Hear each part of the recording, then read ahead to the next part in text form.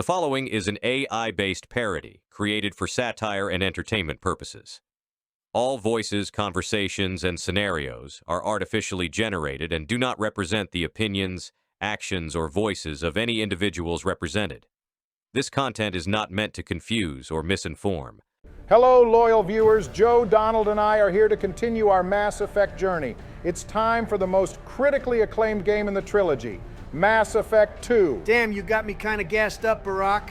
Bro's putting out energy like he's on the campaign trail. Bro, I've been waiting for this since the day you pitched the President's Play idea to me, Barack. Real fans know where I stand on this. Mass Effect 2 is the best game. Now you two, I hope we've squashed our beef over the events of last game. Donald, I'm ready to call it good if you are. I was the one that was wronged here, but I'll be the bigger man and call it even Steven. Being the bigger man is a common occurrence for you, isn't it? You're really making this hard, aren't you, Sleepy Joe? Okay, let's not sour the mood on episode 1. Let's get things started. As you know from the previous game, Joe, Donald, and I will take turns playing. Donald was the one who finished our time in Mass Effect 1, so I will be picking things up for us first for Mass Effect 2. Thank God, because I am not looking forward to this game on Insanity difficulty. Joe's death count is about to go through the roof. Just watch. Let's provide a brief recap of the last game's events.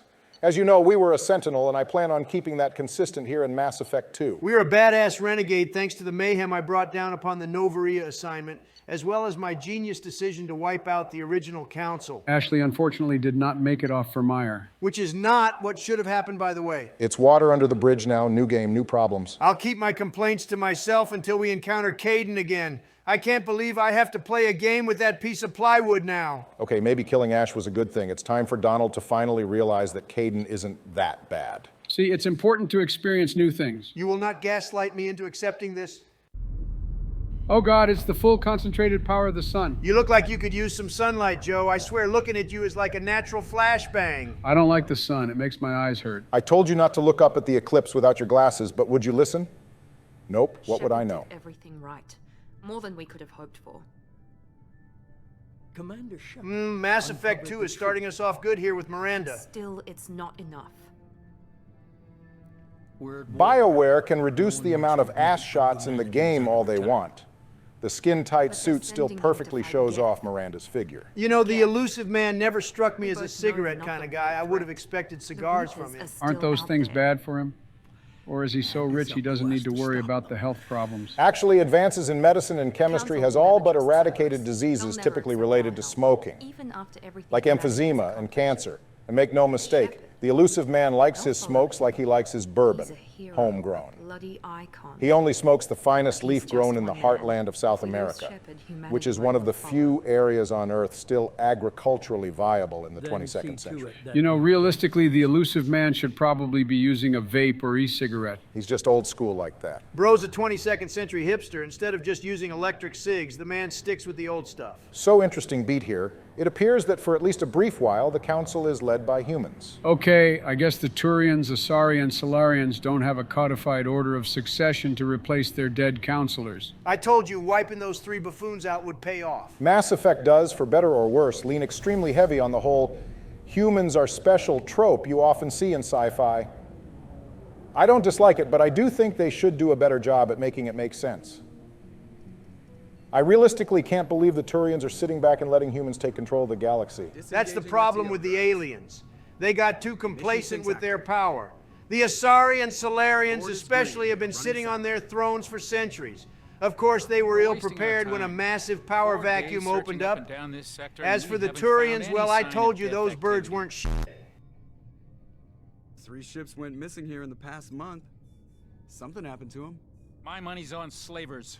The Terminus system is crawling with them. Oh, so now it's okay for the Normandy to enter the Terminus systems, but not when we're trying to stop Saren from unleashing the horde of space eldritch abominations upon the galaxy. All thanks to the human-led council. No more red tape, no more bullshit. Now on intercept trajectory. Can't be. Stealth systems are engaged. Well, maybe the council had a point about telling us to stay out of the Terminus because we're in the middle of getting ganked. Someone didn't ward the jungle. Well, goddamn Presley, it was nice knowing you. The collectors must have seen what Presley said first about the alien squad mates in his data pad. It is worth mentioning that Presley came around on the aliens in the end. Somebody get that fire out!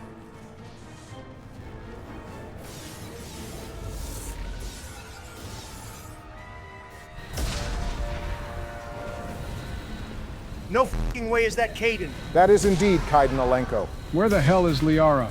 You dumbasses broke her heart, remember? Why would she be the closest squad mate to us for this cutscene? Since Ashley is dead, it could only be Caden. Joe, goddammit, this is your fault. All you had to do was let Ashley live. Now we don't even get Liara. Whoa, hold on, buddy. I wasn't the one playing when we rejected Liara. Well, Caden is a romanceable option in Mass Effect 3. Maybe this is a sign we should wait for him. Absolutely the not. It's not a bad romance, you know. Yeah, that's gonna have to be a pass for me, Barack. Joe and I are actually on the same side here. Listen, I live for my homies, but not like that. Man, this is a crazy contrast from how Mass Effect 1 started. All calm, and now we're running through hell. Where are all the bodies at? Didn't a bunch of the Normandy red shirts not make it? If I'm remembering correctly, 21 members of the Normandy crew did not survive the destruction of the ship. As for where the bodies went, I'm sure some of them were vaporized by the explosions or by the collector vessel laser beam. The rest of them probably got spaced. I know you have your issues with the beginning of Mass Effect 2, Barry, but you gotta admit, this view is so good. The destruction of the Normandy was admittedly an immaculate way to begin the next game. Mass Effect 2 definitely has the best hook for its game.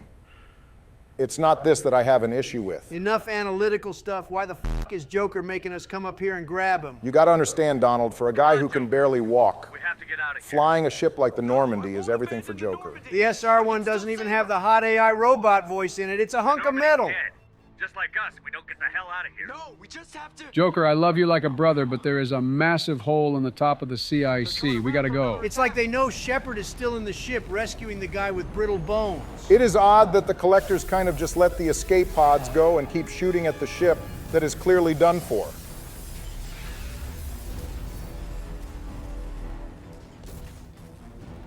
Well, Shepard just broke every bone in Joker's forearm. Yeah, I think a broken arm pales in comparison to the cold vacuum of space.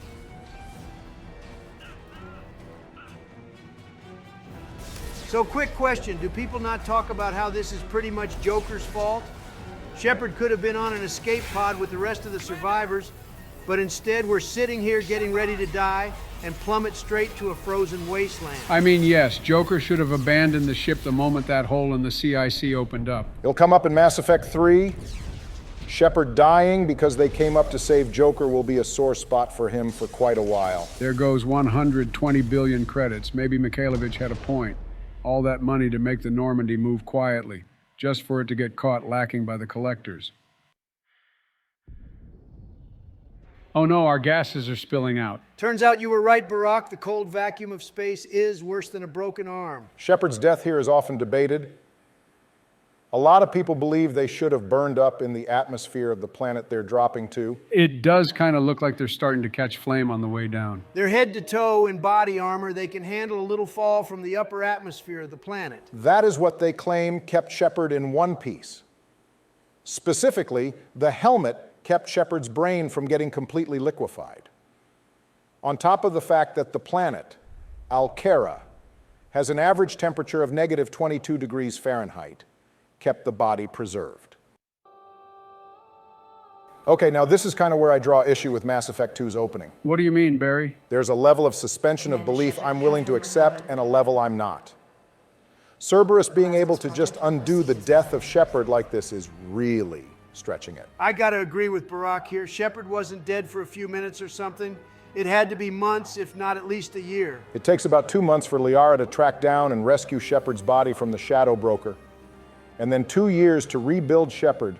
We're way past the point of brain death here. Okay, but come on. The Mass Effect universe literally has faster than light travel and an all-purpose medicinal gel that can treat gunshots and burns just by slapping it on the injury. Yes, but FTL drives and Medigel are well documented, and there are at least attempts to explain them.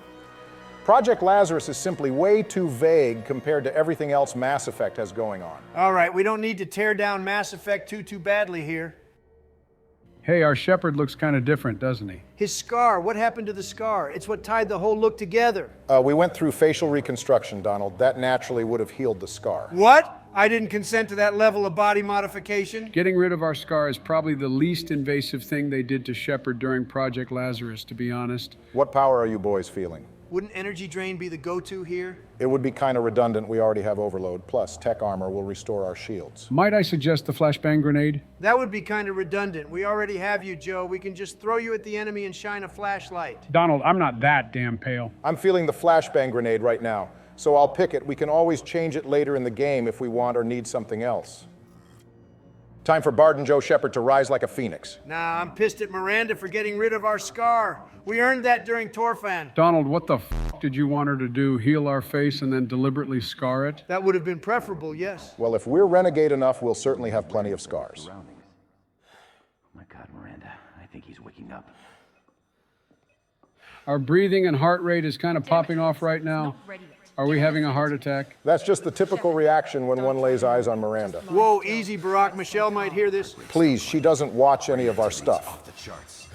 I practically had to beg her to come on and do the romance tier list from a while back. Is that why you wanted to do this at the White House instead of at your place? Hey, I got you 8 good years in the White House as my VP. The least you could do is let me gush about Miranda here where Michelle can't hear me. Okay, that's valid. I told you your estimates were off.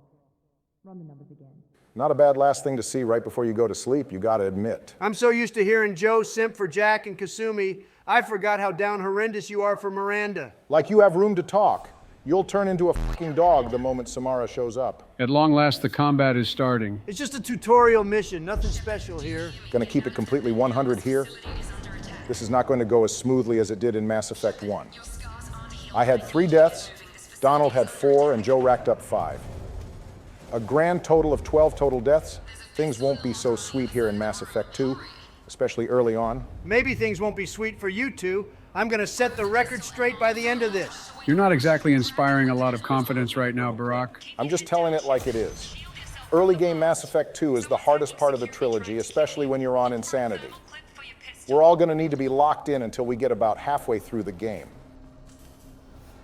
Reload, Barack. Oh, you're right, thanks. It's been a while. Barack, how locked in am I going to need to be here? Well, Joe, if you want to have the fewest deaths so we can keep Sentinel in Mass Effect 3, you better be ready to play like your life depends on it next episode, because you've got some tough recruitment missions. I'm going to hit up my doctor for a few extra doses of meds. Nah, this is crazy. How are we letting Joe get away with using PEDs? One thing we're all going to need to do is remember to trigger our tech armor before we reach the next arena, so we don't have to wait through the cooldown. Oh God, we're playing without the shared cooldowns removal mod? I'm surprised you know about that mod, Joe. There are a few cosmetic and quality of life mods implemented here in Mass Effect 2.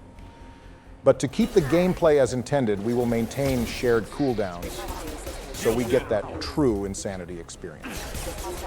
Barry, you're in a bit of trouble here. Don't go dying during the tutorial, Barack. Insanity difficulty or not, that's just embarrassing. I'm cutting it kind of close here, but I think I can clear this just fine. I'm suddenly a lot less confident about this if you're struggling on the goddamn tutorial, Barry. Relax, it's shaping out perfectly fine. The key to success here will be good positioning and solid cooldown management. If only Mass Effect 2 didn't steal our shotgun from us, this would be a cakewalk otherwise. As much as I like pistols and SMGs, the basic ones you get at the start of the game are pretty damn mid. Don't worry, at the risk of inflating my death count, I'm going to make sure we get a better gun so Mass Effect 2 doesn't eat us all up. Oh boy, it's time to meet up with Jacob. As some of you may be aware, Jacob was the protagonist of the mobile game called Mass Effect Galaxy, wherein Jacob and Miranda prevent an attempt to assassinate the Council using a deadly virus. The perpetrator was the Batarian ambassador, Joth Amon. Oh, right, the game where Jacob is bald and looks like he's had the life sucked out of him. Jacob got a bit of a nerf going from Galaxy to Mass Effect 2, it seems. In the mobile game, he could use assault rifles, had tech abilities like overload, and could equip heavy weapons. Isn't there also an implication that he and Miranda had a bit of a thing between that game and 2? They call Miranda an ice queen, but maybe they should be calling her a snow bunny instead. I'll fill you in, but we better get you to the shuttle first. It's your station, Jacob. I'll follow you. This is the only time we will ever follow Jacob. Metal bastards. We're low on thermal clips, but I'm a biotic. Really, Taylor? You're a biotic? Because I damn sure can't tell with the way you never use your barrier. So, let's talk about Jacob's origins in the early stages of Mass Effect 2's development. He was known as Cerberus Bodyguard.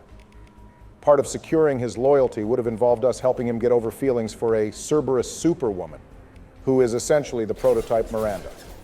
Alternatively, you could help him hook back up with her.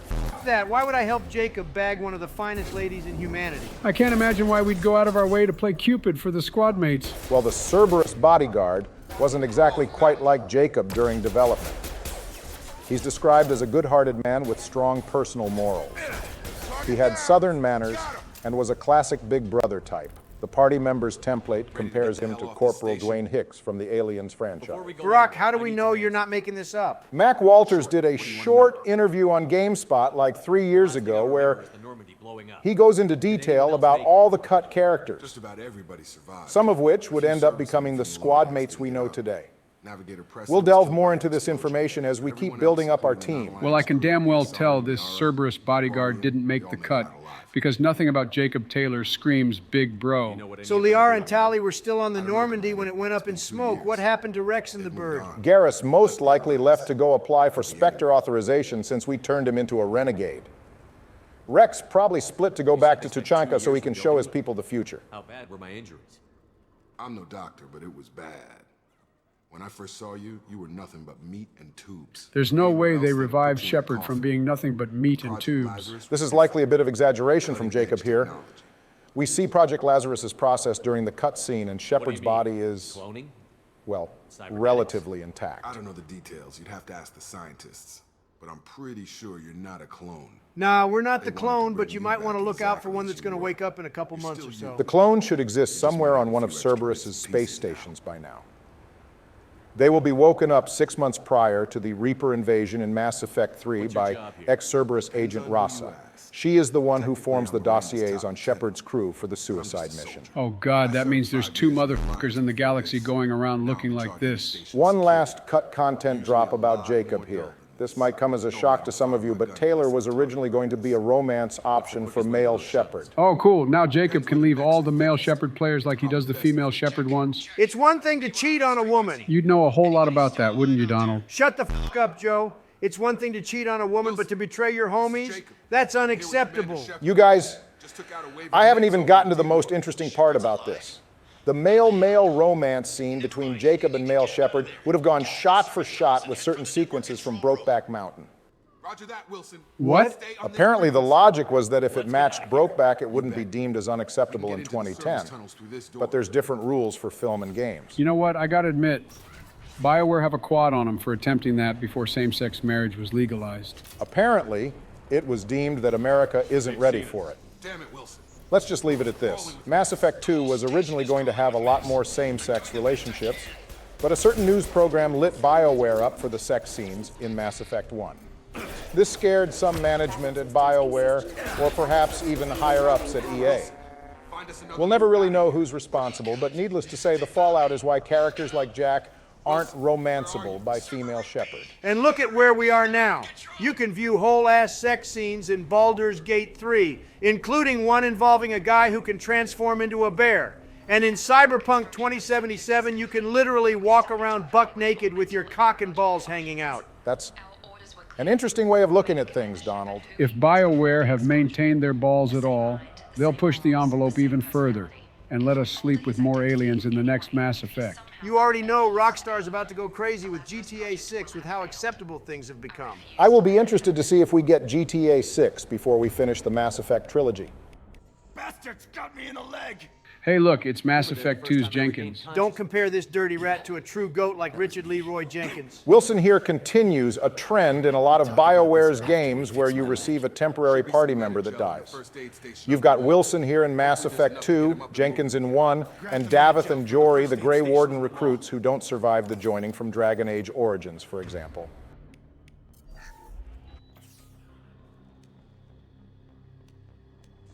Thanks, Shepard. Hey, does Wilson not sound kind of familiar to either of you? I know the voice, I just can't place it. It's Stephen Bloom. You might recognize him from Naruto, Ben 10, Cowboy Bebop, and The Legend of Korra, to name a few of his works. What the f***? They got Spike Spiegel in Mass Effect and I never noticed? What a goddamn waste. The voice of Vilgax is in Mass Effect and he's doing Wilson of all people? Besides, I was shot. How do you explain that? Okay, we took him down, but this is getting tense. Shepard, if I tell you who we work for, will you trust me? Probably not Jacob, but give us your best shot. To be honest, I'd rather deal with Jacob than Wilson, and that's saying a lot. Off the boss, it's your ass, Jacob. The Lazarus Project. The program that rebuilt you.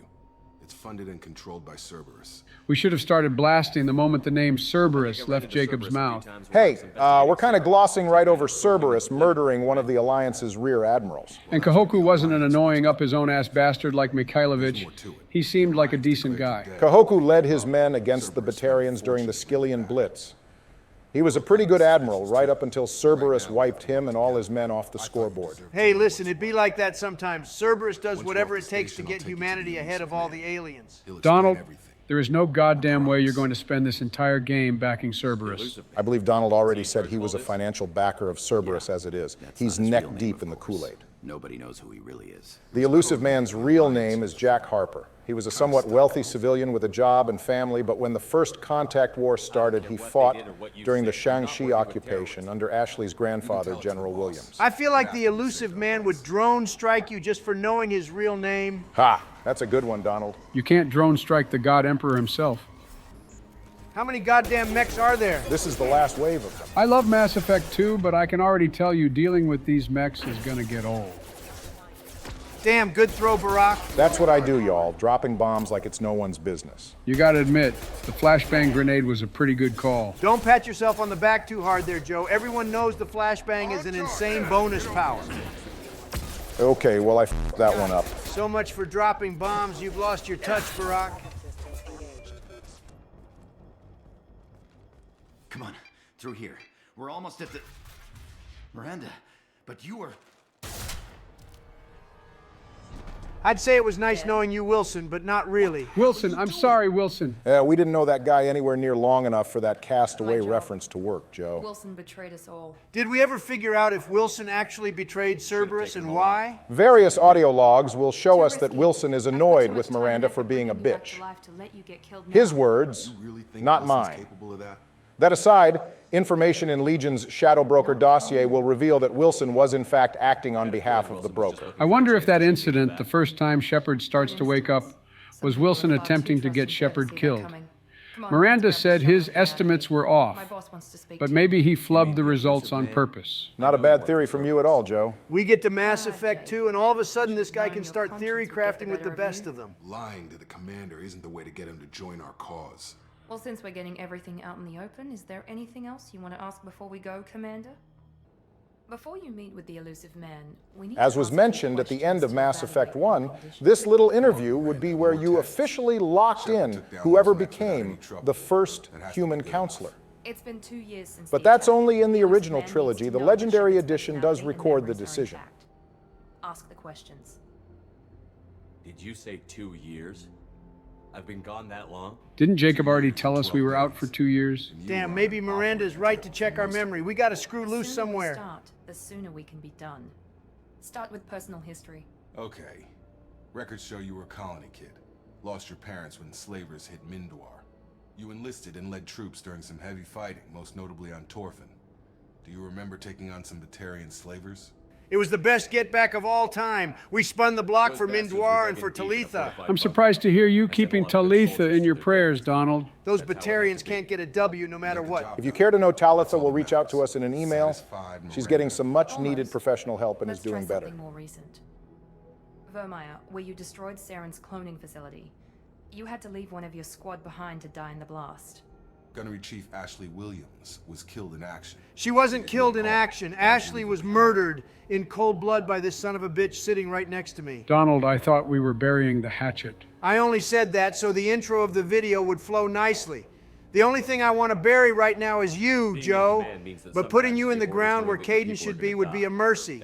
I don't know how I'm going to do it, but at some point or another, I'm going to make you feel pain, accept pain, and no pain. Bro thinks he's Nagato Uzumaki. Barry, I'm kind of scared now. Nope, don't come crawling to me for help. You shit your bed, and now you have to sleep in it. You know as well as I do that Donald isn't the type to let a grudge go. I got a bad feeling about this. Enough with the quizzes. The memories are there, and I can vouch for Shepard's combat skills personally. It's time for our first meeting with the man himself. The elusive man knew not to see us face to face. Say whatever you want about him, but the elusive man has one of the best theme songs in the game. Hey, come to think of it, wasn't Miranda here at the opening cutscene of the game? Yeah, what of it? Doesn't that mean she knew where the elusive man's HQ was? She could have saved a lot of trouble in Mass Effect 3. Do you really think the elusive man would be dumb enough to keep his station in one location? Obviously, the station moves from time to time to keep people from tracking the elusive man down. Very few operatives have actually set foot on it and seen the man in person. However, there are 24 individuals that operate the place. These are the true zealots of Cerberus, the die-hard believers who see the elusive man as God. Not even Miranda is as loyal as these people. You need to earn the right to ask me those kinds of questions. Cerberus isn't as evil as you believe. That's a fitted cap if I've ever heard one. Let's see, we already know about Admiral Kahoku and his men. What other obviously evil things can I pull out of my Cerberus file? We're at war. Oh, here's one. No one wants to admit it. How about the time Cerberus drugged a 12-year-old girl with autism just to strengthen her biotics, which worsened her condition and about damn near killed her from a seizure? Hey, listen, you gotta do what you gotta do to empower humanity. Keep that same energy when we get to the end of Mass Effect 3, Donald. The elusive man can't be blamed for what he does in 3. He was indoctrinated. Right now, he's genuinely doing his best for humanity. For what you spent to bring me back. You're unique. Not just in ability or what you've experienced, but in what you represent. Damn, the elusive man is straight-glazing Barden Joe Shepard. Is it glazing if you're just speaking facts? And I don't know if the Reapers understand fear, but you killed one. Bro, we did not kill Sovereign, Joker did. How did we steal the valor for that from our pilot? It's kind of like how Thomas Edison gets all the credit for being the greatest inventor of all time, and everyone just forgets about what Nikola Tesla contributed to society. The only thing that matters in the end is whoever history remembers. Maybe Joker should have jumped out the Normandy and broken his arm punching Sovereign out. That would certainly get him a place in history, not a particularly good one, Is this though. a volunteer job, or am I being volunteered? You always have a choice, Shepard. If you don't find the evidence we're both looking for, we can part ways. How about I go there looking for the evidence, and whether I find anything or not, we part ways regardless. If only Mass Effect 2 let you do that. Imagine an entirely different chain of missions where you choose to return to the Alliance and work to stop the Collectors from there. That would be a perfect use of the Paragon Renegade system as well. The elusive man is very impressed with you. I'm eager to see if you can live up to his expectations on this mission. If memory serves me here, this first conversation with Miranda doesn't exactly go well. Maybe Wilson had a bit of a point when he called Miranda an ice cream. Miranda's cold here, but that's just the way I like it. Sour and then sweet. Jesus Christ, Barack, stick to pretending to be a Marxist if that's your best pickup line. Even I got secondhand embarrassment from that one. You guys always say I'm cringe, but I was right about Barden Joe Shepard and right about the cut content corner. Why don't the both of you stick to beefing with each other? Only time will tell if you prove to be an asset or a liability to our cause. Liability, I'm definitely leaning on liability. It's worth pointing out here that Miranda also wanted to put a control chip into Shepard to make us bend to the will of Cerberus. Sometimes you gotta do whatever it takes to get the job done. Barry flipped on Cerberus as soon as the topic of Miranda doing immoral things came up. I just agreed to work with him. I still don't trust him. Do you trust me, Commander? Hell no! Trust is earned, Taylor. I don't think I recall Jacob doing anything particularly evil during his time with Cerberus. Jacob isn't interesting enough to have a checkered past like Miranda. I'll just have to earn that. But he is aware of the more messed up things Cerberus does. And he mostly just goes with the flow. Ah, good old complacency, it never fails. So much of what we did in the Alliance seemed pointless. That's just because you didn't have Shepard's aura, Taylor. If you were built like us, you'd be able to do all the important stuff. Nothing changed. Politics. What made him think putting humans of all species in charge of the Council will remove the politics? When colonies go missing, we don't commission a team to write a report to figure out what the hell to do about it. We just go and find out. Isn't this basically a rehash of Garrus's motivations for joining Shepard? Damn. 5 years in total. That's actually a good call, Donald. The galaxy. Garrus leaves CSEC because of red tape, and Jacob leaves the Alliance because of red tape. Both of them join Shepard, hoping to get better results without being restrained by the bureaucracy. Are the Corsairs anything worth a damn? Not really. What Jacob tells us here is all there is to say about them. They're just Spectres without any of the authority and N7 operatives without any of the training. Strange. No bodies, no structure. Gotta give the Collectors points for their efficiency. They really cleaned this place out. Apparently, Freedom's Progress had a lot of potential as a colony. It has beautiful rainbows, mountain ranges, and a lot of land for agriculture. Unfortunately, the Collectors have all but killed the colony. No one is going to want to live here now. The blackout of communications and subsequent disappearances of all the citizens has turned this place into a beacon of anxiety and dread. I mean, it's located in the terminus systems. Something like this is going to happen sooner or later. I just don't know what would be worse. Being processed into organic goo by the collectors or being enslaved by the Batarians. I'd take my chances with the Batarians. Rather, I want them to pull up. I got a real bad feeling about this. It's still the prologue tutorial, Barack. You better have this. Yeah, but these tutorial missions can be deceptively difficult on Insanity. I may have just made a fatal mistake. You can figure your way out of this, Barry. This damn dog. Oh, this is a bad look, Barack. Let me out. Oh, you're actually so cooked, Barry. Damn it! Ugh, come on, man. So what went wrong there, Barack? For some stupid reason, I used Miranda's warp on a mech that didn't have any armor. I needed that for this Fenris mech instead. Well, glad I won't be the first person to die in my favorite Mass Effect game. Don't get too cocky there, Joe. You weren't the first to die in Mass Effect 1, and you still wound up with the most deaths. Sounds like Fenris mechs. String. Security systems were disabled.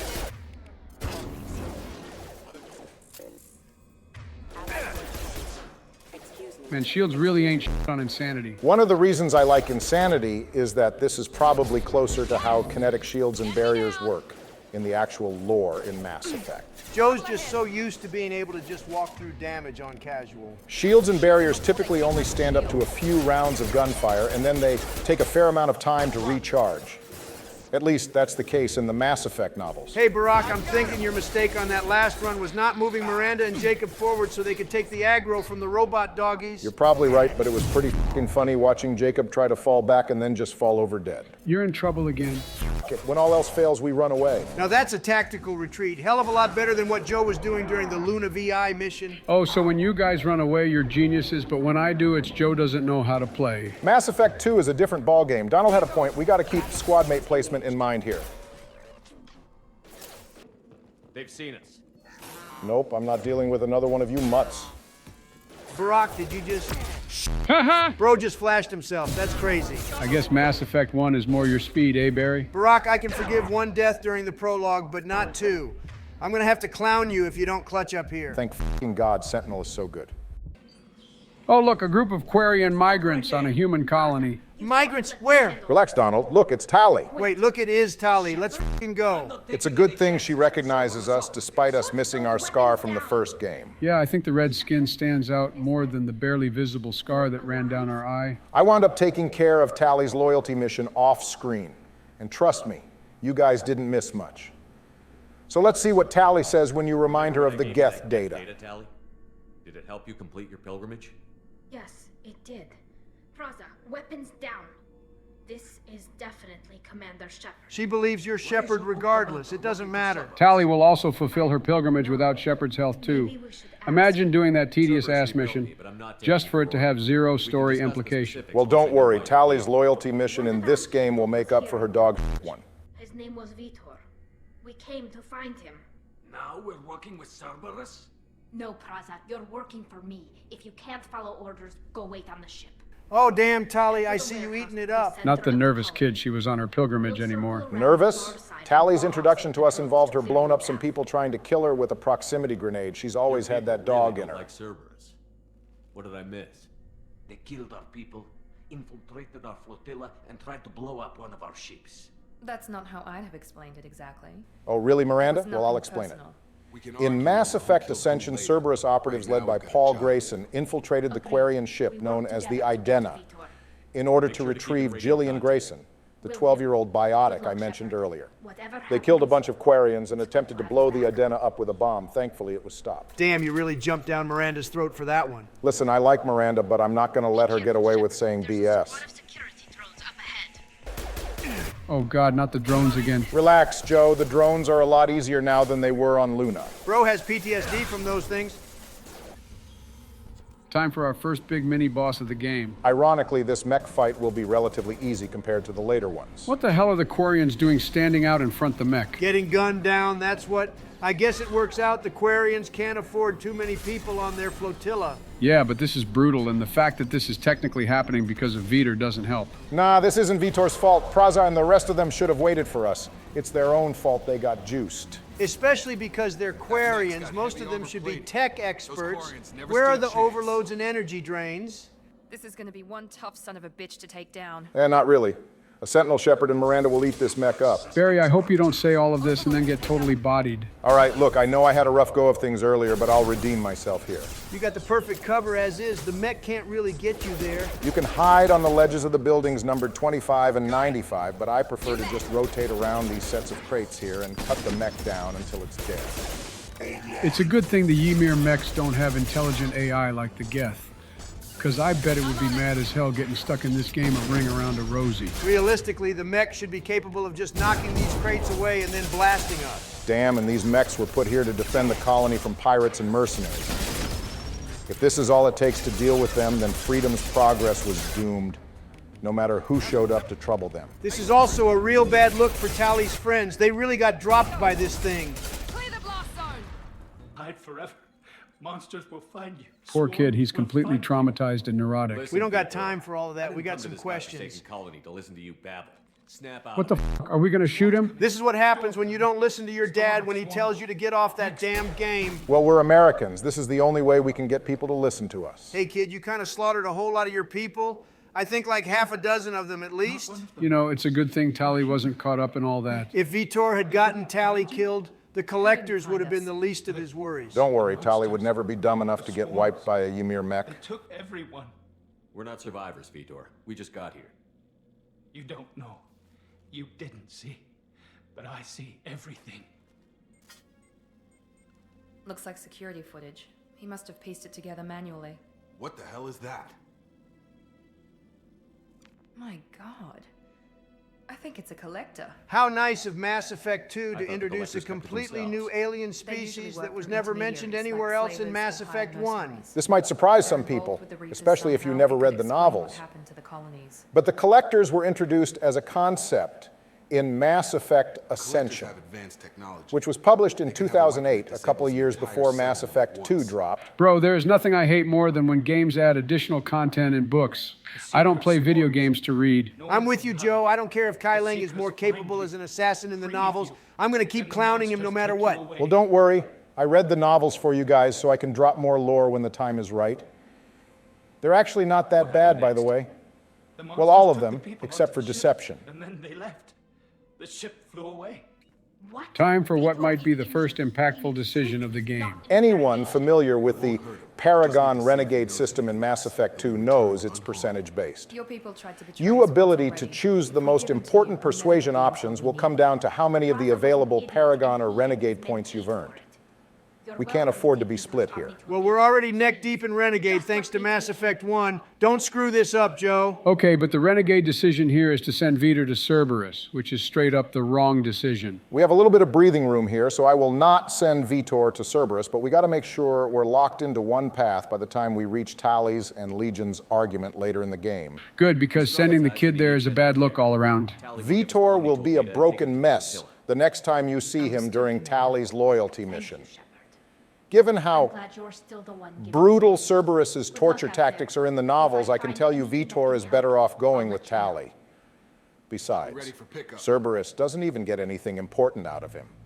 But more importantly, you confirm the collectors are behind the abductions. Good, well, nice working with you, Elusive Man. I'm taking this information back to the Alliance later, loser. Also, we're forwarding all the information we gathered about you to the Council. It's pretty crazy that the Elusive Man's plans completely hinge on Shepard choosing to not return to the Alliance even when there's nothing stopping us. The Alliance aren't doing anything about the missing colonists. Shepard is right to stick by Cerberus here. Some of the specimens the collectors typically look for are, say, unique biotic humans or Asari with Krogan ancestry. Oh no, Liara. Don't worry, Liara is fine. If this is a war, I'll need an army. Or a really good team. It's time for us to form a suicide squad. Time to spend 80% of this game recruiting people and earning their loyalty. That's just the way I like it. Convincing them to work with you could be challenging, but you're a natural leader. First, Head to Omega and find Morden. The technically correct thing to do would be going to recruit Morden, but I've got a different plan for us before we end the episode. You might regret not having upgrades for what you're about to do, Barack. Wait, what's he gonna do? You'll find out later, Joe. I don't want you losing your mind right now. I found a pilot I think you might like. I hear he's one of the best. Someone you can trust. There's only one pilot in the galaxy I'll ever trust. Well, here he is right here. It's the Reaper Killer himself, Jeff Joker Moreau. Commander. Just like old times, huh? I can't believe it's you, Joker. Look who's talking. Wait, I thought Joker needed crutches to walk around. He's still kind of moving like an old man. Hey, Joker. We gotta talk about you not abandoning the Normandy when it was getting blown up, causing me to get spaced. It kind of sucked, you know. You really gonna hold a grudge over this, Joe? I'm just saying a sorry or my bad would be nice. Hell yeah, I joined Cerberus. Why the hell did the Alliance ground one of their highest performing pilots? The Normandy was at the head of the Arcturus fleet when it took down Sovereign. Doesn't make a whole lot of sense, to be honest. No way would Admiral Hackett not give Joker another post. Oh, sweet mama Jesus, it's another Normandy. Gotta give Cerberus one thing.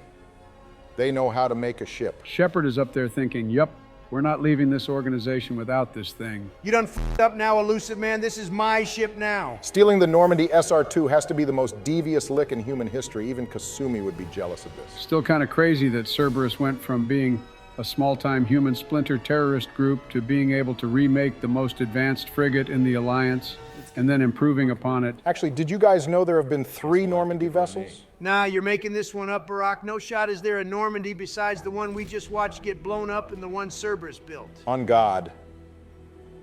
Sometime after the SR-1 is destroyed, the Alliance will build a second Normandy-class frigate called the SSV Angelut. Its notable accomplishment is attacking a Batarian colony world in 2185. This only occurs if you let the Council be killed at the end of Mass Effect 1. So wait, they were making a second Normandy-class vessel and didn't recruit the best pilot in the Alliance to fly it? To be fair, Joker only got on the first Normandy because he stole it, and Captain Anderson decided he didn't want anyone else flying the ship. Anderson is a counselor now, so no one is probably all too fond of having the guy who took the ship on a joyride being their pilot. Oh, hell yeah, we hopped out of that Cerberus fit and into some real clothes. Goddamn, I like the ship, but did they have to make everything so goddamn bright? It is quite the contrast from how dark the original Normandy was.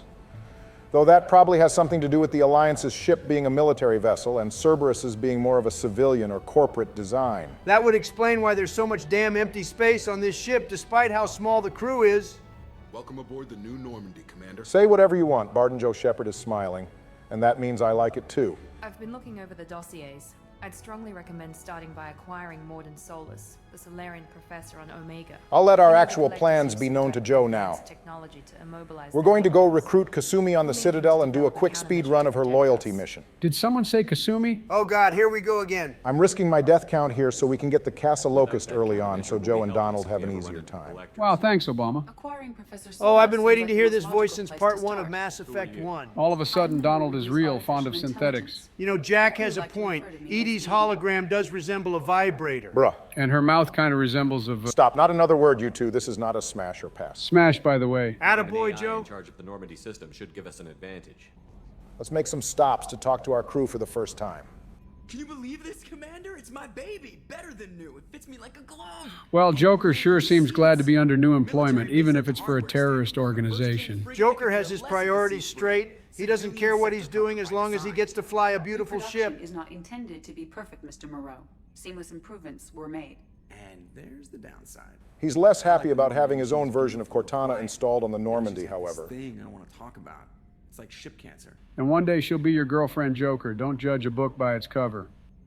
Enjoy it, Joker. If we're stuck here, we might as well let them pamper us. Commander. And now it's time to talk with Jacob, who I guess is in charge of maintaining our weapons. Do we have to? We come down on Jacob a lot here, and often not for no reason, but since we aren't romancing him, he'll just be a boring guy. Yet you still pick the renegade option. Well, I still have an obligation to get renegade points where possible, so I might as well get them from Taylor. I'm an employee because I believe in their current direction. Doesn't mean I don't have concerns about their past actions. I wonder if Jacob realizes that the second he decides he can't tolerate Cerberus's actions, they aren't going to just let him leave. Well, at least Jacob is honest about things. I'll give him that. Sounds like we're two of a kind. Whoa, let's not get crazy now. Two of a kind, my ass. Let me know if you need anything. I'm Yeoman Kelly Chambers. I've been assigned as your Miss Chambers, my favorite psychology student. A lot of people disagree with the decision to make Kelly's appearance in Mass Effect 2 match her appearance in Mass Effect 3. We didn't do it here, but there is a mod that'll return her to her OG look. Okay, Kelly. Damn, she liked that. Apparently all you gotta do is call a girl by her first name. And luckily we can pursue a little liaison with Kelly without locking ourselves out of other more fleshed out romances. That's what I like to see. Or appointments you might have. If any of the crew has important business to discuss, I'll make sure you know. She's a glorified secretary, basically. It's a good thing Bill isn't here. He'd probably try making a move on Kelly right this second. Unofficially, I observe the crew. Everyone knows how risky our mission is. Many of us may not be coming back. That's a lot of pressure. I have a degree in psychology. I'm good at sensing when people are overly taxed. Kelly, sweetheart, no amount of psychology training is going to prepare you for the absolute clusterfuck of mental problems we're about to bring aboard the Normandy. Hell, patient number 1 is standing right in front of her. I'm pretty sure our shepherd still has some things to work out being a survivor of Mindoir and being known as the ruthless commander that sent his own men into a grinder just to kill Batarians that already surrendered. Well, Kelly will get to take it easy for today at least. Kasumi is probably the most well-adjusted squad mate in Mass Effect 2. Not exactly tough competition, to be fair. Advance human technology, save human lives. They're good goals. Commander Shepard. Now we have one of the more underrated crewmates of the Normandy, Mess Sergeant Gardner. This right here is what the Normandy SR-1 was missing. A proper cook. Ain't no one trying to eat MREs in space. I want an actual chef. Donald, it was a military vessel. Why would we need an actual cook? Excuses. I'm telling you, if we'd had a cook on the SR-1, the thing would have survived the Collector attack. That's how important good food is. This is something the elusive man and Sergeant Gardner understand. Well, it's no surprise Gardner wasn't brought back in Mass Effect 3. Definitely Anderson's only Major L bro wasn't thinking far enough ahead. You've got more to worry about than grocery shopping on the Citadel. Forget I mentioned it.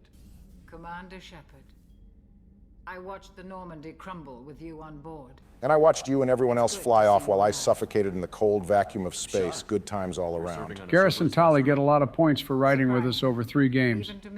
But you gotta give Dr. Chakwas her props too. She could be serving in a top-of-the-line hospital on Earth or the Citadel. Instead, she signed up for a dangerous mission to stop the Collectors. She's a real one. I'll never forgive BioWare for not including her in the Citadel DLC. After the Normandy was lost, the surviving crew was reassigned. I was stationed at the Mars Naval Medical Center, a very respectable position, but it wasn't on a starship. I can understand that. Even if we've colonized Mars, it's still a giant f***ing dust bowl. I'd rather be in space too. People always make it seem like going to Mars is the bee's knees. I don't like sand. It's coarse and rough and irritating, and it gets everywhere. There's no way you'd catch me trying to start a life on Mars of all places. The doctor sounds like she gets off just being on a spaceship. Jesus Christ, Donald. You have a minute, Miranda? Miranda is a bit kinder to us in this conversation. What was her deal in the first one? I'm guessing having 2 years of work nearly ruined by that bald bastard Wilson probably had her on edge. What would you like to know? Tell me about yourself, Miranda. Oh, I guess that's fair. I've spent the last 2 years learning everything there is to know about you. Oh God, Miranda knows every inch of our bodies. Damn, the romance scene with her must be like treading old ground. As I mentioned before, Miranda was known as the Cerberus Superwoman during the development of Mass Effect 2. Most of the core traits of this character made it over to the Miranda we know now. Being genetically engineered, having a wealthy parent, being very intelligent, etc. The major difference here is it seems the original plan was to have Miranda's loyalty be earned by helping her learn more about the elusive man, as the Superwoman was actually the man's protege. What genetic modification are we talking about? Shepard, you can't just ask a lady that. Miranda knows all of our modifications. It's only fair if we get to know about hers. Little side note there. Miranda claims she'll live half again as long as the average human. Since Ashley said humans are lucky to reach 150, this possibly means Miranda could live to be between 200 and 225 years old. Maybe I should run by Henry Lawson myself. If I live 225 years, I'll make it just in time to meet the Asari. Donald, even if you made it, you'd be so decrepit you wouldn't be able to do anything. I wouldn't need longer than 2 minutes. We got to keep Donald away from the Asari at all cost. Abilities. Thanks for the information, Miranda. I'll talk to you later. You came all the way down. One last stop to see our favorite engineers. That's right, we said it. Fuck Engineer Adams. Did we even speak to Adams last game? I don't think so. He doesn't really have much to say anyway. Now, Kenneth and Gabby, these two are always worth a visit. That's Engineer Gabriella Daniels, actually. I'm responsible for the propulsion systems. The list of things I'd do for that accent are endless. Interesting note about Ken and Gabby.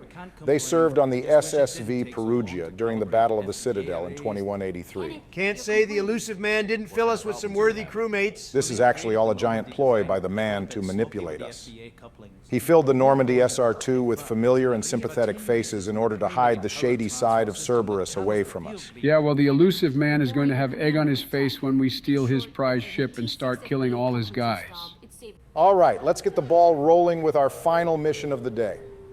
We'll recruit Kasumi and then begin her loyalty mission. It must be my birthday because I can't thank you enough for the gift of early Kasumi, Barry. He's doing this for the Casa Locust, not so he can feed your obsession, Joe. As with the other squad mates, you can find Kasumi's origins in the character document. She was first conceptualized as a space jacker, a thief and hacker that would be trying to steal the same thing as Shepard. Shepard wins the race, but it's heavily implied she let us win. That sounds like copium to me. The space jacker would also plan to steal the Normandy SR-2, referring to it as the Leviathan. I'm actually surprised Kasumi herself never entertained stealing the Normandy. She might have a serious problem with kleptomania, but she's not stupid. I don't think Kasumi wants to get on Shepard's bad side. Plus, what the hell would she even do with it? More on Kasumi's early development. Another prototype concept for the Master Thief involved her operating in the Terminus system. She would join Shepard on the condition that we help her assault a planet fortress. I would have preferred that over her actual loyalty mission. What? I mean, Kasumi's loyalty mission isn't my favorite, but it isn't that bad. He just doesn't like that it involves Keiji Okuda, Kasumi's dead ex. Don't mention that name in my presence. Joe, he's dead. You're beefing with a corpse. You clean up well, Mr. Solomon Gunn. Yeah, if you ignore the glowing red scars on our face, we don't look too bad. You know, Commander Shepard is a pretty famous individual across the galaxy. We had people recognizing us on our first visit to the Citadel. Changing our name and putting us in a fancy suit is all well and good. But surely someone at this party is going to recognize us. I'm not surprised. All these rich motherfuckers are up their own ass. Remind me. Of course they wouldn't recognize Shepard. They don't give a damn about military heroes. He killed my partner and stole his gray box. The best thing Hawk has done in his whole life. Jesus Christ, Joe. Charismatic, willing to crack open a man's skull to get at the neural implants inside. Just one moment, sir. Seems kind of stupid for Kasumi to be pulling up like she isn't a shifty-looking thief, which is exactly what she is. I'm no artist, but is that statue of Saren supposed to look like It's just the kind of thing a guy with too much money on his hands would want. A golden statue that perfectly shows off the failings of humanity's rival, the Turians, and the success of humanity's flesh and blood. Damn, maybe you should work in a museum, Barack. Also, maybe Hawk should spend less money on tacky art pieces and more on giving his guards better Omni tools. There's no way they aren't picking up the armory we have in the base of the statue. You'd never get that many guns within the premises of the White House. You may pass through, Mr. Gunn, with my apologies. But I will ask your companion to remain outside. Kasumi is actually really dumb standing out in the open like this. His guards saw her when she first infiltrated his estate in the comics. Hawk should have a general idea of what Kasumi looks like. Not that it matters. Kasumi's just going to pop her tactical cloak, which has no time limit for some reason, and stick with us the entire time. We go on with the plan. You'll just have to do all the talking. Man, this guy's living the life. Two beautiful green beauties on either side of him. Nah, this guy's in the process of getting fleeced for everything he's got. What do you mean, Barack? High-class Asari like these two? At a human party? I bet these women come from Ilium. They're going to trick that poor bastard into signing a contract and make him their employee for the rest of his life. Then when he dies, they'll just do it again. Is that a lore dump, Barack? Nah, I just cooked that one up. I like to have a little fun too, you know. Looks like an EX700 series. So, Hawk has all this high-tier security equipment, but couldn't post a couple guards at the door. Also, why was the door unlocked? We didn't even have to hack it. If I didn't know better, Hawk planned this whole thing. I could certainly see a world where Hawk planned on letting Kasumi stroll easily into his compound to get Keiji's gray box with the intention of trapping her. cut the power. But he didn't count on Miss Gatto bringing Barden Joe Shepard along for the ride. At this point, criminals in the Milky Way need to start factoring what if Commander Shepard shows up into all their business dealings. Standard practice should be to pick up sticks and haul ass, try again a different day. I'll set your Omni tool to scan for electromagnetic fields.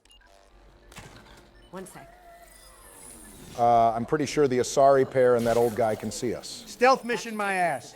What the Did you guys also just see Shepard's body start to fold like a lawn chair? Turns out Mass Effect 2 isn't all that much better than 1, huh? There he is. All you need to do is keep him talking long enough for me to get a voice print. Pull out the charm on this one, Shep. The objective now is to get Hawk yapping.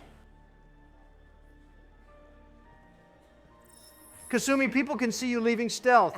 What if someone reports you? Maybe they don't like Hawk and don't feel the need to report anything strange. Seeing at the door hasn't soured your evening, I hope.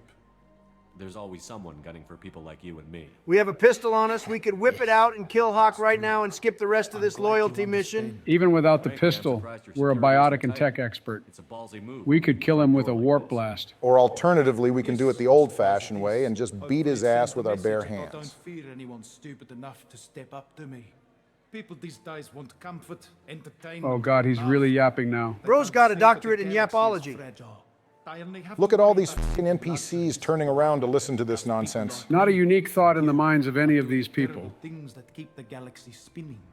What in the f*** is Blood talking about? Bro is just saying shit, to be honest. Structure for the galaxy's gleeful delusions of peace. Man, shut your dumb ass up. What do you know about maintaining peace?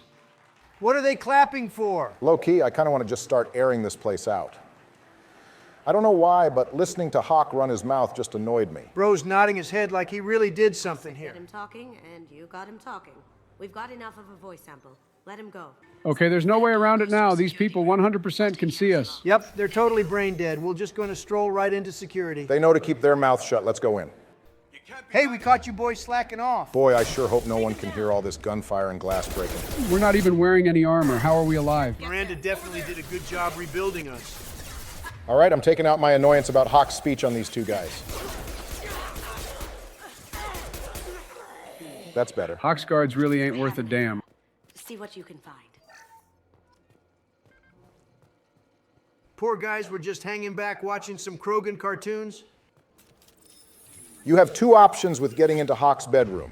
You can go through the door by tricking the guard, or you can just hop down here and silently take out the guards.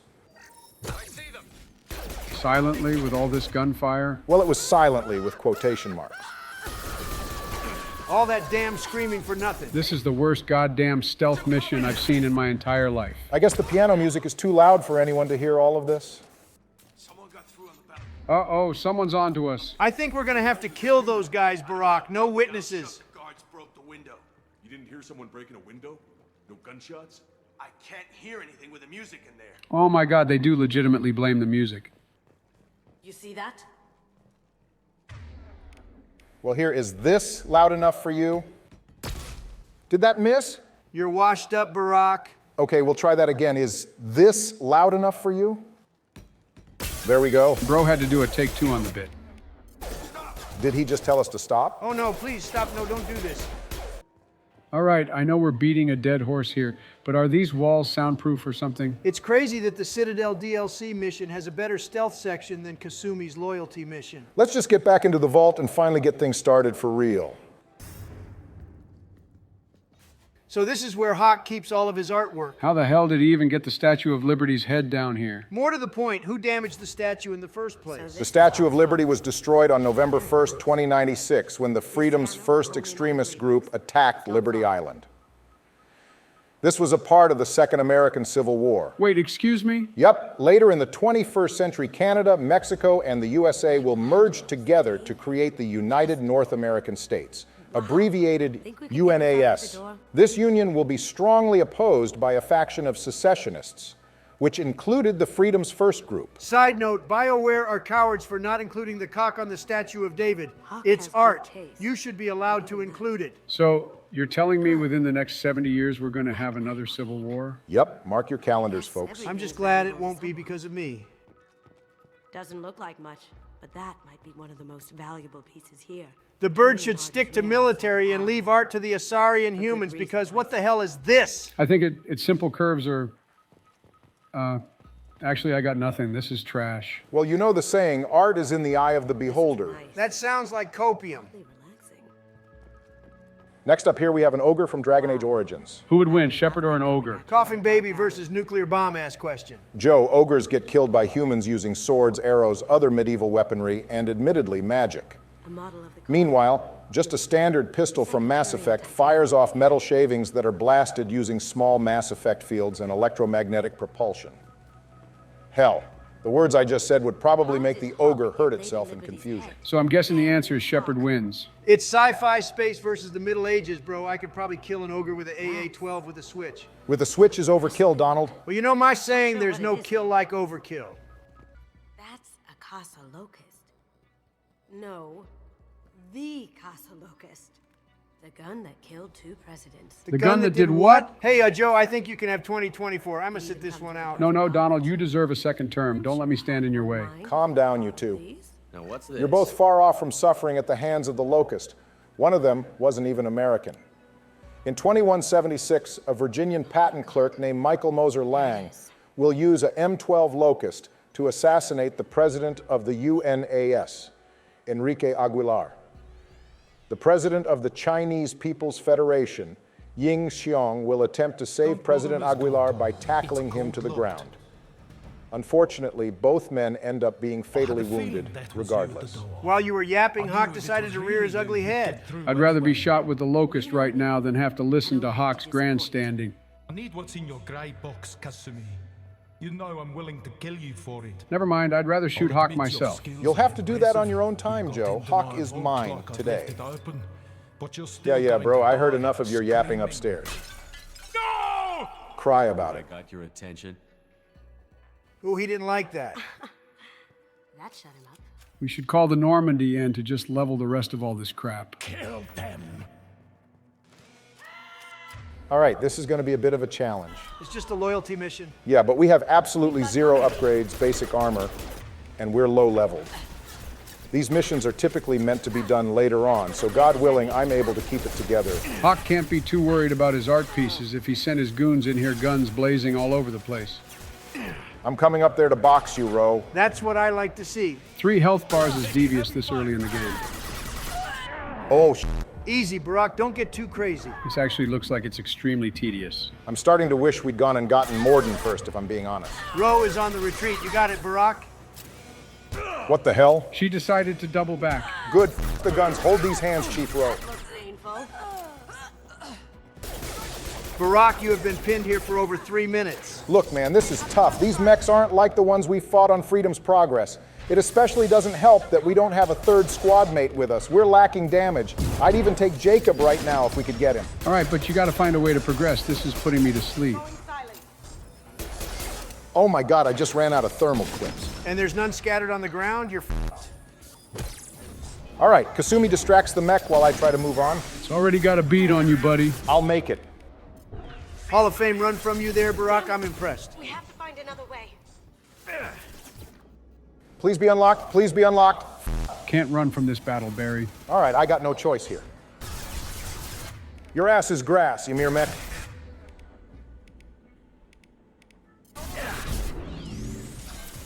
Oh, that guy's coming over to play. That's my purse. I don't know you. Bro thinks biotics will work against the concentrated power of these hands. Heads up. Did he just get flattened by the mech exploding? That's just what I needed. See, you don't need guns in this game. Thank fucking God, man. And now it's a 10-minute hold behind this same bit of cover. Kasumi keeps dying, and we're down to 1 thing of Medigel. I'm not gonna lie, this is starting to stress me out a little. Haven't felt like this since the old days. Well, if it makes you feel better, you haven't died yet. Whoa! Damn, they really punished you for sticking out of cover for that brief second. Hey, you're tied with me now, Barry. How about that? Well, I had a feeling this would negatively impact my death count, but it is what it is. We go again. Gonna just pass this using some real firepower. There, we're clear. Damn it, was that easy? No, I wouldn't have made it half the distance if I hadn't reduced the numbers a little bit. Well, great job making it this far, Barack. Now it's time to finally put Hawk in the ground where he belongs. Please, for the love of God, just call the Normandy in. Joker would have a clean shot, too. Just one blast from the ship's gun, and we're out of here. All right, time to lock in. Up ahead. All right, Kasumi, your path is clear now or never. Barack, we could have avoided all this if we just played Soldier or Vanguard instead. It is what it is, Donald. We're here now, no turning back. Being a Sentinel will pay off sooner or later, just wait. Here we go. Yeah, let's go, Kasumi. She didn't even cloak herself so we could see her do something cool. Hawk has got to have the reaction time of a snail to not light Kasumi up here.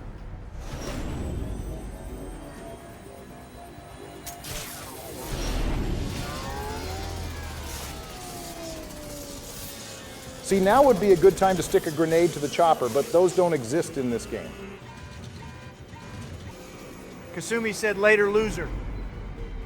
Oh my God, she's so goddamn cool. That was like a 50-foot fall, and she's not wearing any armor. What the hell is she made of? Damn, even Shepard had to crack a smile at that one. Kasumi impressed us. F you, Hawk, get out my way. Ow! Hawk heard you talking shit, Barack. We're so close, man. Barack, on your left. You gotta be f***ing kidding me. And a new leader in the deaths has been crowned. Joe, keep talking all you want. You have next episode. At least Barack has an excuse. He's punching upward with no upgrades at all. I'm surprised he's only died twice on this mission. It's not happening a third time. I'm wrapping it up. Hold this warp blast, Hawk, you son of a bitch. Annoying motherfucker, have fun looking up at me when I go back inside your compound and destroy the rest of your art. Angry Barack is my favorite version of you. Okay, don't go dying to the left over grunts. The mission has finally ended. We got our Casa Locust at the cost of me dying a couple extra times. Good work, Barack. Now we can finally see what the big deal is with this gray box. I'm not sticking around to watch this. The f*** you mean you're not sticking around to watch this? I will not acknowledge the existence of the character about to appear. It messes with my head canon. Joe, you can't be this cucked. I'm out of here. Well, there he goes. Barack, man, this is not normal. Like, I know how I am about the Asari, but goddamn. I know, he's done this ever since I introduced him to the Legendary Edition. I knew he'd fall for Jack, but I didn't think he'd be so horrendous over Kasumi. Hasn't Jill ever said anything to him? Jill is his #1 enabler. As long as Joe simps for Kasumi, Jill can simp for James without feeling guilty. I guess those two really are a match made in heaven, if nothing else at all. Anyway, what do you think I should do about the data in the gray box? Isn't the Renegade decision to destroy it? Yeah, you're right. We should probably stick as closely to Renegade as we can. God knows Joe is gonna f*** up and do some Paragon shit next episode. So I'm guessing he fell in love with Kasumi and saw this part of the cutscene and lost his mind. You know the Tesseract scene from Interstellar? It kind of looked like that, but like sadder for some reason. Kind of wish I'd gotten to see that. No, you don't. It wasn't funny at all. Real ugly crying is the best way to describe it. And you hang out with the guy all the time? Listen, I know Joe has grown a bit difficult in his old age, but he had my back for 8 years. A lot of nights playing Melee together. I mean, he was terrible at it, but it was quality time. I wish I could relate. I couldn't get Pence to pick up a single game. Unlucky. Joe told me Kamala only plays f***ing Bejeweled and other shit like that. Damn, now I feel kind of bad turning down all those Mario Kart invites. Hey, Joe, the cutscene is over. Sweet, so we're destroying the gray box, right? You want to pick the Renegade decision? Of course he does, but Joe, let it be clear that I'm not doing this for your unhealthy obsession with Kasumi. I'm doing it because I think it's the right choice.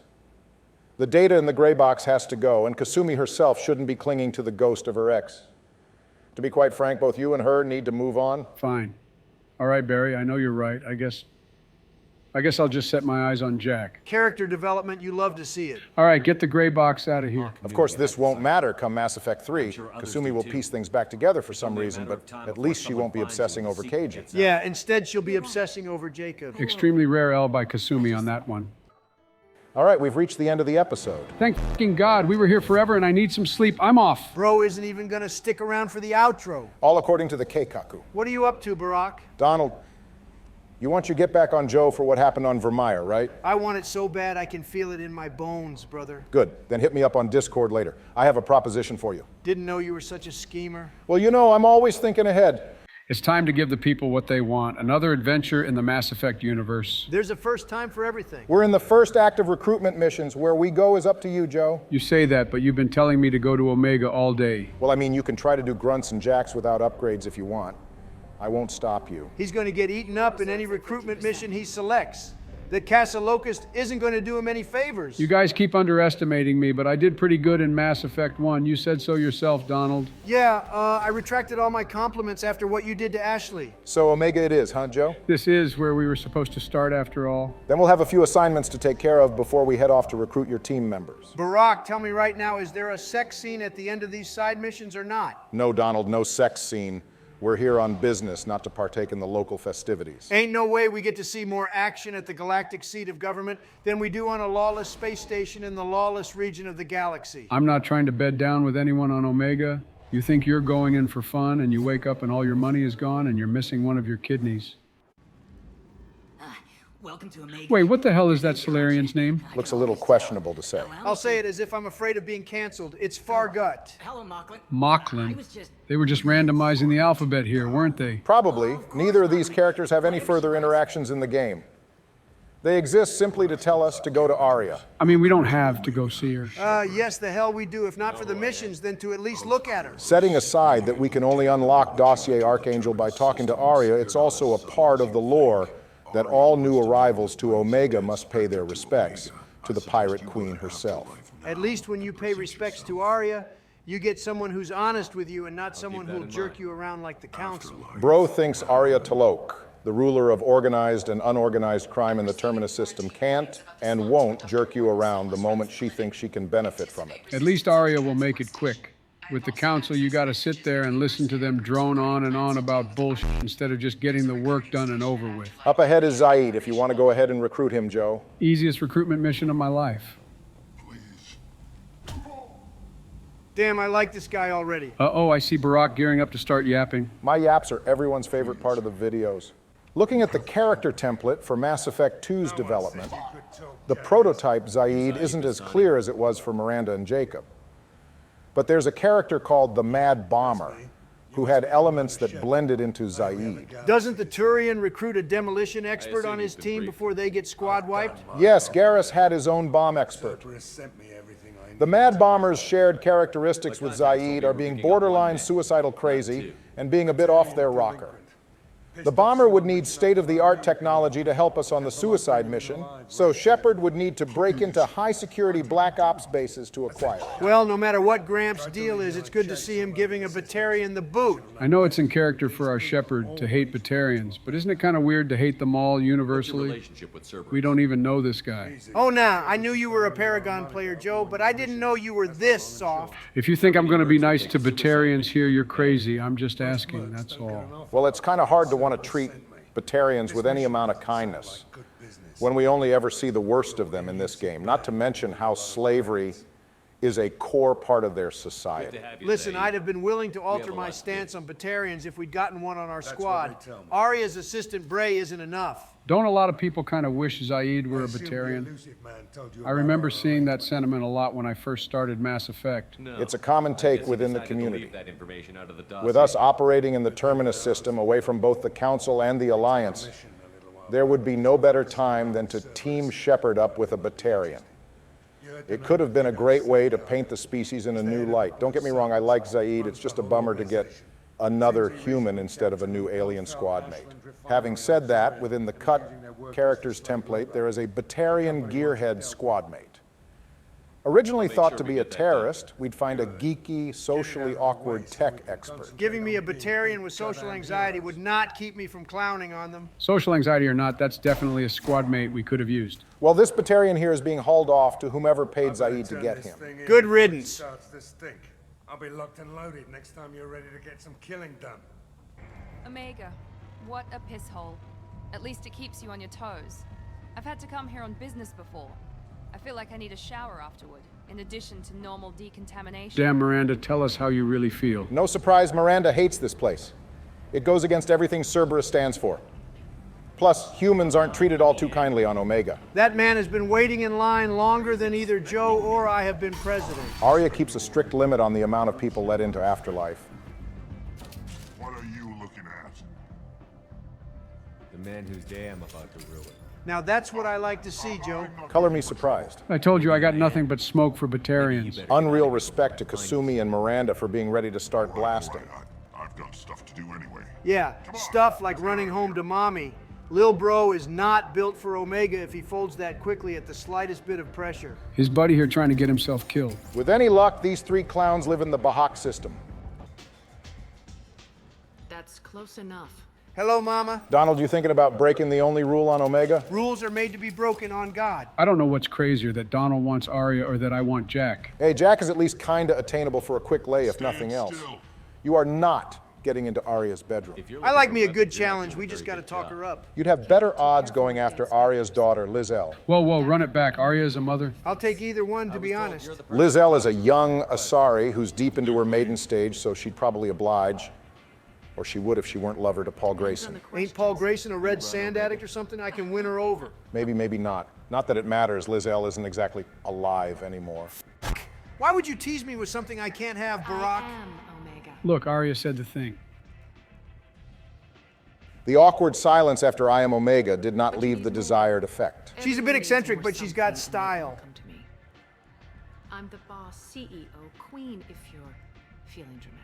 And clearly, Arya is feeling dramatic. Can I be honest about something here? Joe, honesty isn't something we're particularly good at. Go ahead, Joe. Let's hear it. Arya is kind of f***ing mid as a side character. Another day, another L take. I'm actually with Joe on this one. You two just hate to see a strong woman at the top. My vice president is literally the first woman given the honor. Kamala Harris being your VP is not the flex you think it is. Anyway, she's boring as f*** in Mass Effect 2. And she does f*** all in Mass Effect 3. She literally needs Shepard to get Omega back after she loses it herself in the comics. Joe, you're reading the comics now? My doctor suggested I take up reading to keep my brain working, so I figured I start with some Mass Effect material. So she has a few issues. Arya is still a boss who rules Omega with an iron fist. Donald, forget that Arya is attractive for 2 goddamn seconds. Arya definitely commands a lot of authority on Omega, and she's a powerful Asari commando. But her whole deal is also a bit of a mirage. She doesn't directly deal with people face to face most of the time, so she doesn't get caught slipping up and making mistakes. For all her cunning, she never notices Kai Leng infiltrating Omega during Mass Effect Retribution, and she doesn't know the Shadow Broker has agents on the station either. Okay, counterpoint, and I'm gonna need you to hear me out on this one. She's pretty. Well, I guess Donald wins this one. I always do. For recruiting. Just over there. I'm sure they'll sign you up. You should find a familiar face down here, Joe. Commander Shepard? Grandma, no, wait, I don't remember who this is. It's Helena Blake, the crime boss you spared at the end of UNC hostile takeover. I don't expect you to remember. She was right. Joe didn't remember. I died a lot that episode. You can't blame me. Fist from Cora's den would also be here nearby if I hadn't spilled his Kool-Aid all over the floor near the end of part 2. What brings anyone to Omega? Opportunity, success, failure? A fun time in the club? I find this place suits me. I can bring it a certain air of civility, I suppose. An air of civility? Blake, within 1 minute of arriving here, we found a bounty hunter kicking in the face of a Batarian. I don't know about you, Joe, but kicking Batarian sounds pretty civil to me. You convinced me to turn my life around. I'm a social worker now. Social work on f***ing Omega of all places? Gotta respect the grind, if nothing else at all. It's actually genius. Every day, you got some poor dumbass who got robbed or watched their family get torn apart by Vorcha, and here's Miss Helena Blake coming in to offer therapy. And you know she's committing highway robbery with her fees, too. And she's a former crime boss. She sounds like a kind old grandma from down the street, but you know she stays strapped up. You know what? I got unreal respect for Blake. She probably out here living like a queen. The alternative to this would be integrating herself into Arya's camp. A decent position, I'm sure, but one that's worse and offers less pay than doing social work on Omega. Thank you. Though I'm sure Arya sends her people for her share of Blake's profits. Blake is a smart woman. I'm sure she and Arya get along well.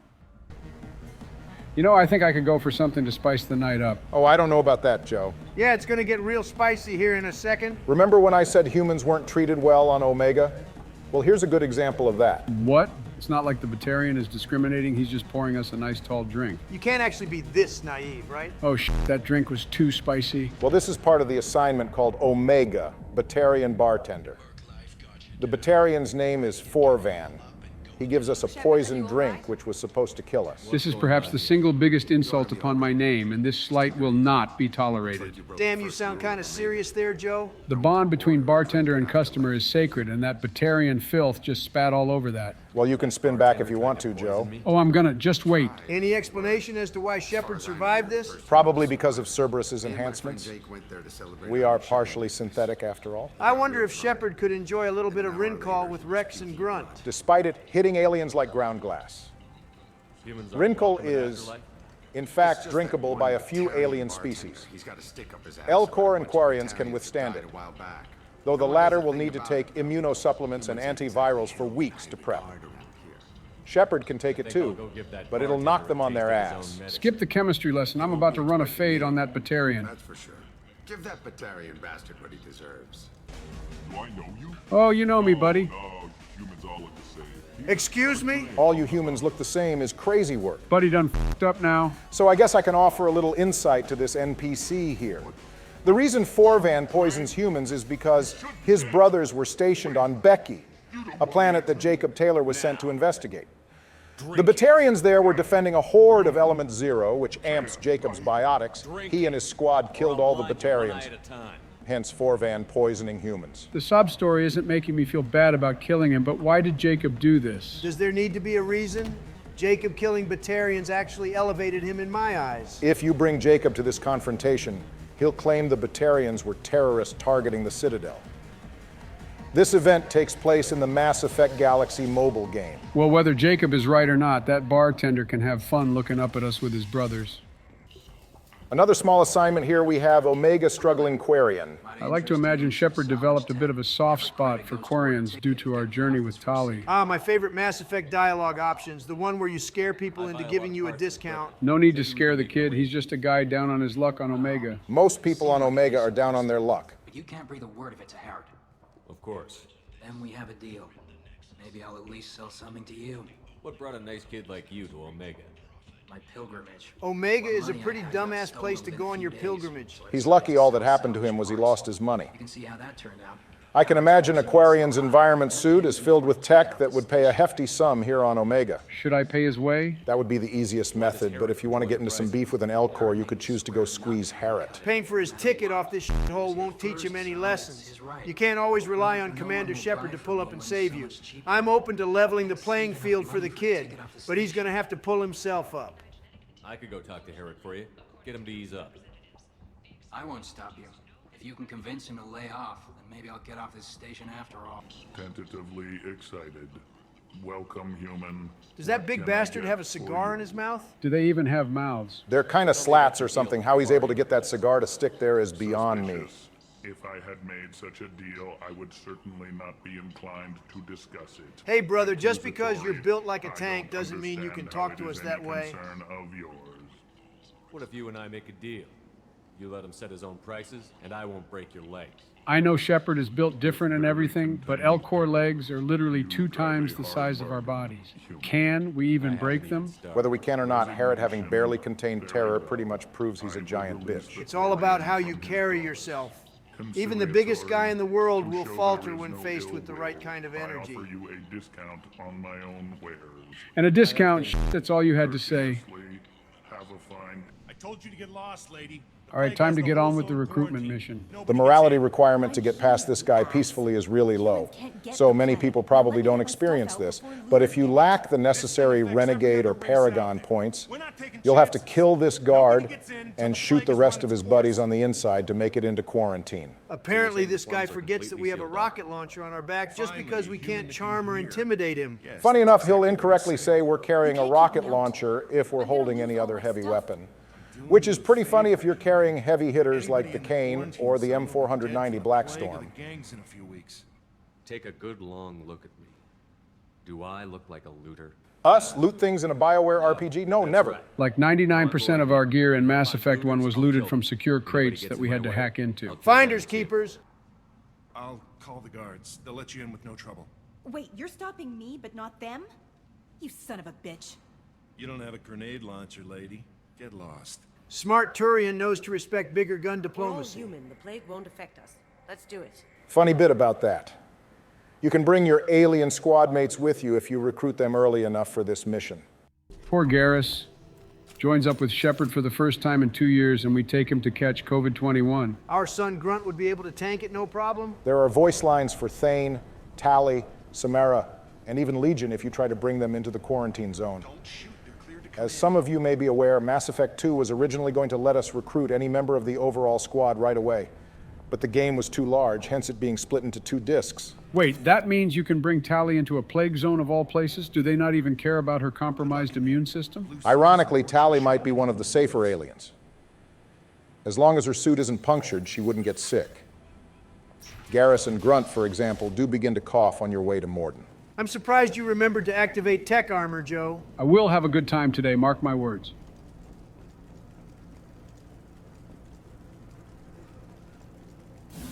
All of that set up just to tag the wrong ability. Fuck you, Donald. I'm just preparing myself. Not a bad throw at all. I'm impressed already. Don't pat him on the back too hard, especially when this is the easier recruitment mission. See, off to a good start already. Oh, wow. You beat 2 Blue Suns mercs? Take control at its most basic. Pile the bodies in the street and burn them. Maybe that's what we should have done in 2020. Whoa, what the f, Donald? Burning the bodies is better than what Grunt would have said if we brought him here. He'd smell the burning bodies and start talking about being hungry. Leave him alone. He's a growing boy. He needs his protein. Yikes, real bad look in here. The way people be talking about the COVID lockdowns, you'd think this is what they were experiencing. Oh yes, I survived COVID, they say. Motherfucker, you were chilling out getting caught up on One Piece or something. The One Piece is real.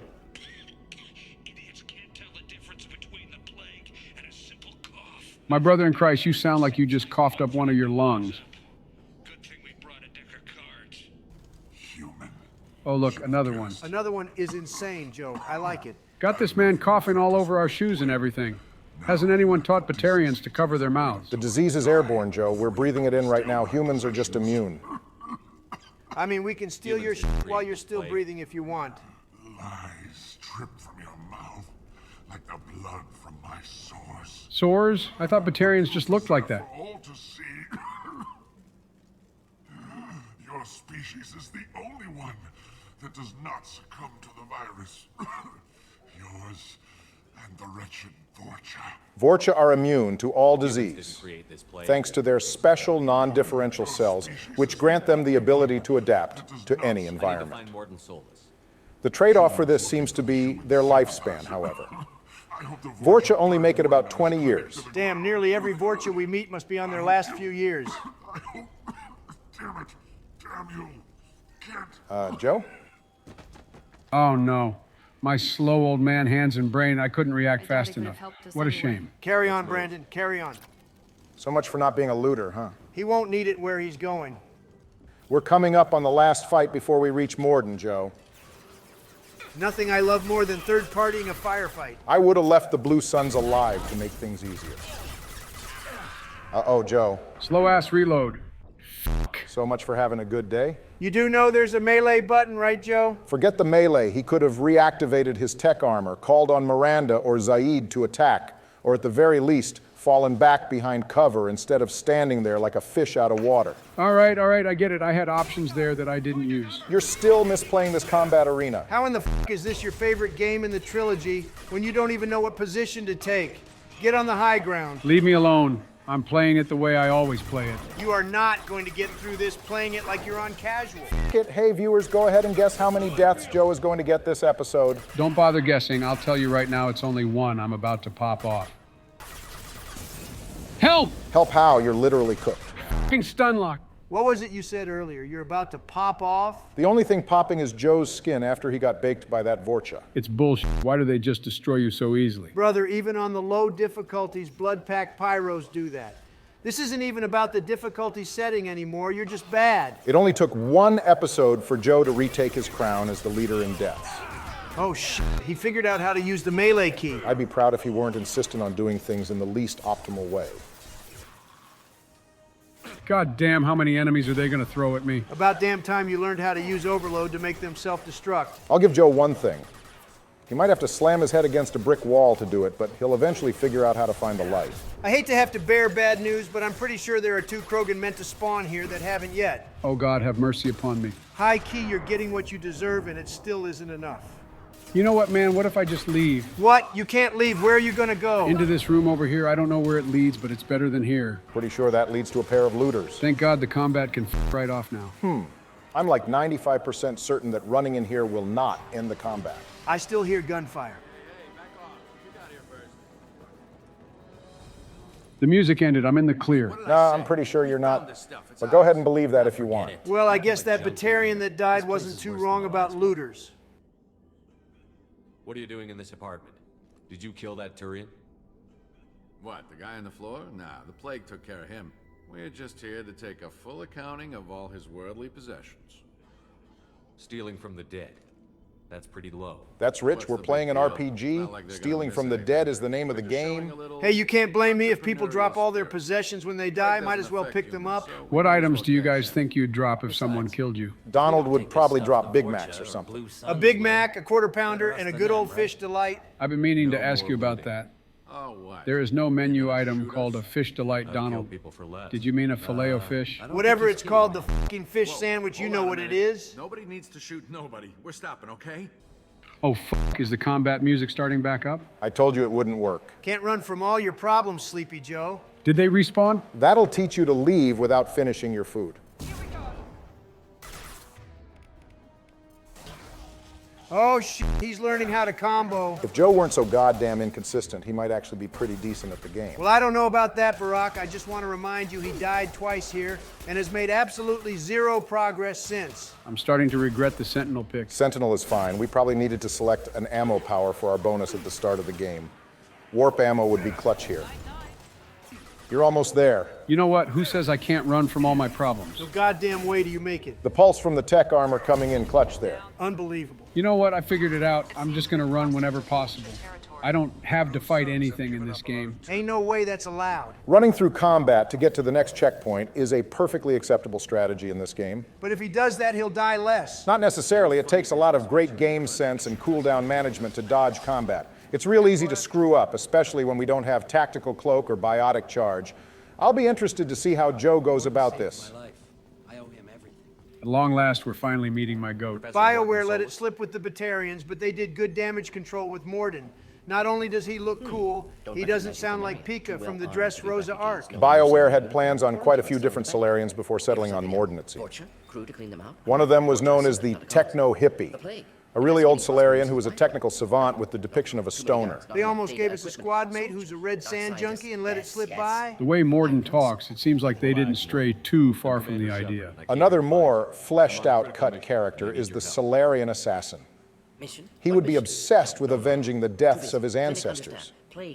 Interestingly enough, Captain Kirahi and his squad would be hunting the assassin down for murder. And it would be up to Shepard to convince Kirahi to stand down, or we'll have to defeat them. Imagine going to all that work to keep the captain alive, just to kill him for a squad mate. The Solarian Assassin would follow us, but if we can't get their loyalty, he'll eventually choose to prioritize his own mission over helping Shepard, which could result in him leaving the party. I already like this guy more than the bird. It's plain to see how these blended into the Morden we know now, though. Morden is a genius, of course, and ruthless enough to be an assassin. With a sprinkle of strengthening and defending the Genophage. Trying to kill everyone. Need to get power back on before district suffocates. I'm kind of surprised Arya didn't have this place powered down and suffocated to stop the plague to begin with. Okay, I know Arya is ruthless, but she's not that damn monstrous. Besides, Arya needs people on Omega. Without them, it's just a hunk of metal and rock. Ruthlessness is good, but you gotta be measured. Pressure a situation too much and it might just blow back in your face. 2 more things about Morden here. There is evidence that suggests he was intended to be a biotic.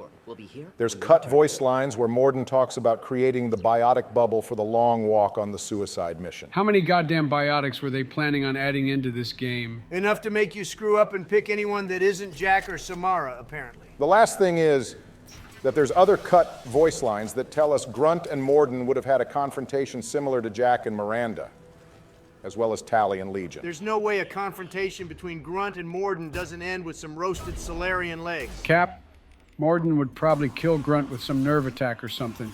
He ain't sweet like Chorbin from the Citadel. Morden got that dog in him. Nothing says what the argument would have been about, but I'm sure the genophage would have factored itself in somewhere. Joe, I'm only going to do this one goddamn time. Activate your fucking tech armor. Would it have killed you to be a bit nicer when you said that? I about damn near choked to death saying it at all. Don't press your luck. Oh, okay, Joe. I like what I'm seeing. Good flanking position. Flanking? I'm just trying to see if I can run out of here. Bro thinks this is a pacifist run of Undertale. You can't talk your way out of combat here. I'm pretty sure running here is going to be a lot harder than just killing everything. Don't underestimate my ability to hold sprint. You're in a really bad position, Joe. I can make it through this. Once the Krogan is down, I'll make a break for the stairs. Zaid just got cooked, and I have a feeling you're next on the grill. You're boxed in, a Krogan on one side and a blood-packed pyro on the other. I'm safe. Stop trying to trip me up. You're not going to be safe as long as you ignore that Krogan. Don't forget about the pyro on your other side.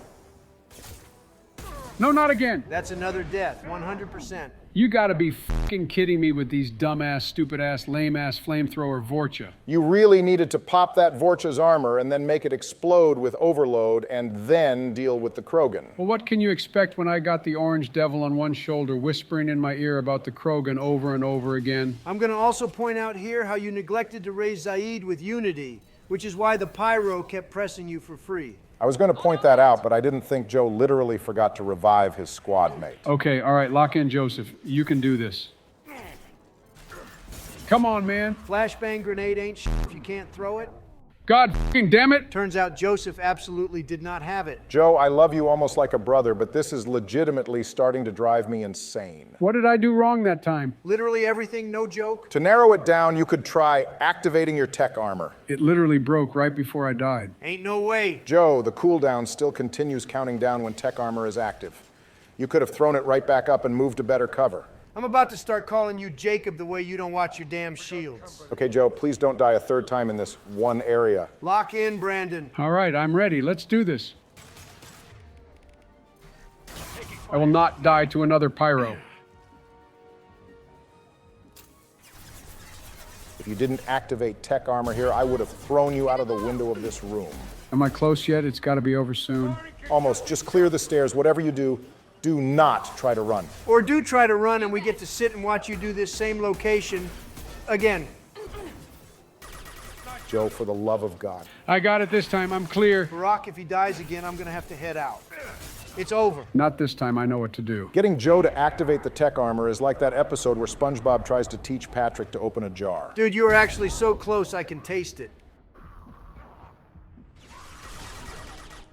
Is it over? Thank fucking God it is over. Donald, I hate to bear bad news, but we've got quite a lot of combat left. I am deeply starting to second guess this whole thing. Don't worry. I think I finally got a handle on things. Brother, you've died as many times in this one mission than I did in the entirety of our Mass Effect 1 playthrough. You do not have a handle on things. Anyway, here's Morden's assistant, Daniel. Sasuke Uchiha has fallen on hard times since the end of the 4th Great Shinobi War, it seems. Bro got turned into a fucking tree. You guys, Yuri Lowenthal, who voices Daniel here, has a much longer rap sheet than just voicing Naruto's boyfriend. Another day, another group of Batarians further justifying our hatred of them. Buddy, the last time a Batarian tried this, I let the hostages die just so I could torture him. He does not walk away. Daniel, my boy, no need to piss yourself. It is pretty stupid to bargain when we're wearing body armor and you're in your streetwear. I do the same to you. Let him go. You got what you wanted, human. Are we free to go? We had a deal. Whoa, what the f, Joe? Are you fucking kidding me here? What, we had a deal. I always uphold my end of any bargain. Barack, what's the over-under on Secret Service running in here and stopping me from folding Joe into a pretzel? Huh, interesting question, actually. What would Secret Service do if one president attacked another? Pretty sure active president takes priority. Yeah, well, you better count your days. I'll go right away. Jesus Christ, their voices are like nails on a chalkboard. BioWare were really in their bag when they made the Vorcha. They said, what if we made the ugliest motherfuckers in existence? Interestingly enough, all Vorcha across the games are voiced by Mark Meer. What the hell did the director tell him? Do Skeletor but always yell? I guess that's why we never get a Vorcha squad mate. They'd have to make Mark fully voice 2 prominent characters in the trilogy. Another interesting fact about the Vorcha, An email on the N7 side mission called MSV Estevanico tells the Alliance didn't encounter the species face-to-face until 2184. However, this seems to contradict information in Mass Effect Paragon Lost, which features Vorcha Blood Pack members fighting against an Alliance strike team on Fail Prime during 2183, shortly after the Normandy SR-1 was destroyed. Which came first, Mass Effect 2 or Paragon Lost? Paragon Lost was released in 2012. Then the contradiction is with the movie, not with Mass Effect 2's accounting of the timeline. That's fair. Last thing on the Vorcha. Their offspring with Asari have an allergy to dairy. What the hell does Morden even mean when he says that? Dairy in what regard? Human dairy? Vorcha dairy? Asari dairy? Or is it Solarian dairy? Weirdly, this implies that every species in the Milky Way wound up using the milk of other animals for consumption. I'm assuming dairy refers to the products created from the space cows, which seem to be a universal source of meat and dairy in the Milky Way. Some cut dialogue from Mass Effect 1 will have Ashley claim space cows have a high milk yield. The meat is a bit tough, though. I just want to point out how casually I'm clearing this final area. It only took you 4 goddamn deaths to figure it out. Gotta be one of my least favorite areas in the trilogy because of the enemies on the high ground. Gotta give Andromeda one thing. We'd be able to jump up there in that game. They designed the game this way to nerf Vanguard. They knew if everyone was on an even playing field, it'd be free eats for me and my fellow Charge brothers. Screw it, I'm not dealing with the campers. Not this guy trying to avoid combat just to die again. Actually, it may work here. You don't have to fight anything. All you have to do is activate the fans, and then the mission will end. Then activate the fans I shall, because I'm done with these Vorcha. Joe, it's right there. You can make it. Get me the hell out of here. He's gonna die. Nah, he's clear. Literally can't lose. Woo, let's go, brother. Another successful mission for me. If 4 deaths in one mission is a success to you, I hate to see what you consider a failure. On the bright side of things, with Morden on our squad, we'll finally get access to research upgrades, so things can only go up from here. That's definitely Cap. You went and got the Casa Locust so we wouldn't be stuck using the lame-ass M4 Shuriken, and Joe still managed to get absolutely fucked up. We should probably change our bonus power to warp ammo or something, to be honest. Risky.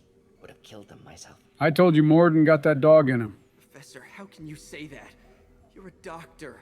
You believe in helping people. Lil bro, he's a doctor on Omega. He doesn't have a choice but to be hard like this. I can't believe this kid lasted so long being this naive. Don't worry, in an email, Daniel will prove to us he's toughened up. He keeps Morden's mechs activated and doesn't let the Blue Suns take over security. Welcome to the Normandy, Professor. Is Jacob's role on the Normandy to give people the opening tour or something? It's not like he does anything else here. Hey, keeping our weapons polished is a pretty vital job. Not so human-centric. Nah, Morden, you're here because you're about the only alien that's crucial to recruit. Don't talk about Garrison Tally that way. What? I'm just telling the truth. You can get through the suicide mission with exclusively the human squad mates.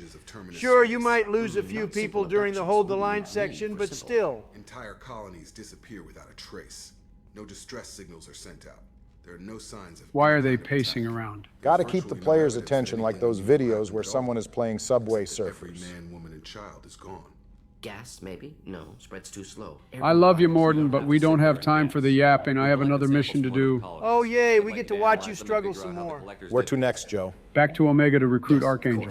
3 or 4, I guess. Way too generous. There's going to be at least 6, probably 8. What are you guys talking about? Oh, nothing. We're just guessing the amount of times you'll die this mission. Donald, 8 deaths is way too crazy.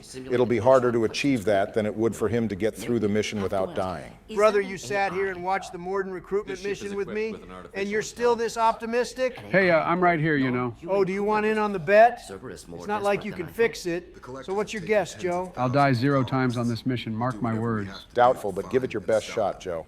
Yes, of course. Can't risk being captured like colonists. Need to identify, neutralize technology. Need samples. Which way to the lab? Shepard, how can I help? Let's talk to our favorite scientist, Solarian, first. Love talking to Morden. You get plenty of dialogue with him, even though he isn't a romanceable squad mate. A lot of them have a lot of the good dialogue behind their romances. Yeah, such good dialogue, like Jacob talking about the prize. You said you were in the Special Tasks Group. What kind of research were you doing? Not simply research. Morden loves yapping about his top-secret government work. It's a wonder how he got security clearance the way he loves to talk about stuff. Took water, tissue samples from Krogan colonies. I worked with an SDG captain named Kirahi. His team helped me destroy Saren's cloning facility on Vermeer. We should have left him on Vermeer instead of Ashley. Jury-rigged explosive. Always got job done with limited resources. Good, Captain. Bit of a cloaca, though. A cloaca. Wait, do Solarians lay eggs? They are amphibians, aren't they? Solarian females lay a dozen eggs once a year. Interestingly enough, unfertilized eggs produce males and fertilized eggs produce females. Social rules among the Solarians prevent all but a fraction from being fertilized. So 90% of Solarians are males. No wonder they have such a low sex drive. It's nothing but dudes in the species. Does it even matter? Male and female Solarians are nearly identical. But he is like a hamster on coffee. Morden kind of reminds me of the squirrel from Over the Hedge. What is his name again? Hammy and I can see it. Coffee would probably have him burn through his entire lifespan in 20 minutes. I assume everything is going well up here? Unlike Mass Effect 1, we get some development with Joker, so talking to him will be well worth our time. It's mostly just him developing a crush on the hologram next to him. Drive settings while engines are powered and in use, Mr. Moreau. Just the space equivalent of not removing a flash drive without hitting the eject option. Yeah, except the risk is getting level 6 cancer from space radiation and not losing a few files you probably have copies of. Kid staring at the back of your head in comp side. You just want to punch him, but he's special. Whoa! What? Joker's disabled too. He's allowed to say that. Funny enough, the special kid would probably beat Joker's brittle ass. It'd be a one-sided version of the fight between Jimmy and Timmy. I hear you're recruiting. Time to join the mercs on this job to get Archangel. Joe, you do remember you're here to rescue the guy, not kill him, right? Of course, what kind of fool do you take me for? Who's next? You three look like you could do some damage. This might be the nicest interaction we've had with a Batarian all episode. Mind you, this guy is planning on sending us into a meat grinder just so he and his friends can kill one guy. Standard fee is 500 credits each. 500 credits? That's it? Has anyone ever found out how much one credit is to a US dollar? There's no official information on it, but using the price of the model Mass Effect ships that can actually be bought, someone theorized that 1 credit is equal to about 16 cents. Where do we go? So this pays us $78.40. There's got to be better work out in space than this. Down in the next one. Hey, is this where I sign up? You look a little young to be freelancing. He looks about damn near the same age we do. You're not old enough with that voice crack. I guess it would have broken the bank for BioWare to create a kid model for the game. I wish they'd have considered that before making the model for the Star Child.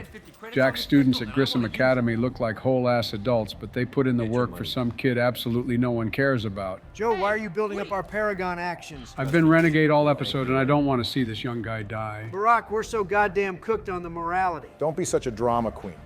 There's plenty of time to course correct. Do you need something? Let's get to know the local merc groups. Eclipse aren't as disciplined as the Blue Suns and don't have raw muscle and resilience of the Blood Pack, but they have the best technology. Which makes sense. They're primarily made up of Asari, Solarians, and humans. No Batarians and no Vorcha? Sounds like Eclipse is the gang for me, especially when they're so Asari-dominated. Doesn't seem like Eclipse keeps their Asari members on Omega, though. The Solarian and human members are probably treated worse given that Eclipse is an Asari-founded gang. The Asari members get to live it up on Ilium. You're in the wrong place, freelancer. I don't like this guy. It's a shame we don't have Grunt for this. Garm will ask him why he's following a human, and then shoot his Vorcha teammates head off to make a point about living and dying without fear. Is he really a teammate if he casually executes them just to make a point? The Vorcha in the Blood Pack are viewed as nothing more than cannon fodder. Which does make it interesting that we somehow end up with a Vorcha in charge of the Blood Pack in Mass Effect 3. Everybody loves us, and everybody hates us. This freelancer out of here. Bringing Zaid here will give us a little extra flavor with the Blue Suns. Genta, get this scum out of my face. Tarek, what's seat in your ass? Oh, right. Zaid has ties to the Suns. Ty's Unk here is literally a founder. We worked together once. Zaid's role in founding the Blue Suns is dubious, to say the least. He was born in 2145, but the Suns were founded in 2160. It's already extremely questionable that a mercenary outfit would respect a 15-year-old boy, no matter how gifted. Well, they can't have respected Zaid that much, considering they double-crossed him. Yeah, except when Zaid is introduced to us on the old Mass Effect 2 website, he's said to have served in the Alliance. Good thing you know. Which means Zaid somehow enlisted in the Alliance, left it, founded the Suns, left that, and then built up his reputation as a bounty hunter. What's Derek gonna do if the infiltration team fails? This ignores the fact that minimum enlistment age for the Alliance is implied to be 18, since the games make a point of saying Commander Shepard enlists at 18. The other more damning thing in regard to Zaid founding the Suns is that the first contact war began in 2157 when Zaid would have been 12 years old. So he really only had 3 years to create the Blue Suns with Vito. This is starting to hurt my head. Did Zaid create the Blue Suns or not? He created the Suns, but the only way to make this make any logical sense at all is to disregard his year of birth.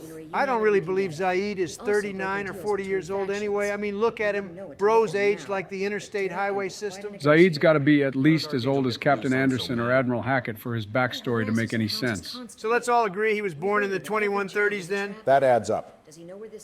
Even if you suggest Zaid was born as late as 2139, he'd still be 18 years old, just in time to serve in the First Contact War. Then he joins Vito and forms the Blue Suns when he's 21. He gets betrayed by the time he's 26, and then Zaid spends 20 years bounty hunting before he joins us for the suicide mission at 46 years old. Great, good theory crafting. He went after Tarek at his home.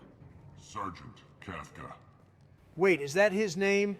The only thing I remember about him is that noise he makes after we electrocute him. Joe, you are going to do the right thing here, right? Of course, I might be a Paragon guy and all, but f*** Batarians, the upcoming Renegade React is cold as ice, and it's objectively the intelligent thing to do. Might be the smartest thing I've heard you say in all my years. Maybe your last chance.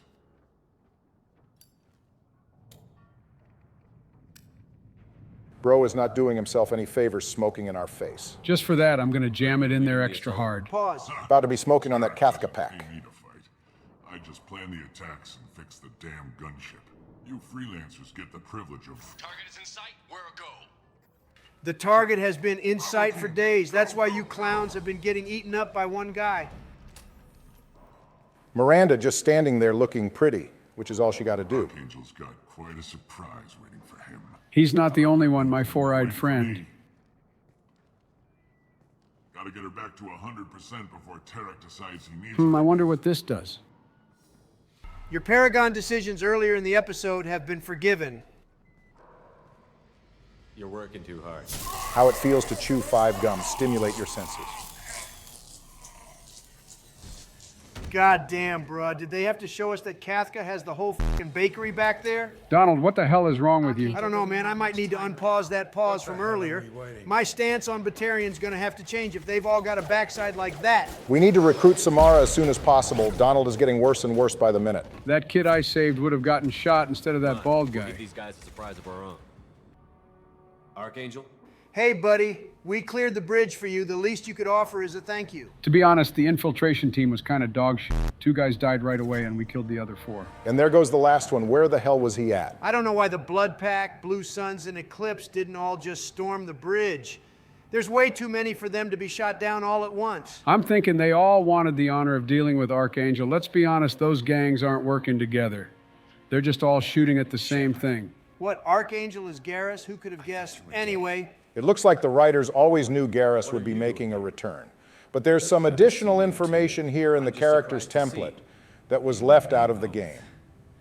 Garrus would still be a vigilante on Omega, but instead of beefing with the local gangs, he'd be finishing off the accomplices of Dr. Saleon. Probably the right move to drop that. The mission as is perfect for introducing us to the 3 factions of enemies we'll be fighting all game. As shown in the Mass Effect Foundation comic, Garrus was truly at the end of the line here.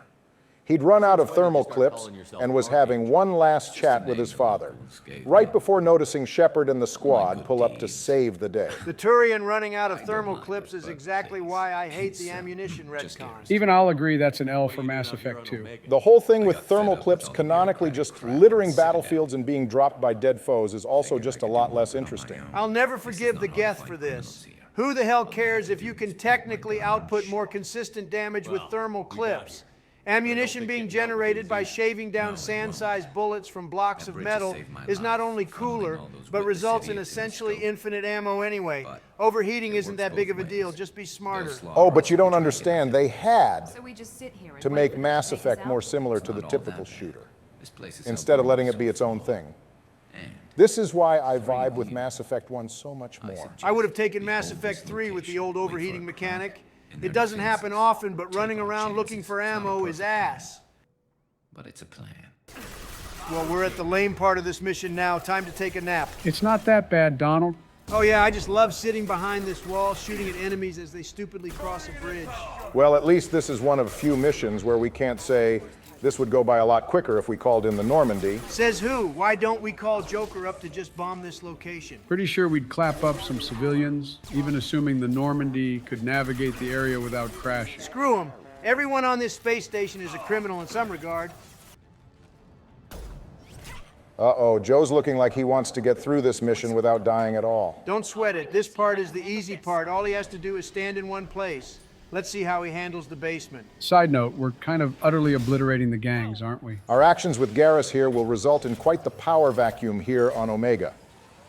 With all three of the local leaders dead and their numbers cut down to virtually nothing, Aria will gain even more power on the station. But on top of that, another smaller gang called the Talons will start to rise. Oh yeah, the Talons, the fourth gang that totally existed this entire time and weren't suddenly dropped on us in Mass Effect 3. Well, actually, Joe... Are you about to tell me that the Talons were introduced in a novel that takes place before Mass Effect 2? I think he's about to tell you the Talons were introduced in a novel that takes place before Mass Effect 2. As previously stated, Mass Effect Ascension was published in 2008, and the Talons play a small part in it. Cerberus Operative Pell uses a warehouse unused by the Talons for his base of operations on Omega during 2183. The Talons were known for being the best option for freelancers who want to gain a foothold on the station. They charge high rates for rent and protection, but they left their clients alone and never asked too many questions. Pretty decent gang relative to the big three. They kept the predominantly Turian district on Omega stable and prevented riots. Barack got us like that episode of the Boondocks where they strapped Stinkmeaner and Tom's body to a bed saying, "Read, brother, read." You scared me there for a second, Donald. I thought you were going to actually say it. Say what? Read, nigger, read? Oh my fucking God, bro. What was the point in using brother if you were going to say it anyway? What? Barack gave me the pass. You gave him the pass and not me? First of all, no, I didn't. Second of all, the pass is not a thing. Third, I'm not defending you for that one. You're kicking ass, Shepard. They barely touched me. You already know, Garrus. I've got your back. Please. If he'd seen you during the Morden mission, he'd have lost all hope of surviving. Well, we'll get to see how things shape out when we get to the basement. Maybe. Let's see what they're up to. They've reinforced the other side heavily. Not heavily enough to stop us from blasting through with this grenade launcher. Garrus really should have invested in some heavy weapons. A single Mantis rifle ain't gonna cut it. What the hell was that? Damn it. They breached the lower level. All right, gonna see Joe get absolutely clapped up down here. I told you to quit underestimating me. In this case, it's not so much underestimating you. The basement of Dossier Archangel can be a pain in the ass if you do it earlier in this first act of the game. Going to the left side first, I knew you wouldn't brave the right. I'm just getting this side done because it's faster, not because it's easier. Beware, Joe, there's a blood pack pyro in this room. I'm not afraid of those things anymore. Shooting me even though I'm in cover is crazy. Clutch paws and thank you for remembering your tech armor. No way is this guy learning how to play the game on the fly. Good fucking job, Joe. Where's the flamethrower one at? Huh, that's odd. Are you sure they didn't remove it? I can recall facing it right at that corner in other playthroughs. Plus, my notes tell me it wasn't removed from the Legendary Edition. By notes, you mean the wiki. I'm absolutely coming out this basement with no deaths. Save the big talk for the garage side. This side can be a real pain in the ass between the long walk to the shutter button, combined with the endless stream of enemies, and Garrus's depleting health. I once brought the Avalanche heavy weapon in here and it made things a cakewalk. I don't need that. Just watch and you might learn something. Learn from you? Brother, you need to go back to the basics before you talk to me. It's looking like Joe might just get through this. No, he's gonna choke like he always does? Man, this room was some light work. You gassed this up for no reason. Yep, he's got it. How are you all of a sudden able to get through things? It just takes me a little bit to warm up, that's all. Shepard, they're coming in through the doors. Should have planted some explosives or something, Garrus. I don't think he had enough time. He kind of got jumped here. This is where Birdman's team gets squad wiped, right? Indeed, you can see a few bodies laid out on the floor. These are presumably the members of Garrus's team. You know, all of them except for that dirty rat, Sidonis. Huh, I guess the Turian and I have something in common. We've both been betrayed. Heads up. Well, shit, I guess Joe was right. He really isn't going to die on this mission. Actually, Insanity Dossier Archangel is the harder mission. Evidently not. I'm starting to get tired and I'm still clearing things. Well, whatever. You still gotten up to 9 deaths, giving both Barack and I a pretty decent amount of breathing room. Don't get so cocky, Donald. You've got your fair share of missions next episode. Joe, and you might want to you focus. won't have the easiest time either. You're literally about to die. No, I'm not. Yes, you are. What the f*** was that? Joe, why in God's name did you step out of cover to activate your tech armor instead of just activating it in cover? I didn't mean to leave cover. Well, you did. And with that, you've gotten as many deaths in this single episode as you did in all of Mass Effect 1. Congratulations.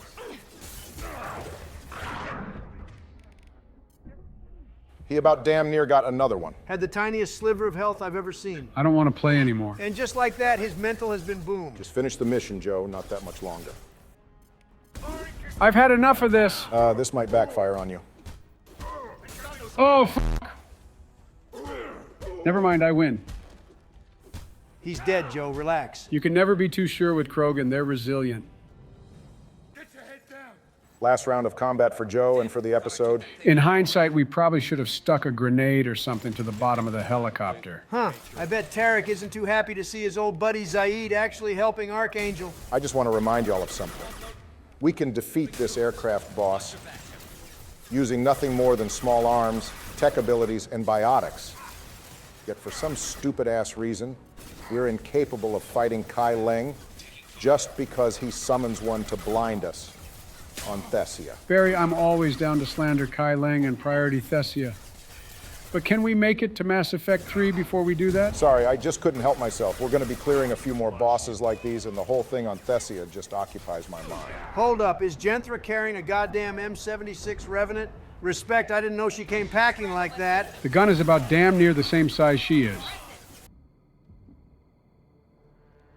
Garrus, watch out. Bro has the whip on silence mode. How did he not hear it? Garrus surviving this has to be extremely questionable. Not at all, because unlike you, he actually watches his kinetic shields. Well, kinetic shields isn't stopping that. Garrus. Bro's in La La Land right now? Dude thinks he can just take a nap while we fight his battle for him. Trouble ahead. Yeah, you know what? F it. I'm not dealing with this thing. Wait, bro. I'm gonna need that heavy weapon ammo next episode. The helicopter is so easy. You're such an amazing gamer. I'm sure you won't have any problems at all without the grenade launcher, Donald. I'm gonna remember that. Ah, shit. Garrus went and spilled the whole gallon of blue raspberry lemonade Kool-Aid all over the floor. I can't believe he made the same mistake Nihilus did. Turians and their bony, elongated fingers always dropping tasty drinks. Guys, I think he's dying. Oh no, anyway. We're getting you out of here, Garrus. Just hold on. Sounds like Garrus spilled a little bit of it into his mouth. At least he got to taste some. Shepard and the crew have to go back parched. Commander, we've done what we could for Garrus, but he took a bad hit. It's a good thing we recruited the doctor first then. Surgical procedures and some cybernetics. Oh, sweet. We're cybernetic buddies with Garrus now. They didn't even let us ruminate on Garrus dying for more than a couple seconds. Tough son of a bitch. Didn't think he'd be up yet. Shows what you know, Taylor. Eating a rocket and being up within the same day is pretty impressive. Once again, Rex and the Vermeer survivor are seething. Always ugly. Slap some face paint on there, and no one will even notice. For once, I'm going to defend the bird. Our Shepard has no room to talk about who is and isn't attractive. My glorious King Barden Joe Shepard is a 10 out of 10, Donald. I won't stand for your disrespect. Always ignoring you and hitting on me. Time for you to get a fair shot at it. Okay, never mind. I take it back. Need I remind you, Turian, that I was the one who had to pick between two potential romances while you were busy polishing the cannon on the Mako. Cerberus, Shepard. You remember those sick experiments they were doing? Oh, shit. So someone does remember what we went through during Mass Effect 1. Garrus absolutely would not vibe with being assigned to a Cerberus mission if Shepard weren't here. The Turian hierarchy naturally keeps its own watch on Cerberus, given its history with humanity overall.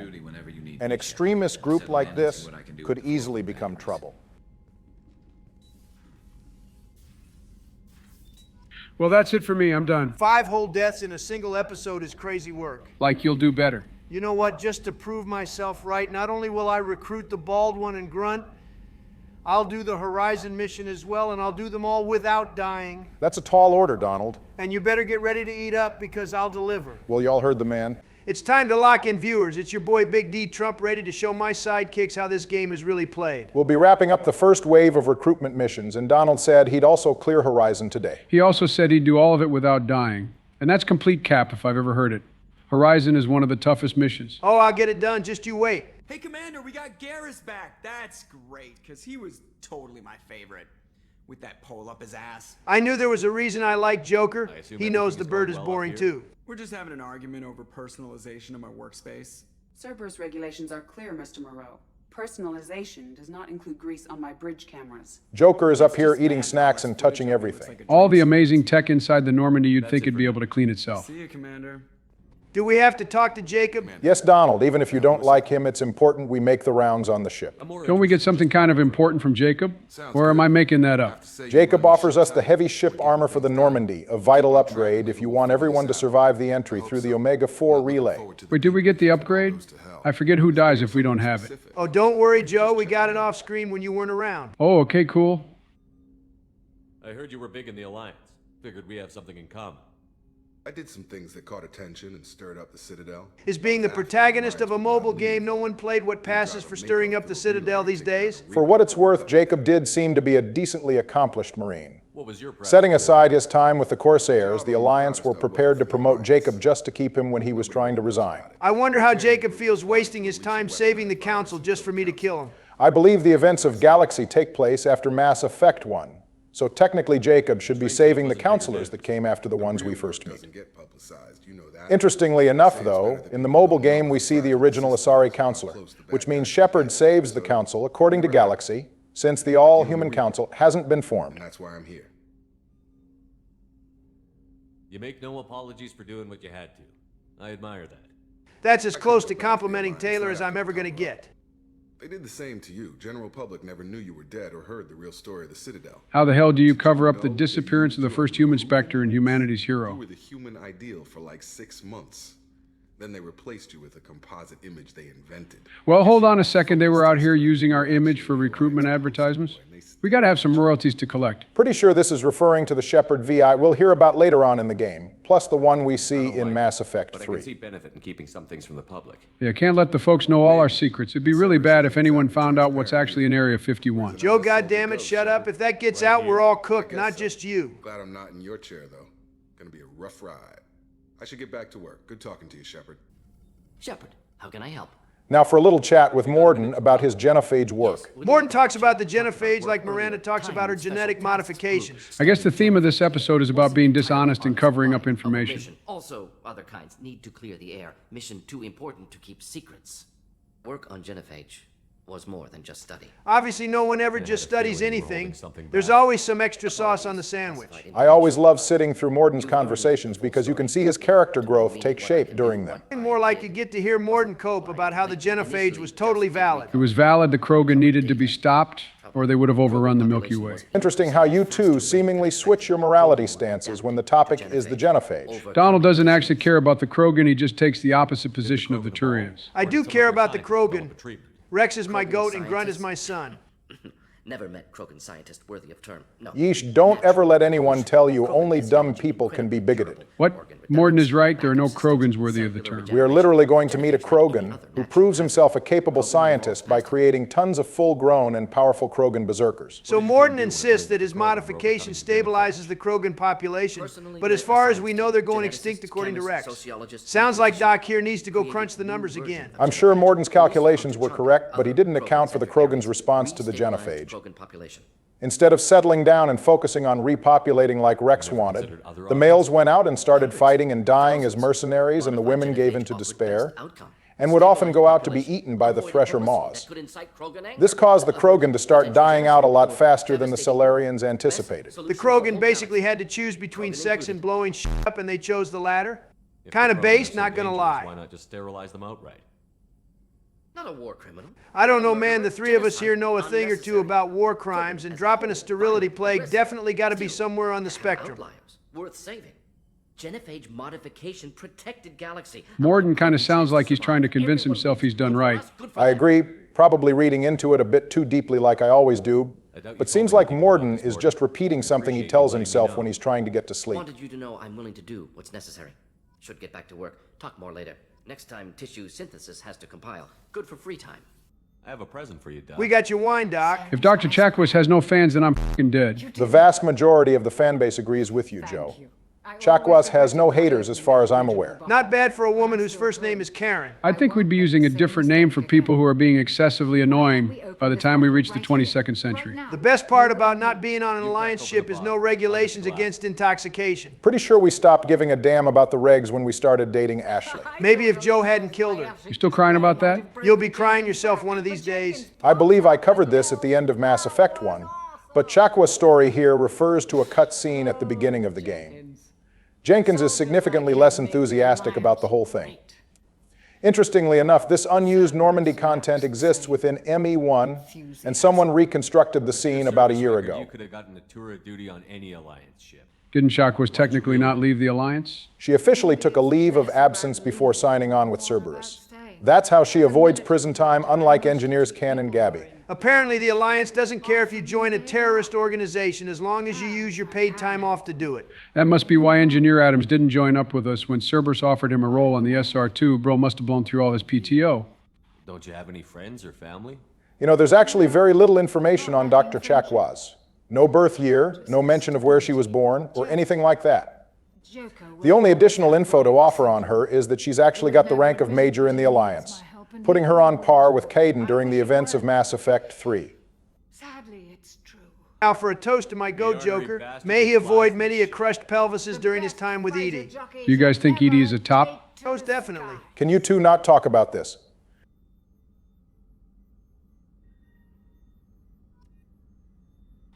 Our vision is looking a little woozy. Getting f***ed up off one glass is absolutely crazy work. Give Barden Joe Shepard a break. He's been in a coma for 2 years.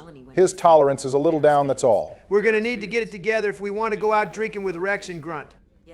Hopefully we aren't over here slurring our words while we talk to Miranda. Miranda's got a gamer set up over there, 3 monitors. Pretty impressive. She has another monitor in the back corner over there. The hell kind of work is she doing? I don't know, video editing or something? I mean, having more than one monitor definitely changes the game. I might vibe with the elusive man, but I'm the one running this shit. Just remember who's in charge. I know exactly who's in charge. I report to him regularly. Miranda, sweetheart, I could take this ship straight to the Citadel and let the Alliance or the Council take it. I feel like that might be a really bad idea. Edie is still shackled, and all it would take is the elusive man assuming direct control and just making the Normandy go crazy and escape. I suppose you deserve to know. Do you remember when I told you how I was genetically altered? Miranda, you talk about it so much that even I can remember that you're genetically altered. My father created me. Miranda, no need to shy away from adult language. We're all adults here. He didn't want a daughter. He wanted a dynasty.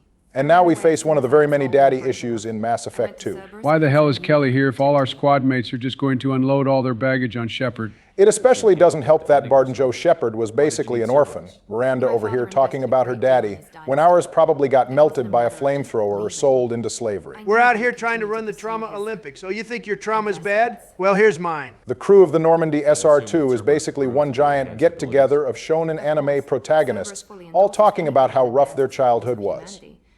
Genetic alterations included, but unlike my father and his own selfish reasons. What exactly was Henry Lawson's goals with Miranda again? Henry was apparently obsessed with making his mark on history by having a genetic dynasty. How in the f*** was he going to have a dynasty when his genetic tailoring of Miranda made her sterile? All I can say is that Henry Lawson ain't too smart. My father believed deeply in a human positive agenda. He donated generously to Cerberus. Wait, a rich guy who's dumb as a brick and just egotistical enough to clone himself to create the perfect daughter. And also donated generously to Cerberus. Donald, you got something you want to tell us? Are you trying to insinuate that I'm Henry Lawson or something? You did admit to being a generous backer of Cerberus when we were playing Mass Effect 1. You guys are crazy, as if I would ever be bitch-made enough to use my own chromosomes to make a daughter when I have Melania. You know what, you're right. You probably aren't smart enough to use your Y chromosome that way to begin with. Yeah, exactly. Hey, wait a minute. I almost snuck that one right by you. Just a tool to be used by your father, By Cerberus? Are we sure Shepard isn't the one with the PhD in psychology? In hindsight, it makes complete sense that Shepard would know all the right things to say in this situation. Our charisma stat must be maxed out by default. No wonder we're able to win every romance option with just a few intimate conversations.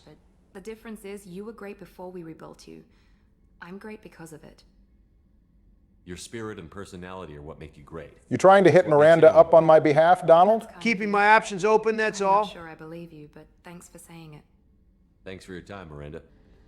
Do we really have to sour the mood by talking to the Turian? Wasting time on Jacob was bad enough. If you keep bad-mouthing Garrison, the audience is going to turn on you, Donald. Come on, he's like a shittier and way less interesting version of Punisher. You're way too hard on Garrus. He was actually up to some interesting stuff during the time skip. You gotta admit that. The only thing I gotta admit is that he's a goddamn loser. Bro couldn't cut it in the Turian military, couldn't cut it in CSEC, couldn't cut it as a Spectre, and even his work on Omega failed. What has this guy done right? You just hate Garrus because all the ladies love him, Donald. I'm not surprised you like Garrus so much, Joe. You're two peas in a pod, you both suck at your jobs. And I'm not surprised you like Rex so much you're about as heavy as him. The both of you settle down. There's an interesting bit about Garrus and his squad. They perfectly mirror Shepard's team for the suicide mission. A 12-member squad that Garrus forms by showing them he can get things done. Did he just say no one was paying him? No wonder it all fell apart. Ain't no one trying to do charity work. Some people like to act out of the goodness of their hearts. I can't buy a Big Mac with good vibes, Sleepy Joe. It is odd that Garrus says no one was paying him and his squad. According to the Mass Effect Homeworlds comics, his gang was successful enough that they wound up with a surplus of credits. Most of them wanted to use the money to settle down and live comfortably. They were probably selling the loot they got from all their jobs, which is basically the same thing as payment. But let me guess, the stick-up-his-ass Turian over here didn't want his people to settle down. Good guess, Donald. Yes, Garrus wanted his men to use their funds to start hitting areas that were previously out of their reach.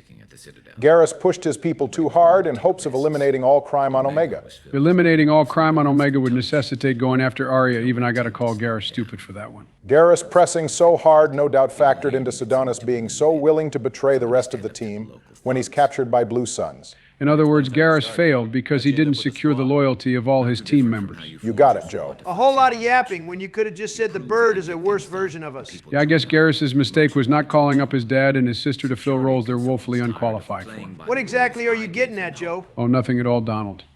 And now they're dead. Shows what I know. Tell me about your squad. There were 12 of us, including... No wonder they failed. C-sect officers? Former military? Nothing compared to the galaxy's best assassin. Of course, they get the cool Solarian that likes to blow shit up while we get the doctor. Put some respect on Morden's name, Donald. The friendliest guy, but he could have... Damn, they really do not want us to like Batarians. Even the dude on Garrus's team wasn't a friendly guy. In his defense, this is a Batarian on Omega. No one can afford to be friendly there. One of my people betrayed me. A Turian named Sidonis. Well, funny enough, it was the other Turian who betrayed him and not the Batarian. It really be your own people. As the saying goes, not all skinfolk are kinfolk. And because I didn't see it coming. I'm not sure I understand. What happened exactly? Sidonis asked for my help on a job. When I got to the meeting point, nobody was there. By the time I got That's a classic ploy, the old fake job trick. Killed all but 2 of my squad. And they didn't last long. Do you know where Damn, Sidonis is if now? only we'd gotten there just a bit sooner, we could have saved a couple of Garrus's people. Leaves Omega, but I'll keep hunting. I lost my whole team except for Sidonis. One day I'll find him and correct that. That is the only cold moment the Turian has in the entire trilogy. Shepard, I've got some things to take care of. I'm going to stop by the engineers here for a quick game of cards. You should have waited for us to recruit Tali so she could play with us. It's just a one-off voice line or two from her. Tali will comedically say she thought she had a pretty good poker face. I mean, she's not wrong. You can never tell what's going on underneath the mask. No wonder people don't like Quarians. So the dialogue you pick here will determine how the game goes. The charm and intimidate options will throw Kenneth off his game and you'll win 500 credits. The renegade option will win you 100, but the play for fun option will cost you 100. This should be good. It's also worth pointing out you get no morality points from this. I like Kenneth, so I won't cook him too badly. That might be the nicest thing you've done in the game so far. Shit, you play some mean cards, Shepard. I'm the best there is, Miss Daniels. You're all right, Shepard. Always got to make time for the engineers. Don't let Chief Engineer Adams hear you say that. Engineer Adams doesn't count. It's finally time to go pick up my baby boy Grunt from the hospital. Aren't we technically here for Grunt's actual daddy, Warlord Okeer? Okeer might be Grunt's dad, but I'm the dad that stepped up. Isn't it kind of weird that we're here to pick up another scientist when we have Morden? What's the point of Okeer exactly? The dossier on Okeer has his millennia of combat experience and his familiarity with collector technology as the main reasons we're recruiting him. Stay focused. Interestingly enough, Okeer is one of few Krogan we know of that fought in the Krogan Rebellion, making him one of, if not the oldest character in the series. Damn, that's not even Uncle Gramps anymore, that's great-granddad. You're gonna need to add a few more greats onto that. You know, I vaguely remember hating this mission for some reason. We did rank it as the worst recruitment mission in the game, didn't we? It's not great, a whole lot of combat, and a really weak antagonist. One thing I wish this mission did was sell the conflict between the Blue Suns and the Krogan Berserkers. Technically, we're third party in this battle, but in reality, it feels like it's everyone versus us. That would be sick. Now's as good a time as any for me to drop some more information in the cut content corner. Yep, session incoming. There were 2 other Krogan squad mates in the cut characters template. The first one I'll mention is called the Krogan War Queen. Unfortunately, the exact details of this character were not shown in the video. A female Krogan? Damn, as much as I love Grunt, we needed more of those. Kesh and Bakara just aren't enough. This will put them down. Okay, apparently Garrus just started hacking. Pretty dog hack, he's hanging out in the open, he's an easy target. Gotta say I'm loving all the weird shit that I've never seen before happening during these videos. At least all the glitches we're running into are mostly cosmetic stuff. Shit. I won't stop bleeding. My brother in Christ, we have an easily portable, all-cured injuries in this universe. Stop crying about a little bit of blood. Jedor has to have the most pissed poor group of mercs across the entire Blue Suns organization. Buddy, the N7 insignia on our armor should make it abundantly clear we're Alliance. I've got a nice application of Medigel ready to go. I'm just teasing, bro. Isn't getting a drop of Medigel from me. I don't know anything. I just shoot the overflow from the labs. Just shoot the overflow from the labs? No wonder the Berserkers went crazy and started killing all you dumbasses. Dor hired him to make her an army, but the Krogan he creates are insane. Are they insane, or are they just Krogan? These guys didn't realize what they were getting themselves into. Bro just admitted that he used full-grown Krogan who literally just spawned as live ammo training. And none of these buffoons realized how badly that could backfire. I don't have the info they want. You showed up before I could get my normal sightings. You better start getting real imaginative real fucking quick, son. Patrol, pack sighting east of Station 2. Yeah. Copy. East of 2. Son of a bitch. They'll run blind into Krogan. I don't see how that's my problem, personally. You might find a shady spot before you bleed out. That'll teach him to not pack a steady supply of Medigel. The scare was a nice touch. I thought so. Come on. Barry said there were 2 cut Krogan before we got caught up with that guy. Yes, thank you, Joe. The second one is a bit more interesting. They're called the Design a Krogan. Cerberus would give us a Krogan breeding chamber, and with some genetic material, potentially gathered from Rex if he's alive, we'd get to raise an adult Krogan from scratch. A literal Build-A-Bear Krogan, and it could be based on Rex's DNA. Now you're talking. It also seems Garrus was a bit of an inspiration for this Krogan as well. I take it back, you just ruined it. Man, you really do not like Garrus. If I can finish, the inspiration comes from us being able to alter Garrus's morality in Mass Effect 1. The Design a Krogan would have a similar function where we would raise it to imitate Shepard's Paragon or Renegade decisions. I guess we'd get to put Krogan morality to the test. Are they the way they are because of their nature, or could they be raised to be better? That cut character is basically just Grunt anyway, aside from us getting to change how he behaves. It's a good concept, kind of wish this one made it in. Could have added more depth to our interactions with Grunt. Also, here's another reason this is the worst goddamn recruitment mission. All these fucking enemies on high up ledges. This is a Vanguard player's worst nightmare. God forbid Vanguard players do anything other than charge dick first into combat. You do have other abilities, you know. But none of them are charge. To be fair, this is a pretty good example of how limited Mass Effect 2's combat is. You pretty much have no choice but to play in cover. Goddamn Mass Effect 3 can't come soon enough so I can play the way I want. Hey Donald, I think your squad mates didn't make it through the last area. I don't need them. I got the perfect sidekick right here, the Krogan Berserker. How nice of one of Grunt's brothers to lend us a hand with the Blue Suns. Good push, Donald. I guess you really can play classes other than Vanguard. I don't play Vanguard because it's all I can play. I play it because it's all I want to play. Well, you keep this up and we'll definitely be playing Vanguard in Mass Effect 3. God, I hope not. We really got to get the Berserker there into the training range. That's the second Carnage blast he's missed in this fight. Give him a break. He just spawned like 7 days ago. Anyway, that was some light work. How nice of Miranda and the bird to join us. I hope you too enjoyed your little nap while the 7-day-old and I did everything. If this was female shepherd, bro, it would be at the perfect height. Aren't Krogan supposed to be hulking masses of muscle? Why is this one so small? Krogan are typically 7 feet tall, but that includes their backs, which protrude upward. So what you're telling me is that Krogan are the big backs of the Mass Effect universe. My kind of people, they love to Breed eat. them full size, ready to kill. Not much improvement over regular mercs if they need training. They're not much improvement over regular mercs if they start killing all of the regular mercs too, to be fair. The Blue Suns did that to themselves.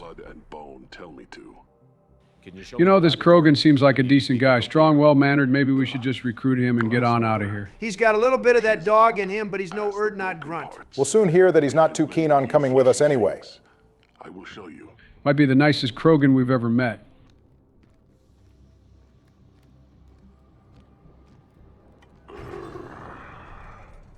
Bro was showing off. All he had to do was tip the metal slab over, but nah. Lil Man wanted to put on a show.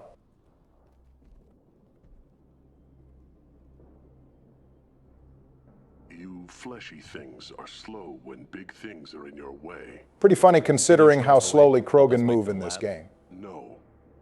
Come on, man, we can prepare some raw Solarian livers for you to sweeten the deal. Good Lord, Donald, we're not feeding the tank-born Krogan Morden's liver. Oh, come on, we can find another Solarian to make the Seeker Swarm countermeasure. Purpose. I must wait until called. Released. Well, later, dude, have a nice life on Corliss. What do you think happens to the tank-born Krogan? I don't know, he probably stays here and fights Blue Suns until he gets bored. I sure hope there's food here for him. Well, if not, he can always eat the remains of the Suns. Jesus Christ, Donald, what is with you and eating sentient beings today? I didn't get lunch before I came over, and that's my mistake, I suppose. But Joe, we're in the White House. Would it kill you to get a little bit of catering for these videos? No one wants to hear your fat ass chewing a Big Mac sandwich directly into the microphone. In case anyone wants to know, Corliss, the planet we're on, is actually well populated as it houses nearly 4 billion individuals. It's essentially a giant scrapyard for StarCraft, and has a travel advisory as it ranks second in murder per capita in the Terminus systems, and first in off-worlder murder. So needless to say, any surviving tank-born Krogan either integrated perfectly fine into this environment, or got themselves off-world in a space vessel. Yo, did you see me combo that Krogan off the crate? That was funny as hell. Sorry, I was going through my lore notes. Don't worry, Donald, I saw it. Damn, what the hell happened to that guy? I'm thinking one of the Krogan got a little hungry after all. O'Keir needs to come teach his sons how to clear the meat off the bone. Way too much left on that guy. Look out! Oh, f me in my ass. Garrus did tell you to watch out. This is bullshit. I opened the door and got greeted by 2 rockets immediately. Unpause, Donald, you're cooked. This is the biggest load of bullshit I've ever seen. Hey, Barry, remind me, didn't Donald say something about not dying at all this episode? I think you're right, Joe. I do recall that being said at the end of part 2. Bro didn't even make it to Horizon without catching an L. No, I said I wouldn't die on Horizon. Donald, I'm the one who watches the videos back, and you said you'd recruit Jack, grunt, and complete Horizon all without dying. Can't lie yourself out of this one, champ? Fine, whatever. It's just one death, not like it matters. Sure, now it's just one. Then next thing you know, you've died a second time, a third time, and a fourth time after that. Yeah, you would know a whole lot about that, Sleepy Joe. But me personally, I promise you I'm not dying 5 goddamn times in one episode. That would be embarrassing. I'm going to hold you to that one, Donald. The squad mates are down for good now. You know, I see it said that Garrus's and Morden's recruitments are pretty tough, but they're not as bad as Grunt's. It's just a constant barrage of enemies after enemies. And you're almost always fighting from a disadvantage. Doesn't help that I'm stuck on Sentinel. I can't reposition for shit on this class. Put me on Vanguard and this is nothing. There is no way Vanguard would do better here with all these long-ranged opponents hitting you with rockets. Ideally, we'd be on Infiltrator and just skip past all these guys. But Donald, you got to do it the hard way. Hard is the only way I know how to do things. This should be the last stretch of combat before we get to O'Keir. What in the hell is the bird doing? Witnessing some very interesting behavior from the squad mate AI right now. It'd be cool if glitching out like that didn't leave Garrus fully exposed to enemy fire. And now he's f***ing dead. This guy is supposed to be the badass super sniper? Please, I've seen better. Finally, on the last guy, they really throw a damn gauntlet at you on this mission. The room coming up next will be empty for us. But within it, you'll find Rana Thanoptis if you spared her in Mass Effect 1. Of course she'd be mixed up in all this. Rana is here because she created the mental imprint routine to educate Okeer's Krogan, which would include Grunt. Most of the Krogan don't survive the process. And fortunately, we aren't able to kill her this time around. At least this is one area where Paragon players catch an L for being too soft. Good thing I smoked her ass on Vermeer. Here you are. I've watched your progress. I'm here to pick up my son now, Okeer. It's about time. The batteries on these tanks will not wait while you play with these idiotic mercs. I wasn't just playing with the mercs, jackass. A bunch of your fucking kids came to fight me too. Okeer really doesn't give a damn about any of the Krogan we had to gun down. Of course not. Hell, Okeer gave the Collectors a bunch of Krogan for access to some of their technology, which was used to create Grunt. In the end, Okeer only needed one perfect specimen, and he has him. For some reason, it never really hit me that Grunt was built using Collector technology, which is essentially Reaper tech as well. It's a good thing whatever the Collectors gave Okeer didn't indoctrinate Grunt. I know Paul Grayson from the Mass Effect novels got to be mad as hell about that. Bro got his stomach pumped full of Reaper-based nanites and completely lost himself. Meanwhile, Grunt was built using Reaper tech from scratch and is perfectly fine. Saren can deliver his endless troops. In rides Shepard, securing victory through nuclear fire. I like that part. I don't like that part. My wife was left behind in that nuclear fire. Finest moment I've had in the last 4 years. Joe, you won the White House within the last 4 years. You live here once for 8 years, it kind of loses its charm. Alone on nothing. The mistake of an outsider. One that these mercenaries have also made. Essentially, Okeer is all about the quality of his Krogan and not the quantity. I gave their leader my rejects for her army. But she grows impatient. Okeer, my man, I respect what you've done here, but you're a goddamn Krogan and a war veteran at that. Why don't you just go down there and literally chew her head off or something? What the f*** is she gonna do? We're on the same wavelength for this one, Joe. Okeer should not need our help dealing with Jedor. I'm sure it's been a few centuries since the Doctor's gotten his hands dirty, but he should be fully capable of dealing with fodder like Jedor and her Blue Sons. Leave him alone, he's an old man and retired. Man, isn't Drac from Andromeda basically the same age and he's out there kicking ass even though he's had to replace half his body with transplants to keep going? Drac is like a shining beacon of light in the total darkness that is Mass Effect Andromeda. So you don't want to cure the genophage? Contrary to what survivors claim, the genophage does not produce strong Krogan. Makes sense. All the genophage does is make the vast majority of Krogan pregnancies unviable. It's a matter of luck whether a Krogan child dies or not. I guess that's why absolute heads like Erdnot Reeves survived it. Branded as precious. That's produced more cuddling than your collective human teats. Wait, is teats another word for titty? I'm going to start using that. Teats specifically refers to the nipple. That's even better. Die in a clutch. We will defeat it by climbing atop our dead. That is the Krogan way. Damn, no wonder Rex doesn't like this guy. If he had things his way, the Krogan would have gone extinct to the genophage. My soldier is a template. It is a greater threat than all the phantom siblings. All right, I like Grunt as much as the next guy, but even he isn't perfect enough to solo the entire Milky Way. What exactly is Okeer's endgame with Grunt? Like, I know he wants to ignore the genophage, but to what end? What's the objective? Okeer's goal is to bring the galaxy to its knees, believing that one perfect soldier is all it will take to return the Krogan to the height of power they held during the rebellion. Simply lacks the ability to command. So basically, Jedor didn't have enough aura to command a horde of Krogan. No wonder she's so unimpressive as an antagonist. If a few thousand are rejected, so be it. My work will purify the Krogan. We will not be restored. We will be renewed. The most basic looking character I've seen in this game, she literally looks like any other Blue Suns mercenary. Even Genthra from Omega looked and sounded like she had more character. Jedor looks like one of the preset faces for female Shepard. She'll kill my legacy with a damn valve. Okeer, my man, you're not too smart. Obviously, she would trace the Krogan release back to you. Why didn't you make preparations to leave? Sorry, Doctor. It appears your position has just weakened. Unfortunately, we still have to go down there and get our hands dirty on Okeer's behalf. We can just pretend we're doing this for Grunt and forget about Okeer. Good idea, Joe. You're on a roll today. Stay and do what must be done.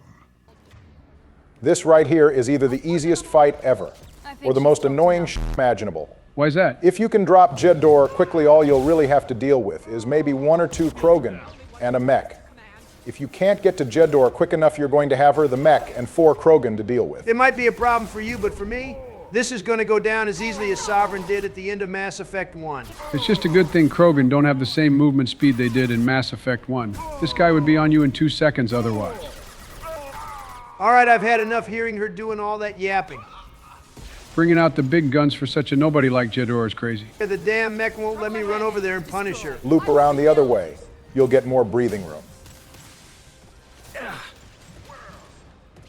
Loop around the other way, he says the mech is still on me. My bad, I forgot how damn quick those things are.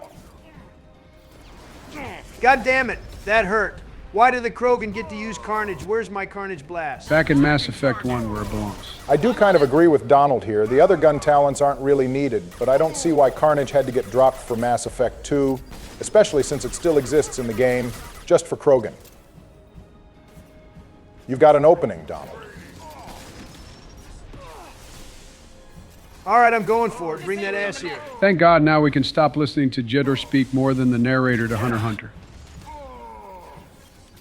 This is for trying to gas my son when he hasn't even gotten to spawn yet. And that's done and over with. If it's over, then why is she still talking? Yeah, I don't think she died, Donald. I think her body went flying off somewhere. Yeah, I think I can see her moving around over there on the other side of the arena. And Garrus really is enjoying defying the laws of physics this episode. I've given her one thing. She's resilient. Surviving those grenade shots and getting flung across the map is pretty impressive. Announcing that I won't win when you're currently a corpse is probably the purest form of cope I've ever seen. I'm just glad her ass is grass. Well, now that the old man is dead, we can finally get our real squad mate. Borden has some unique dialogue if you happen to bring him to this mission. No telling. You'll be able to ask him if he's worried Grunt will make the genophage obsolete, which he'll deny. A pure Krogan could pack a hell of a punch. We can always use another heavy hitter. If he'll help. I doubt anyone's asked for his opinion. You see, that's your problem, Birdman. It's not about asking, it's about commanding. Krogan respect a good show of strength. And he's a big one. As I'm sure many of you know, you can actually choose to leave Grunt in his tank for the duration of the game. That's never going to happen. Not so renegade when it comes to his son, it seems. There are some benefits to delaying Grunt's arrival. For one, the collector vessel mission won't unlock until you have 8 squad members, so you can keep Grunt in the pod and do side missions and loyalty missions to gain a few levels so the mission is easier on you. If my math is right, I think I'm going to end up playing the collector vessel. Donald, don't wait, Grunt. I'm definitely waking him up now. Edie, how many other crew are on board the Normandy? 24 permanent crew, Shepard. Low-key one of the best renegade lines in the series, by the way. Just be careful. Noted. The cargo hold is safe enough while I decide what to do with them. The subject is stable. A few facts about Grunt. His ages have been listed twice. In the cinematic trailer for Mass Effect 2, Grunt's age is listed as 300 years old. But the defunct Mass Effect 2 website has his age listed as 22. As far as I'm concerned, my baby boy's birthday is today. He just spawned. Imagine being born in 2024, bro, done missed everything. Actually, I'm pretty sure if we keep using the Greek alphabet, Grunt will be a part of Generation Nu, the 13th letter. Speaking of which, the beef between Gen Alpha and Gen Beta is going to go crazy. I just know it. You can't be out here calling a bunch of teenage boys Alpha and expect them not to press the teenage boys who are Beta. Everyone better just be glad the Generation Sigma is way far off. Also, we kind of neglected this when we were talking about Wilson in Part 1, but his VA, Steve Bloom, also voices Grunt. Secondary and tertiary organs were applicable. No defects of any kind, aside from the genetic markers of the genophage present in all Krogan. I cannot judge mental functioning. Stand by. I'm gonna open the tank and let him out. Not gonna lie, we probably should have suited up in our body armor before doing this. You just don't get it, Joe. This is all about trust and bonding with our son. How can we expect Grunt to trust us if we don't trust him? I mean, whatever man go off, I just know if it were me, I wouldn't be opening up the pod containing a potentially angry and violent dinosaur with enough strength to rip me in half wearing nothing more than casual wear. Honestly, Joe is right. This is a pretty bad idea. We should at least get some cannon fodder. I mean, other Normandy crew in here to buy us some time while we vent the cargo hold in case this goes south. You pair of babies need to relax. Things are going to go completely fine.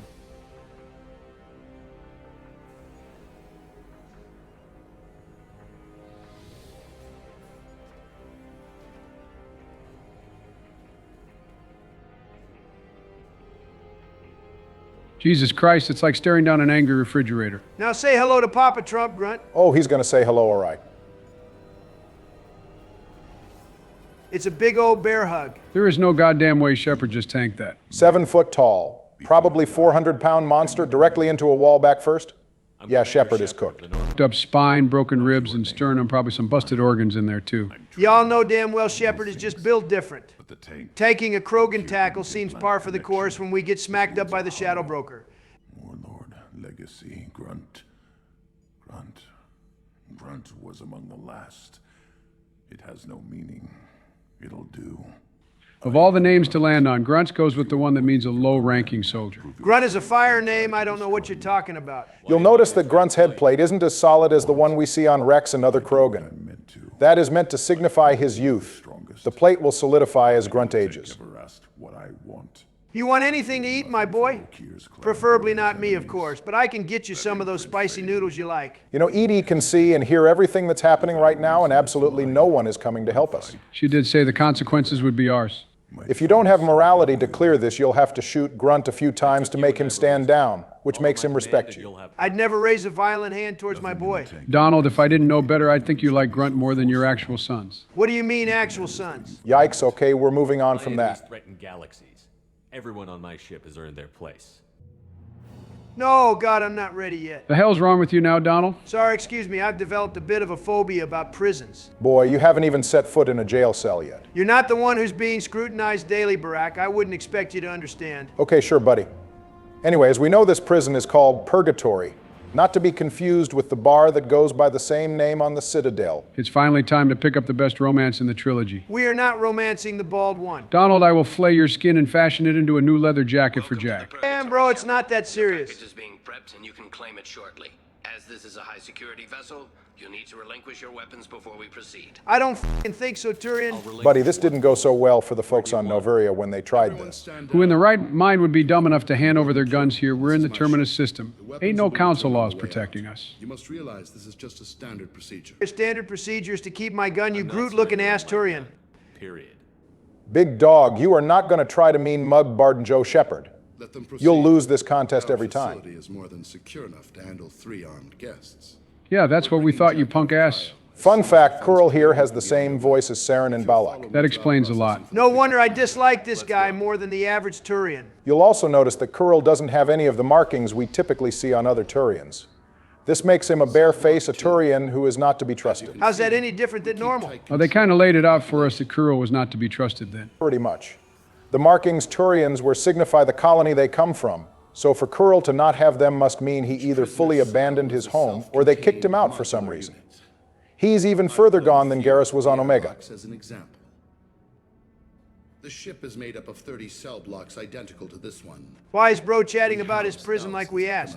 Wrap it up already, we're on business, not for a tour. Dude is yapping like he's the warden from the Boiling Rock in Avatar: The Last Airbender. Yeah, but unlike the warden of the Boiling Rock, Curl doesn't stand 10 toes down on business when there's a prison break. God damn. What was that, Barry? Nothing. Carry on. We're in space.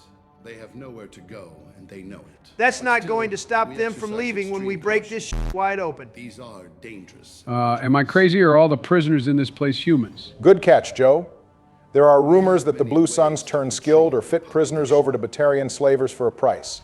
Considering that there's nothing but humans here, that seems likely. Damn, pressing the big red button during the Arrival DLC mission is sounding sweeter and sweeter every passing second. And the Supermax wing. Inhumane. Unacceptable. Violation of basic organic dignity. We're going to end up doing something like this on Thane's loyalty mission sooner or later. Yeah, except we're doing it to a corrupt politician, you know, the people who deserve it most. Nah, man, I'm just enjoying the show. This is a nice gig you got here. I feel like watching the same beating take place for an hour every day would get old. That's only if you're not getting creative. Hitting him with your gun? That's low skill shit. Anyone could think of that. Let's get a Varen in here and see how crazy things become. I don't care where you take me or what you do to me. It's gotta be better than this. Buddy, you don't know that. Be glad you haven't been sold to any slavery yet. Forget what I just said. I don't want to go nowhere with you. All right, have fun listening to the screams of your friend over there. I got a feeling you're next. I hear the screaming in my head. Oh, hell no. I don't like this one. Get out of here before he tries to talk to us. My apologies, Shepard. You're more valuable as a prisoner than a customer.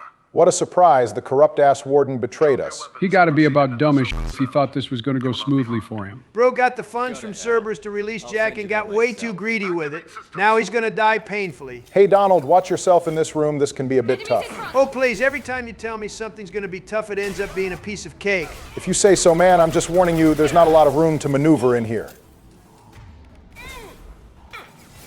Hey, I don't like the way those two guys are moving. Be quiet, it's fine, you drama queen. Affirmative. That guy has a shotgun, Donald. What is this, a fucking joke? Damn, you got sniped immediately. Don't say I didn't warn you, Donald. Man, this is such horse shit. I want my shotgun back. Yeah, I don't think lacking a shotgun is what cooked you there. Don't let them just walk up on you a second time. Jesus Christ, they just don't stop. Fried bird legs, anyone? I guess it's a good thing we didn't feed Morden's liver to that Krogan from earlier. Tech armor pulse coming in clutch there. I am not going to die here again. I should hope not. This is literally the first wave of combat. Thank God that's over. Shepard is loose is probably the single scariest thing you could hear in Mass Effect outside of a Reaper's horn. If I'm on the clock and I hear Shepard is loose, I'm just walking my ass out the door. I still really don't know what Coyle was thinking. Best case scenario for him was that Cerberus would rain hell down on Purgatory to get us back. Worst case scenario, the Alliance would send a whole bunch of people in to come get us out. Barack, I'm pretty sure worst case scenario is exactly what's happening before our eyes. Shepard doesn't walk into the cell and we just start eating all of the Purgatory guards for lunch while we get ready to release all these dangerous criminals. Good point. You know this is kind of like the Impel Down arc. One Piece mentioned. One Piece fans, don't insert yourself into every conversation challenge. Impossible difficulty.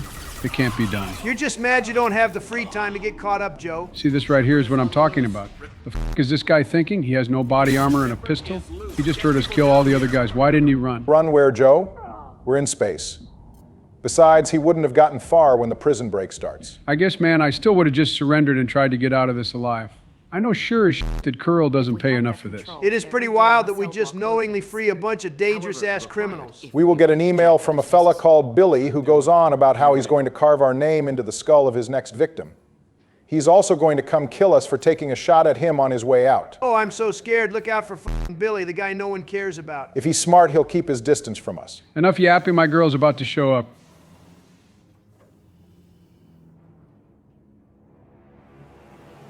Look at this no-hair having ass wench. Donald, I'm not going to warn you again. Well, it's time for a little bit of false advertising because what Jack is about to do here and what she's actually like in gameplay are completely different. This level of bullshit should be taken to court. It is absolutely insane how squishy she is in combat. And her powers are pretty mid too. Pull and shockwave, that's it? Okay, lay off, we get it. Jack is a little rough in combat. It's the lore that matters. Ain't no damn way BioWare didn't notice how insanely strong she has to be to solo a bunch of heavy mechs and then how weak they made her as a squad mate. Taking this as seriously as possible, Jack's rampage through Purgatory might be the best display of destruction for a single individual across the trilogy. Holy shit, I thought there were only 3 mechs down here. She beat 4 of them. That's my girl, putting in work right out of her cryo sleep. All right, time to dive back into some cut content. Well, this is only halfway cut content, I suppose. The character known as the Convict always existed, but it was a little different originally. Instead of the Jack we know now, the Convict would have been an older man who was one of the worst killers in the galaxy, and Shepard would be tasked with breaking him out of prison. Okay, so it's just Jack, but with a penis. Thank God they didn't go with that. This next bit is probably pretty obvious just by looking at Jack, but also if you've listened to some of her backstory, but she was originally a same-sex romance option for female Shepard. I do recall her saying she was active with a girl and her boyfriend at one point. That would be a leftover remnant of her original orientation. They must have been pretty far into development when they made the decision to switch Jack. This recruitment mission is already doing what I wanted the Corliss mission to do. At least the guards and the prisoners can be seen fighting with each other. Final bit on Jack here. Many of you may be aware that Jack submits poetry under a pen name known as Jacqueline Knott. This is obviously not Jack's real name. In Mass Effect 3, Liara will reveal it's actually Jennifer. And she threatens to leak Jack's last name too, if she asks nicely. Liara threatening to dox Jack is crazy work, not gonna lie. That's what happens when you try to beef with the Shadow Broker. That mech is getting kind of close for my liking. Relax, it's at its regular health. Okay, never mind, it's real f***ing close now. POV, what she sees versus what you see. I do not like the implication of that. And now the Turian is cooking all his merchandise. All that bluster about having things under control just for it all to go to shit, just because he couldn't stop himself from trying to capture Shepard. To think all we came here to do was pick up Jack, and now the whole place is burning. I could have sold you and lived like a king. You should have just settled for what you had, buddy. You got greedy. Trouble. At least I can recapture Jack. Recapture Jack? That's a good one. Kurl wasn't even the one who caught Jack. It took Kai Lang, Rasa, and a Krogan getting the jump on her to get captured. Yeah, sure, bud. For the good of the galaxy, my ass. At least my bird had the balls to go to Omega and take on the gangs head-to-head. Your punk ass stayed holed up in your little prison where things are nice and comfy. Donald, did you just say something positive about Garrus? Only because Kurl is the most annoying Turian. Look at him over there, hiding in a fucking bubble when he already has the high ground. What a total bitch. You know what? I'm pretty sure I don't even need to shoot the guards. I'm just going to take out these generators and run a fade on Kurl. You're right. The combat ends as soon as Kurl has bitten the dust. Bro is packing an M76 Revenant and his tech armor, and he's cowering away like some immunocompromised child during COVID-19. Kurl might be even more pathetic than Jedor. At least she had the balls to fight straight up. She had the balls, Donald? Yes, Joe. Women can have balls too, you know. It's 2024. Get with the times. No fucking way. Did you just outflank Joe from the left? It's pretty easy, to be honest. I just don't feel like doing it most of the time. Anyway, time to show Kurl that he ain't shit and that he should have remained a cop on Palaven. I touched on this before, I think, but Kurl is kind of a flash forward of how Garrus could have ended up if he were left to his own devices. He's also a former cop who decided to take the laws into his own hands in the Terminus system. The difference is that Garrus isn't a punk-ass bitch. True enough, plus Garrus probably wouldn't be dumb enough to try to capture Shepard. And to his credit, the Turian wasn't exactly taking prisoners on Omega, so he wouldn't have to worry about any jailbreak or any other nonsense like this happening. Another day, another dumbass bird joins the rest of the dinosaurs.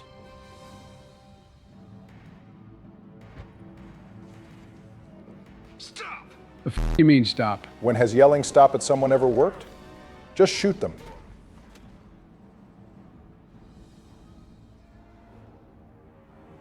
Cerberus. Shorty is crashing out over a symbol. Oh God, we're overusing the term crash out if it started reaching Donald's ears. What does crash out mean? Don't worry about it, Joe. Just stick with saying Riz from 2023 like you've been doing. What the hell do you want? Your hand in marriage. I just saved your ass. I'm pretty sure Jack had that fodder. Didn't know it. Now, what the hell do you want? Like I said, I want your hand in marriage. Brother, she's more likely to break your hand than anything else. I'm not going anywhere with you. You're Cerberus. I'm offering to be your friend. You don't want to be my enemy. Donald, relax the aggression. She will literally call you a pussy if you're too nice to her. How am I more in tune with Jack than you are? You show up in a Cerberus frigate to take me away somewhere? You think I'm stupid? You definitely sound and look pretty stupid right now. I've got the only way out. I'm offering to take you with me, and you're arguing. We could just knock her out and take her. That's my girl, Miranda, already trying to smoke Jack. Jack could literally crumble Miranda and her beach ball ass into a blunt and smoke her if she wanted to. Okay, I actually kind of want to see that. Tell me what you're thinking. I bet your ship's got lots of Cerberus databases. The decision to let Jack go through the Cerberus files is really only a decision as far as you gaining morality goes. Jack will get into the databases on her own if you don't give her immediate access. You're not authorized to do that. Shut up, Miranda. I made it clear to you that I'm the one in charge here. I'm authorized to do whatever I want. Better be straight up with me. So why the hell are we standing here? Move up. Welcome to the Normandy, Jack. This is the one time Miranda wants to be on the welcoming committee just so she and Jack can beef. Tell the Cerberus cheerleader to back off, Shepard. I'm here because of our deal. Miranda will let you into the system. Let me know what you find. Miranda, I love you to death, but you might want to relax. You don't want the smoke with Jack. Definitely not trying to get into it with any girl who has more tattoos than she does clothing. I don't like a lot of through traffic. Keep your people off me. Better that way. Shepard. Just checking in, making sure you're acclimatizing. You like your new room, my boy? Not enough cover. Armor is limited. Warlord Granth would target here to scatter heavy cargo. Sounds like a no to me. He'll warm up to it. He's got a better room than Rex. At least Grunt doesn't have to stand in the dark. That's how I learned from the tank. Old pictures where memory is. It kind of sounds like the memory shards from the Protheans. Checks out. The technology came from the collectors after all. Picture. No help with finding a reason. Well, don't worry, son. We'll find you some purpose real soon. Floating around in there. Less than a finger deep to sever your spine. I'd prefer it if he didn't point directly at us when he said that. Sorry, all soft. Quarians, not so much. So Quarians are pretty durable then, huh? More or less, there's a Quarian known as Hilo Ja Vaz Idena, who ends up having his environmental mask broken open, and then he's tortured by Cerberus agent Pell for hours. Despite all that, he survives quite a bit of time before Paul Grayson finds him in a delirium from his injuries. It sounds like he'd have been better off not being able to endure so much. Did he make it? Oh no, he fucking died. Craters, but so what? My guts were grown from 1,000 more worthy. Tell me about you, Jack. Let me guess, Dad wasn't around or something? Is it your problem? Leave the psychology to Kelly and Shepard Donald. If they're helping you, that's good enough for me. Don't be my buddy. Well, excuse me, Princess. Real nice girl you got here, Joe. Your friends at Cerberus are into some nasty things. Trust me, Jack, we know. Let me take another dive into my obviously evil things Cerberus has done file. What happens when you find what you're looking for? Oh, here's one I'm sure Jack herself will love to hear. Anyone who's screwed with me. How about the time a Cerberus doctor lied to an unidentified woman that her baby suffered a horrific seizure and died, then blamed it on the Alliance's lack of effort into treating Element Zero exposures, just so they take that baby, who was still alive, by the way, and send her to a facility to be tortured so they could unlock her biotic potential. Which one of the kids was that? We're looking at her genius. I feel like Jack wouldn't love to hear that story at all. Well, if it's any consolation, the Shadow Broker dossier that reveals this information seemingly places Jack's birthplace as Eden Prime. So at least she wouldn't have had to worry about getting caught up in the Geth invasion. Yeah, but that means her mom probably was there and is dead. What you don't know can't hurt you. You don't have to live in this pit, you know. Actually, there aren't exactly too many other rooms on the Normandy. It's either down here or in the barracks with the rest of the crew. At least down here, it's harder for Kasumi to invade her privacy. The fact you can never know if that girl is around watching and listening to you is crazy. Come on, Kasumi doesn't actually go around spying on the crew. Joe, Kasumi is the only person on the ship who realizes it if you killed Samara and recruited Morinth. On top of that, she knows where you and Miranda do the deed during her romance. She's definitely spying on everyone. Okay, so she's got a little freak side to her, we all do. Who is we? I don't speak French. Simple. So Kenneth, did you know we've got a crazy woman squatting down in the subdeck? What? If she touches anything, I'll kill her. I'm like 90% sure Jack can hear them from below the floor. Oh, maybe I should go down and welcome her aboard. Joe and Kenneth have something in common, it seems. Powers that could crush you with a blink. Hates everyone in Cerberus. Damn it, girl. Stop toying with me. Now, Ken isn't willing to take a risk to be with Jack. You don't got that dog in him like I do. It's time for a little mandatory chat with the elusive man. Too bad, Donald. All that big talk about not dying, and you've already died twice before even touching the actual difficult mission. You still got the most deaths, Joe. Don't mess with me. Has Morden delivered the countermeasure for the Seeker swarms? We really need that bug spray from you, Morden. He works well under pressure. There's something else you should know. One of your former crew, Caden Alenko, It should be Ashley Williams, but we won't talk about that. Bro is still thinking about Ashley. Let it go. One of my former crew? I don't buy it. It shouldn't be a surprise the collectors are interested in you, especially if they're working for the Reapers. They might be going after him to get to you. Going after Caden to get to me is about as effective as trying to lure me into a trap, using a salad. This is the most warning we've ever had, Shepard. Good luck. Lilith, we've got a problem. Yeah, the problem is that you're speaking and not Ashley. Well, Donald did say he would hold his tongue about Caden until we saw him again, and he's done a pretty good job at it, so I guess he's earned his time to vent. Surprised people haven't tried to blame that one on me, too. People out here don't trust the Alliance.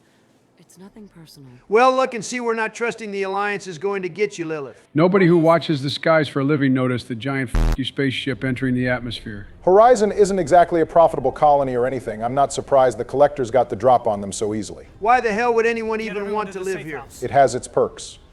Horizon has a wide diversity of animals, including a variety of insects that apparently taste like shrimp. Yeah, Caden, use your gun, definitely not your biotics. Also, the bugs on Horizon apparently have the same effect as a mild laxative. How in the f*** does one even find that out? The same way we found out that we can take milk from the udders of a cow, bottle it, and sell it to people, and make them think it's 100% something they need to maintain a balanced diet. We're groundside. The ground here looks like it hasn't seen an ounce of rain in months. It's probably just autumn in this area of the planet.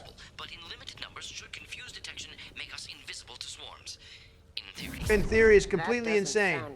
Experimental technology. Only test is contact with Seeker swarms. Look forward to seeing if you survive.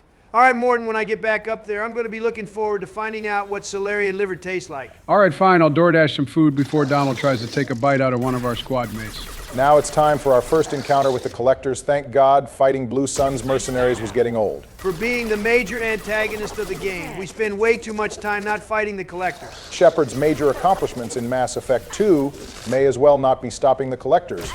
Rather, it's destabilizing the 3 major mercenary companies in the Terminus. Not even crazy. So far, we've taken out all 3 major leaders on Omega and obliterated their numbers. Stopped the Blue Sun's Krogan cloning operation. And destroyed a Blue Sun's prison. We're really doing a number on the Sun specifically. Don't worry, the Blood Pack and the Eclipse are going to get their turn real soon in the next couple episodes. Yeah, but by doing all this, Arya is going to get to strengthen her position in the Terminus without lifting a finger. So who's really the winner here? Still us, to be honest. Oh God, you know what I just realized? This is our first run-in with the Husks in Mass Effect 2. Gotta give BioWare their props for somehow making the Husks even more annoying than they were in the first game. Just be glad this isn't the Reaper IFF mission. Not it. Not it? Oh God damn it, man, come on. You gotta be faster than that, Sleepy Joe. Have fun with the Reaper IFF mission. You love Legion, so it's only natural you get to play his recruitment mission. I love Legion, but not that damn much. This is bullshit. Relax, Joe. It'll be later game, and we're on the best class. Even you should be able to handle all the Husks on insanity difficulty. You got more faith in him than I do. I look forward to see Joe get boxed in by Husks. You're talking a lot of shit for a guy who's going to have to play the final area of Horizon, which is also notorious for throwing Husks at you. Buddy, I am not going to have a problem with the Husks at the end of Horizon. I know I had a harder time than I expected earlier, but let's not get crazy here. Damn, I love the layout of this mission. You got so many ways you can get around the enemy and just surprise them. Sure as hell beats constantly fighting from a disadvantage during Grunt's recruitment mission. I'd rather you didn't, if I'm being honest, Turian. I don't want to know what that sounds like. You had to go there immediately, didn't you, Donald? He wouldn't be Donald if he didn't. You know me so well. Okay, maybe we never needed flashbang grenade ourselves. It's infinitely better if we just bring Kasumi everywhere. You're only saying that because Kasumi can't miss. Stuck in stasis, but still aware. Tech like this could save me a lot of trouble on a job. Jesus Christ, Kasumi. Get some help. What? She's valid. She just wants to be able to steal things without having to fight anyone. A third of this colony is being abducted, and she's over here thinking about new ways she would use the Collector stasis fields to steal things. Pretty based if you ask me. It's not like any of those people are going to miss their worldly possessions when they get melted into biomass. It's time for our very first run-in with Harbinger. Serious missed opportunity to never let us face off with the Collector General. I would have preferred that to the human Reaper larva. I am assuming direct control. Look, he said the thing. Get ready to assume control of this ass-kicking Harbinger? Dealing with Harbinger is all about weighing the decision to focus him down, or to clear the other Collector troops just so Harbinger can't take over another one. There's almost nothing more annoying than getting to the last 2 Collector troops and then seeing one of them start glowing and getting all their health back in the form of armor and a new barrier. I'd rather that than have Harbinger shooting its annoying-ass warp blast and singularity the entire firefight. You can usually avoid Harbinger's projectiles by simply strafing left and right. It doesn't ever use its guns, so most of its attacks are dodgeable. I didn't realize that was a destructible crate. Also, Kasumi's flashbang grenade will suppress Harbinger's abilities, which makes it completely harmless for the duration. This is why Kasumi is one of the best squad mates in gameplay. And for the record, I'm digging your decision-making here, Donald. You're playing this perfectly. Always got to lock in for the final mission of the day. I'm surprised Harbinger isn't chasing you down. I'm pretty sure it lost track of Donald when he looped around. What's really surprising is that Garrus and Kasumi haven't died yet. Usually squad mates drop to Harbinger pretty damn quick. You see how the singularity blast flew off course? It'll basically always arc over you if you pop out of cover and go right back down. I don't know if that was intended design or not, but it is pretty funny that the homing for Harbinger's attacks completely breaks just from a little basic movement. Gotta remember to watch your flank, Harby. No more abilities for him. He's cooked. Not over yet, though. There's a second wave coming up after Harbinger goes down. Let's see if I can't take these last few out before Harbinger tries to assume direct control again. There's a bit of a cooldown before Harbinger can take over again, so you should have this. Don't get too comfortable, Donald. Just a slight setback. I'm still clearing this. While we're here, I'll talk about some of the things Harbinger says about the alien races of our squad.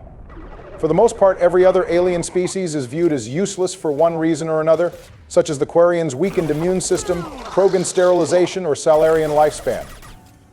All of our human squad mates will provoke some kind of response that suggests they are viable for ascending. Ah, the good old humans are special. Trope strikes again. It is weird that Harbinger calls the Turians primitive, but insists that humans are good to go. Maybe that Harbinger guy isn't too crazy after all. Harbinger is literally wrong about that. Humans get turned into husks. Meanwhile, Turians turn into marauder shields. The most fierce opponents in the series, Turians are definitely more viable. Knock knock, anyone home? Did bro just drop a fork or something? That moment when you drop a cup, when you're trying to get a snack at 3 in the morning, and it sounds like a whole fucking marching band is passing by. You're human. What are you doing out here? You lead them right here. Dellen here shares the same voice actor as Harbinger. Well, that's not good. The boss of the Reapers has disguised himself as a cranky old mechanic. Dellen isn't that bad, Joe. Yeah, you're right. I guess he doesn't look that old. Dear God, just seeing this area gives me PTSD. Here come those husks I'm supposed to be afraid of. Okay, I guess it's a little different when you have a wide open space to move around in. That's weird. I could have sworn a couple scions were supposed to spawn here with the husks. I don't remember that at all. There were definitely 2 scions here in the original Mass Effect 2. That's why this area was so damn scary. Well, I for one am glad they aren't here because a bunch of husk scions, a Praetorian, and Harbinger is absolutely insane. It was annoying as hell because you couldn't take cover anywhere due to the husks, but couldn't walk around freely because of the scions. Not to mention that they might set off the explosive canisters in the area. They made Horizon less aggravating, it seems. Now, if only they'd done the same for the Dead Reaper mission as well. I don't know why you're complaining about it when I'm the one who has to play it. I have to sit here and watch you play it, and I know it deep in my bones that you're going to fumble big time. Good work on the husks, Donald. You're playing Horizon surprisingly well. It shouldn't be surprising at all. I'm just that guy. Normandy, do you copy? Joker here. Signal's weak, Commander, but we got you. Joker, get your ass over here and shoot the collector vessel. I don't think we upgraded the Phanex cannon yet, but if we had, it would be pretty funny for us to just take out the collector vessel right now and rid it from being a problem. Not that I'd care, but we'd probably kill a bunch of still alive people in the process. It is what it is. Sometimes you gotta sacrifice a few lives to save the day. So when Cerberus does it, they're evil, but when we do it, it's all good. Yeah, pretty much. Get off the elusive man's lap, Donald. Stop them. Easy enough. Maybe not. Enemy reinforcements closing in. I suggest you ready weapons. We are kind of doing the opposite of holding the defense tower. Looks like the collectors have it. Please hold the defense tower. Oh, wait a second. What am I doing? What are you doing, indeed? So much for locking in on the final mission. I don't even have anything to say about that one. All I can say is go again. Making you restart from the very first wave is devious work. I'm with you. Lead the way. The collectors are really making you sweat, Donald. I'm going to remember you saying that when you end up on the collector vessel, Joe, going to be funny as hell when you get stuck on the platform section. Barry, can we swap orders for the next 2 episodes? Absolutely not. I had to do Kasumi's loyalty mission without weapon upgrades. It's your turn to struggle. What in the fuck? Not Kasumi coming over here and teabagging on you too. That's crazy. Don't even try to say that was a mistake. You ran up on it and got skill checked hard as hell. Yeah, well, f the both of you. Also, Donald, I told you I'd remember this, but you said you wouldn't die 5 times in one episode like Joe, and you're up to 4 right now. Which, might I add, puts me back as the player with the least deaths. Joe has 10 and you have 8, while I'm sitting pretty at 6. Yeah, whatever, man. Don't pat yourself on the back too hard. I told you I wasn't dying 5 times and I fucking meant it. It's not too late for the Praetorian to kill you. I'm not even gonna play around with this thing. It's heavy weapon time. I don't blame you. I'm glad these annoying ass things weren't carried over into Mass Effect 3. They aren't in the main game, but you can encounter Praetorians in the Armax Arsenal arena. Sounds like I'll continue avoiding the Armax Arsenal arena outside of that romance moment with Jack. It's actually kind of fun, to be honest. It's a good challenge. Baraki's been avoiding anything resembling a challenge in Mass Effect right up until we started this playthrough. He's not going to fight the Spectre tier opponents. The beams are crossing. It'd be cool if we had a beam struggle like in Dragon Ball. Dear God, please get it before it tries to charge up another barrier. Don't worry, it ends here.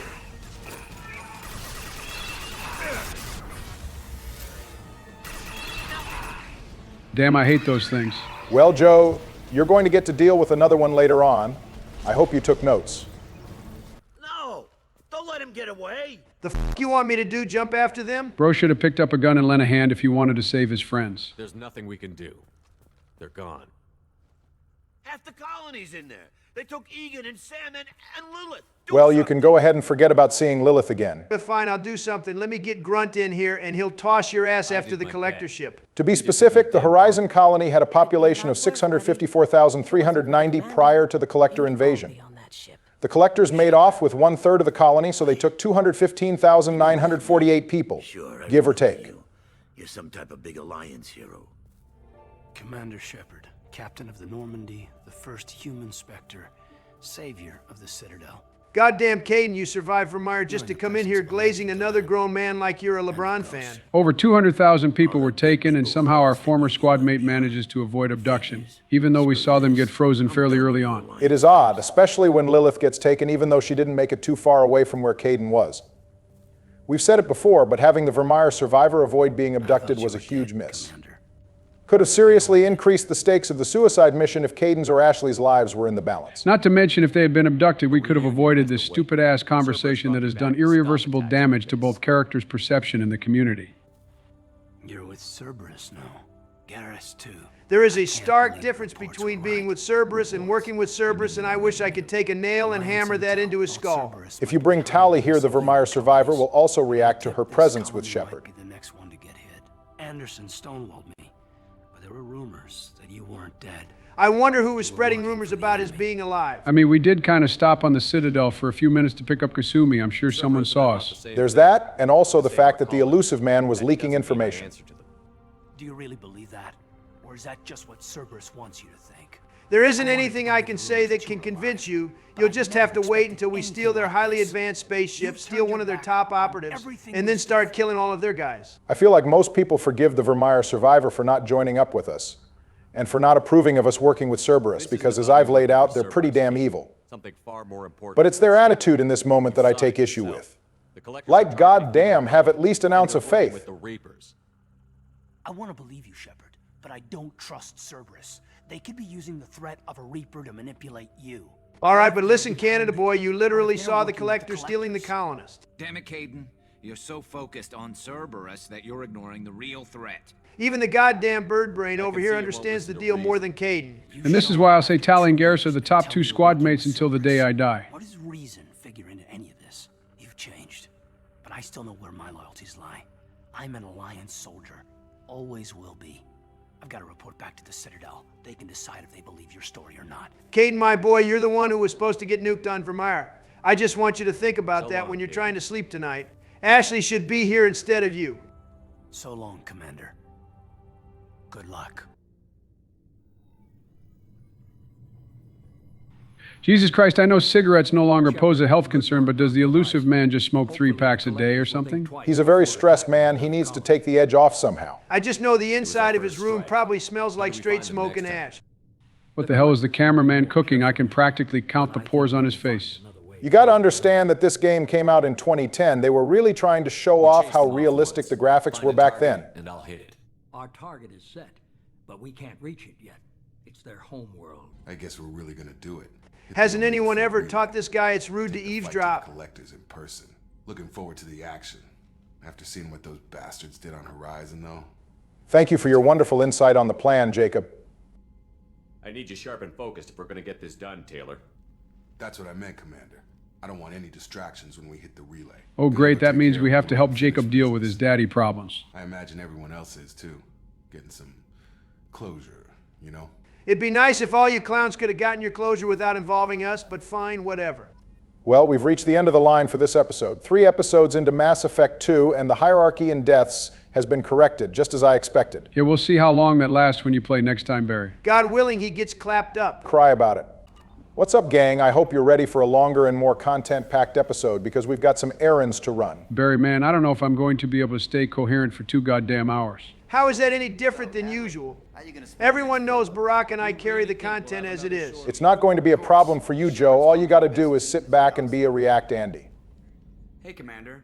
It's pretty crazy the people you can run into out here, huh? The only thing that's crazy is that we ran into Caden and not Ashley, but whatever. For crying out loud, Donald, she's dead. The corpse has been cold for 2 years now. I'm pretty sure Ashley's corpse was pretty fucking hot right before it ceased to exist. He was frontline with you against a Reaper, and I'm the one who gets roped back into saving the galaxy? Did someone switch our files? Give yourself some more credit, Joker. You were the one to take the killing shot on Sovereign. The guy with brittle bones is more useful than Caden. Give Caden a break, he gets migraines. The tales of Caden's migraines are clearly exaggerated. Just pop some extra strength Tylenol or something. Falsifying maintenance reports, Mr. Moreau. Not falsifying, tweaking. I always round up on task times. It makes us look good when we come in under. Rounding to the nearest number when appropriate is completely valid. That's why I tell people I only got 30 charges, not the exact number. We should have let Donald play the purgatory mission. It would have been thematically appropriate for him. Keep talking, Joe. It'll make what I'm going to do to you all the sweeter. Excuse me? Donald, goddammit, calm down or you're going to give it away. What the hell are you two up to? What are you doing? Nothing, Joe. You want to go talk to Jack? Hell f***ing yeah, I want to talk to Jack as if you had to ask. Hey. Hey, Jack, how are you? Angry and depressed like she always is. What are you up to? Still checking out your ship. Wouldn't mind putting her through her paces when you're not around. Okay, maybe we shouldn't leave Jack on the ship anymore. I doubt Joker would appreciate that. Forget Joker. I doubt ED would appreciate that. Hey, we stole the Normandy too. It's only fair to let Jack take a crack at it. Doesn't have the thrill it used to. Besides, if I wanted it, I'd take it. Buzzcut over here is a little too comfortable. Try stealing the Normandy if you want. You'll end up like the clone of Shepard. Kept the haircut. I'm guessing the tattoos on her head came after Jack joined the cult then. No disrespect, but the tattoo on her head kind of looks like a barcode. I wonder if it would scan if you took Jack up to self-checkout. I was looking for answers. Drugs and sex. Cults are either a giant suicide pact or a front for drugs, sex, and criminal activity. No in between. Does this make the crew of the Normandy a cult? We are going on a suicide mission after all. If the suicide mission doesn't make us a cult, the boatload of sex we have among the crew definitely does. We have not had a crumb of sex on the Normandy thus far, and that's because of you, Joe.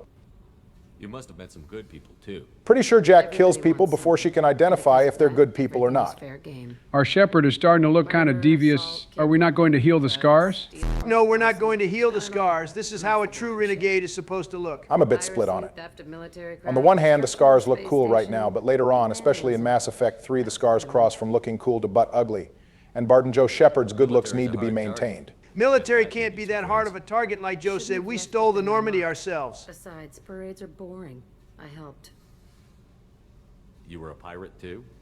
Nah, no way was Jack out there looking for the One Piece. What do you think her bounty was? Gotta be at least 300 million with her insane rap sheet of crimes and public disturbance. You two do know pirates exist in other forms of media, right? Only one of them is truly peak. I'm not sure why we're doubting if Jack could destroy a space station. We did see her go through an absolute rampage on Purgatory just last episode. And she was just focused on escaping. For a while. Outlaw colony. Felt like they were like me. Guess that made us a nice target. Turians think they know something about a scorched earth response. Okay, all right, I can recognize game when I see it. Not too bad at all, Subject Zero. I guess if you want to get on Donald's good side, all you need to do is mess with the Turians. Crash that space station I mentioned into one of their moons and make a new crater? They really liked that moon. Why would the jellyfish be worried about a moon getting another crater? I'm going to take a wild guess and say there was probably some kind of Prothean ruin or monument where Jack crashed the space station. The Hanar homeworld is dotted with Prothean ruins, so I'm sure that goes for its moon too. Hey, Shepard. No one's ever asked me about this shit. Anytime, Jack, my love. So fuck you. Well, f you too then. That's just how Jack shows her affection. Shepard. It's good to see you, Grunt, my boy. How are you settling in? I was just sitting here thinking. A Krogan thinking? I guess there's a first time for anything. Like you got any room to be making jokes about my son's ability to think, you incoherent raisin. Dead Turian, stripped. That's an interesting thing to be daydreaming about, Grunt. He's a young boy still discovering his taste. Don't worry, once we get him on the extra net, he'll come to realize there's better sights than a stripped Turian. As I recall, Grunt does develop a crush on Liara, so I guess he widens his palate, so to speak. I get it. Canrum isn't ringing a bell. Death of Shiagar, female warlord.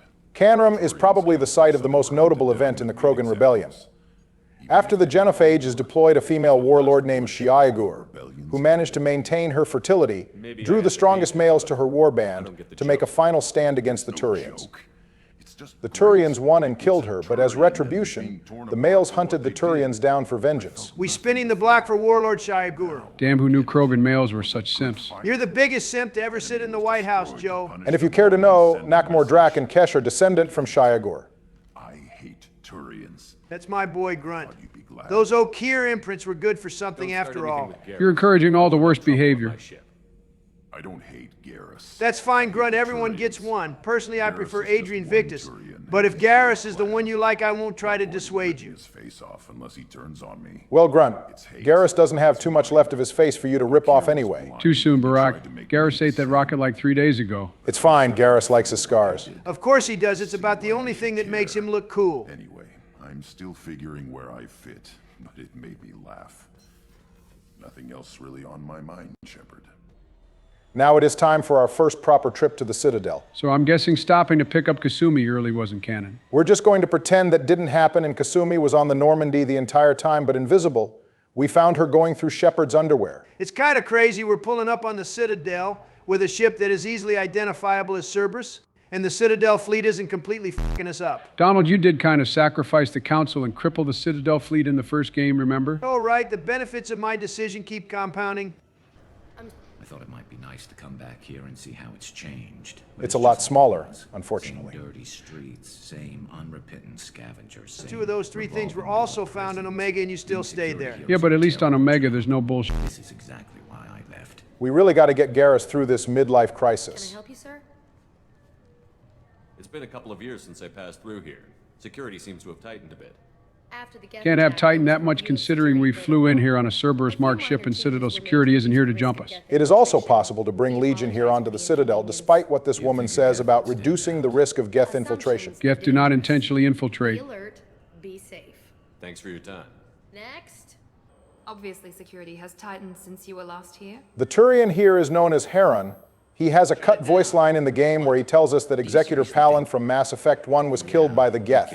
As mentioned previously, this conflicts with the events of Mass Effect Inquisition, a mini-comic wherein Palin is still alive. Yes, still alive until Bailey kills him for conspiring against the Council. Bailey personally believes Palin might have been innocent, but Udina dismisses such claims. I think you also said he was replaced by that other guy. What was his name? Hulick or something? Hulick is the composer for the Mass Effect trilogy, Joe. The Turian who replaced Palin in that cut content is Chelik, the Turian who assigned Rita to spy in Korra's den. Most of the squad mates approve of Chelik's appointment, since he allows Shepard and the team to keep their guns since we always get into trouble. Garrus uniquely mentions that Chelik is a safe pick, but not the one he'd have made. Anonymity is useful on my current mission. Anonymity isn't going to mean a damn thing when we're walking around showing everyone our face. I think it's just cooler for us to be walking around while officially being known as dead. The Ghost of the Milky Way, Commander Shepard, it has a nice ring to it. And you won't get hassled by the security checkpoints. Let's stop by and terrorize this poor retail worker. You could have given her the celebrity endorsement instead. What Shepard does for the Renegade decision is pretty crazy. That way. There are many stores on All right, now I kind of feel bad. Poor lady probably makes like 15 credits an hour and has no benefits. They should really up the minimum wage on the Citadel. Just because I'm not as well off as you doesn't mean you can hold yourself above. This is pretty crazy considering we have like 300,000 credits to our name right now, plus we steal from locked safes all the time. The store discriminates against the poor. Walking out and yelling that a store discriminates against the poor is crazy work. Maybe that's what we need to do to get Nintendo to fucking discount their games. Why in the f*** is Breath of the Wild still full price? It came out in 2017, which is before COVID, so that's really like 15 years ago. Donald, with your money, whether or not a game is full price should barely matter to you. That's the difference between you and I, Barack. I'm always looking to save where possible. That's why you can't go band for band with me. Yeah, good luck going band for band with anyone when those legal fees start hitting. Excuse me. What? Look, I know our races aren't... Wait, isn't this clerk usually pretty cool with humans? If you save the Council Etarn here has a lot of admiration for Shepard. There's nothing I can do about But since we let them die, he's not all that fond of us.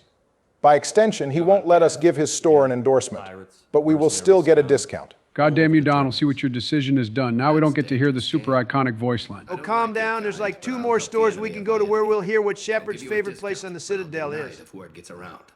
Thank you. Oh, hell yeah, it's time for round 2 with the fake news reporter. I'm not going to swing on Kalisa. Oh, come on, Barack, you were with me on keeping up with the Renegade points. We can spare a little here and there, and it's much more satisfying to cut Kalisa down on her own news broadcast. I'm surprised Kalisa is brave enough to face Shepard again after what happened last time. You got to give Kalisa some points. She's tough as nails. Shepard isn't the only person who can assault her. She can be kicked by a Volus. And most famously, she'll be sent flying by a Krogan. Health insurance at Westerlund News must be pretty great for Kalisa to take a chance getting laid out by a Krogan. Also a little fun fact. In the Shadow Broker Base's video archives, we can see Kalisa embracing and kissing an Asari. Well, I guess she's not all bad if she respects the beautiful blue beauties herself. It's fair to say the course of the battle hinged on your words.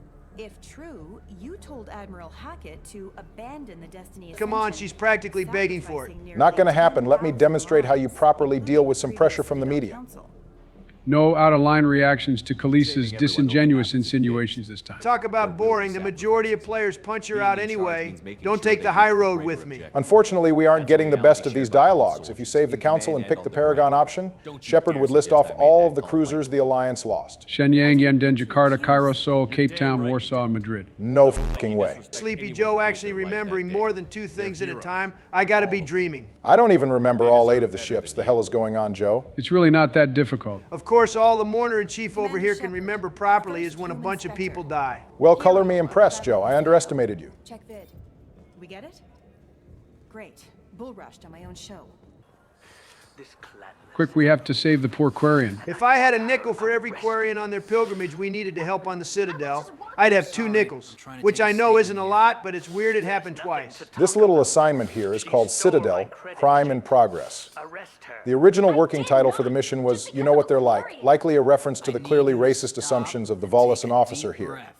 You're mocking me, Earth Clan, just because the Vol Clan need... Taking 4 breaths in the middle of a sentence is definitely not helping the mocking situation. If you happen to bring Tali onto the Citadel before you do this assignment, she'll stick up for her fellow Quarian here, when the Citadel officer refers to her as a vagrant. From Tali's dialogue, we learn that Quarians are left with no choice but to steal, because no one will hire them for work. Tali will argue with the Volus for a bit and say she wants to snatch his suit's olfactory filters so everything smells like trash. That's a common Tali Zora W if I've ever heard it. Bit of Bioware to give Tali a personality after she serves as a walking codex entry for the majority of Mass Effect 1. I like to imagine Tali was just really shy during the events of 1. So she only speaks facts to us and tells us nothing of herself. That does track with her secretly having a crush on Shepard the entire time. Tali watching Ashley and Liara fight for Shepard, silently wanting to insert herself into the competition. Was on hers. Wow. I didn't know anyone here would do that for one of us. I mean, she kind of helped us become a Council Spectre. Figure we kind of owed her a bit. My Omni tool can tell the Quarian doesn't have a chit on her, but she could have stashed it to recover later. You know what Quarians are like. No, actually, I don't know what Quarians are like. Why don't you elaborate? See what Bailey wants to do with her. You say she stole your... Man, this guy sucks. This is what results from humans filling up Citadel security. Foundation store. She ran right into me. How does running India mean she stole your credit chit? That's how pickpockets work. They bump into you. This scenario doesn't even make sense. For Leah to reach and take the Volus' credit chit, she'd have to bend down to get into his pockets. Clanless Quarians, thieves, all of them. Are you sure you didn't leave your chit at the Certa Foundation? Of course not. You think I'd make a mistake like that? I'll bet you 5,000 credits you did make a mistake like that. Anything there. That chit stayed in my pocket. Good day, citizen. Is this not the same lady we terrorized earlier? That other beautiful blue beauty had more of a purple hue to her skin. This one is more of a true blue. Donald is over here organizing Asari by the HTML color code of their skin. We're about to give an endorsement to this store, and then we're going to go right next door and give the same endorsement to the next one. Well, if there's any company in Mass Effect that deserves an endorsement from Barton Joe Shepard, it's the Certa Foundation. It's responsible for eliminating many genetic diseases endemic to humans. And it even created Medigel, which is technically illegal under council law. Why the hell would Medigel be illegal? It's literally the backbone of first aid in this universe. It would be like banning Band-Aids. And this is my favorite store on the Citadel. He said the thing. My favorite place on the Citadel is Cora's Den. Why don't we go there? Cora's Den never reopened after the Battle of the Citadel and was replaced with the Dark Star Lounge. And I never go into that place, if I'm being honest. Not a lot happens in the lounge. There's a side quest involving trying to find out if there's some fish in the Presidium Lake. There's also a cut assignment called Citadel Mysterious Stranger, where Commander Shepard helps an Asari dancer named Nara Salafaz try to find a human she likes, a man known as Akio. The man turns out to be a member of the Terra Firma Party, and it's up to you if you want to expose the man's political leanings to Nara or not. Oh, yes. He bought some environmental system drivers, then left without his chip. Now, I may not be the sharpest tool in the shed, but I do vaguely remember that Volus saying he didn't buy anything at this store, and his credit chit didn't leave his pocket. Stupid-ass Volus. All the brains must have gone to their rotund bellies and not their heads. We're talking shop with the store owner. Besides the most obvious point-and-go nav interfaces, anyway. You wouldn't believe how often I hear, why's the ship... Look at the Turian nodding his head like the NPC he is. Shepard's pretty good at small talk, gotta admit. Any interest in an endorsement from the human who defeated Saren? He should be like, didn't I hear you give the same endorsement to the business across the street? Just don't acknowledge it when you hear the exact same recording play every time someone walks into the Serta Foundation store. Just speaking to my console here. I'm Commander Shepard, and this is my favorite store on the Citadel. Hopefully the Serta Foundation lady didn't hear us say that. Hey, she should be glad we didn't accuse her of classism like the other Asari. You forgot your credit chit at Saronis application. Bro has worse memory than Joe does. How did he forget he did buy something at the Saronis store? I don't think he forgot. I think Cortun is just a fucking liar. I guess Garrus was right about the Citadel not being any better than Omega. You come here and you have an annoying Volus and Citadel security hassling you. You go to Omega and an Elcor tries to squeeze you out of the market. Shepard kneeling down to speak to the Volus like he's a small child is the funniest thing ever. Cortun should be glad we don't kick him all the way to another Citadel ward arm like the beach ball he is. And you throw in a threat to arrest her for vagrancy? How about if I run you in for obstruction of justice? The only reason you're even in uniform right now is because Shepard put humanity on the map. I own you, little bro. Yeah, that's right. Go file some paperwork or something. Can't help but notice Cortun isn't going to the Saronis application store to get his credit chit. He's about dumb as a brick. Maybe we should go back and collect it ourselves. Now you're using your head, Joe. Will we ever see her again? No, at least not in the actual Mass Effect 3 game, but in the expanded Galaxy mod, you'll be able to hire Leah to work with us in the Normandy as an additional engineer. Gotta have unreal respect for modders for doing God's work. Anderson got that council fit on him. One of the good things about Donald letting the council die is we get to not hear Sparatus say, "Ah yes, Reapers," with air quotes. I swear I've been wanting to take his fingers and bend them backwards so they match his knees. I'm glad you came, though I was hoping the rest of the council would be here for this meeting. So there's supposed to be an all-human council here, right? Hard to say. The opening text of Mass Effect 2 states outright that the council has become human-led, but our discussion with Anderson here seems to imply that the aliens got their counselors back in charge at some point. I went to the trouble of sacrificing the council so humanity could take control, and it didn't even last more than 2 years? Like I've said time and again, the idea of an all-human council, while desirable, makes absolutely no goddamn sense. The other Citadel races would simply say, yeah, no, and then send their replacement counselors over. If anything, letting the Destiny Ascension be destroyed should have made the aliens do whatever it took to keep humanity from joining the Council. It would be like if some new country formed and killed all the members of UN Security Council just so they could join it. Man, you nerds are no fun. Who cares if it's not realistic? It would have been an interesting development in the world building. Rumors that you're working with Cerberus haven't helped. What are you doing out there? Don't worry, Anderson, all of this will pay off in about 6 months when we bring you a brand new Normandy. And when we start killing all the elusive man's guys. But they went out to the Terminus systems to get away from the Alliance. We can't protect them, but you can. As usual, we can always rely on Anderson to trust the process. Anderson believes in us like he has investments in Shepard stock. Pretty reliable investment, to be fair. Can't think of a time so far where Shepard fails to do something. Well, there's that time with Kai Leng. That one doesn't count. There's so little data. They've always seemed like a fringe threat. I don't know, man. I'd have been more worried about the mysterious aliens that go around buying live specimens in exchange for technology no other race has access to. The others have spent the past 2 years convincing themselves the Reapers don't exist. How in the f can they possibly gaslight themselves into pretending the Reapers don't exist? Because the aliens are dumb as hell, like I keep telling you. The Citadel DLC would have us believe the Council did believe in the Reapers, but just fake not believing in them. The VI in Ilos shut itself down. You're the only one who spoke to it. Oh gosh, if only there were some way for us to save the words Vigil said to us in some kind of audio format that we could take to the Council and play for them. It's not like everyone in this universe doesn't have computerized devices grafted into their arms that can be used to record audio. We totally didn't have a central character do that exact thing in the beginning of Mass Effect 1, serving as a pivotal moment in the game's narrative. In the next Mass Effect game, we just need to take any counselor and strap them to our Krogan squad mate. We need them to literally see every single thing that occurs so they can't pull this BS anymore. All I've got is a title if you want it. I can reinstate your Spectre status. Does anything even really change if you deny your Spectre status? Not really. Some characters like Vasir will point it out if you didn't get your status reinstated. It's worth pointing out that you won't get this option at all if you kill the Council and select Udina as counselor. Damn, Udina really sucks. Even the original Council are willing to give you back Spectre status as a show of good faith and indirect support. Just goes to show how much of a snake that worm is. All the more reason to not select him as counselor, even if Anderson doesn't like the job. None of this matters, though. Shepard will be reinstated as a Spectre early on in Mass Effect 3. Yeah, don't worry, Anderson. We won't do anything crazy like blowing up a mass relay. Oh God, speak of the devil and he shall appear. Don't mind us, Udina. Go ahead, talk all the shit you want. What are you doing here? We're here to see Anderson knock your lights out again. Better watch out. I'm sure he's got a lot of pent-up anger in him from dealing with the council. I didn't expect to see you back on the Citadel. I hope you didn't do anything foolish, Counselor. You're talking kind of crazy for a guy who's got the least authority in the room, Udina. Serious political ramifications. I don't answer to you, Udina. Why don't you go to your office and think about that for a while? Anderson sending Udina to his room got to be one of the funniest things in the trilogy. To both of you. I'm surprised no one can tell Sovereign isn't Geth technology. Didn't they examine the wreckage? You know, it's a good thing the parts of Sovereign that rained down everywhere didn't indoctrinate every person on the Presidium. I guess once you shatter a Reaper into a million pieces, it no longer works, which was a lucky break, all things considered.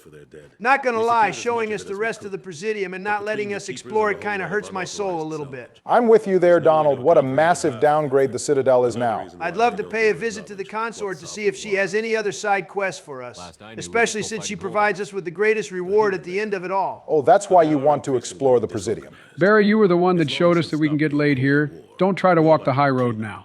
Not that you can ever discount them. But we haven't had serious casualties for months. A civilian ship will spot an enclave and we send in a squad to clear it. They're not quite the boogeymen they used to be. The Geth were never boogeymen. All they really did was attack a bunch of human colonies that lacked the means to defend themselves, and then the Citadel. I approved. They couldn't pull that shit on Earth. We had to find out if they were behind the missing colonists. I couldn't tell anyone. This is probably one of the few situations where Anderson doesn't completely trust Shepard. If you come here before the Horizon mission, he'll refuse to fill us in on the Vermeer Survivors mission. Pretty sudden position swap from Shepard there. What if the elusive man was manipulating you, lying to you? The report actually confirmed your It is pretty funny to come here insisting that we aren't tricked by the elusive man if you're wearing any of the Cerberus armors. Really, if you're pulling up in a Cerberus fit helmet and all, you should probably be arrested immediately. Actually, isn't it kind of crazy that we brought Miranda Lawson, one of the elusive man's top operatives, here? No wonder she's back there trying to blend into the wall with Garrus. She can't afford to be acknowledged by anyone. Serving on the council isn't how I plan to spend my twilight years. Yeah, sorry about that, Anderson. Don't worry, you'll be back on the ground kicking ass in no time. Sorry, run that back. Did Anderson just say he's in his twilight years? Isn't he only like 48 years old or something? Haven't you heard, Joe? Once you turn 30, you're basically a walking corpse. At 48, Anderson is practically decomposing. It is kind of odd that Anderson considers himself in his twilight years. Humans can live fully healthy lives well into what we consider elderly now, thanks to the elimination of nearly all known diseases. Roja said he's too old, like he's not about to lead the resistance against the Reapers on Earth. Anderson is definitely short-selling himself. All right, we've finished our business on the Citadel. Time to hit those recruitment missions. Okay, brief interruption here. This seems kind of oddly timed. Normally, I'd have used the EG mod to have the arrival mission not be available until after the suicide mission, but it makes for a piss-poor climax, so we'll be doing it sometime before the big finale. This kind of mess with the urgency of this mission. We're about to leave Amanda Kenson in the hands of Batarians for what? A few months while we go about helping our team with their daddy issues.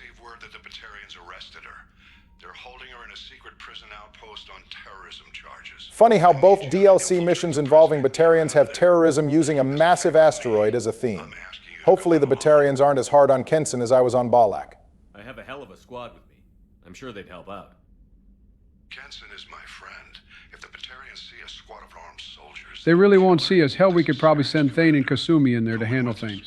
Yeah, I do not trust Kasumi's skills in a stealth mission after how unstealthy her loyalty mission was. What's wrong you don't like that the master thief we rely on constantly reveals herself in front of people? Is it not kind of odd that Hackett managed to get this communication through Miranda or Edie, whichever one handles transmissions? I mean, this conversation is definitely being monitored and will be passed along to the elusive man. I do wonder why he's apparently fine with Shepard taking this risk before the suicide mission has been completed. The man probably knows as well as we do that you'll be able to cull 300,000 Batarians at the end of this, so it's well worth the trouble. Realistically, the elusive man was probably able to verify that Kenson's proof of the Reaper's arrival was accurate, and probably would have wanted Shepard to come deal with this situation. I like Donald's explanation more. What else can you tell me about the operative?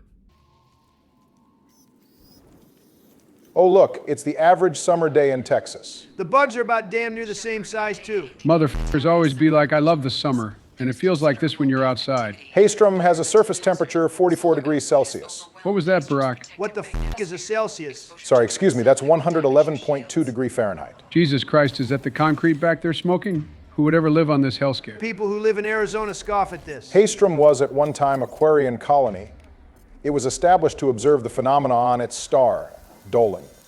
The star is unstable and has a high possibility of erupting into a red giant. Oh, hell no, get me off this rock. Relax, the Quarians started observing it 300 years ago, and since they lost the colony in the Geth War, the star hasn't blown up yet. Knowing our luck, it's going to start expanding and cook us in the worst way. The instability of Haystrom's star is believed to be related to the scrapped dark energy plot line for the Mass Effect trilogy. I never did understand that. What exactly were they going for? This is going to take a lot of yapping, and it might be kind of complicated. Well, that won't be a problem for me. I'm all ears. Just take it slow, Barry. You got to let me pace myself. Okay, so dark energy as it relates to Mass Effect is the backbone of how everything in this universe works.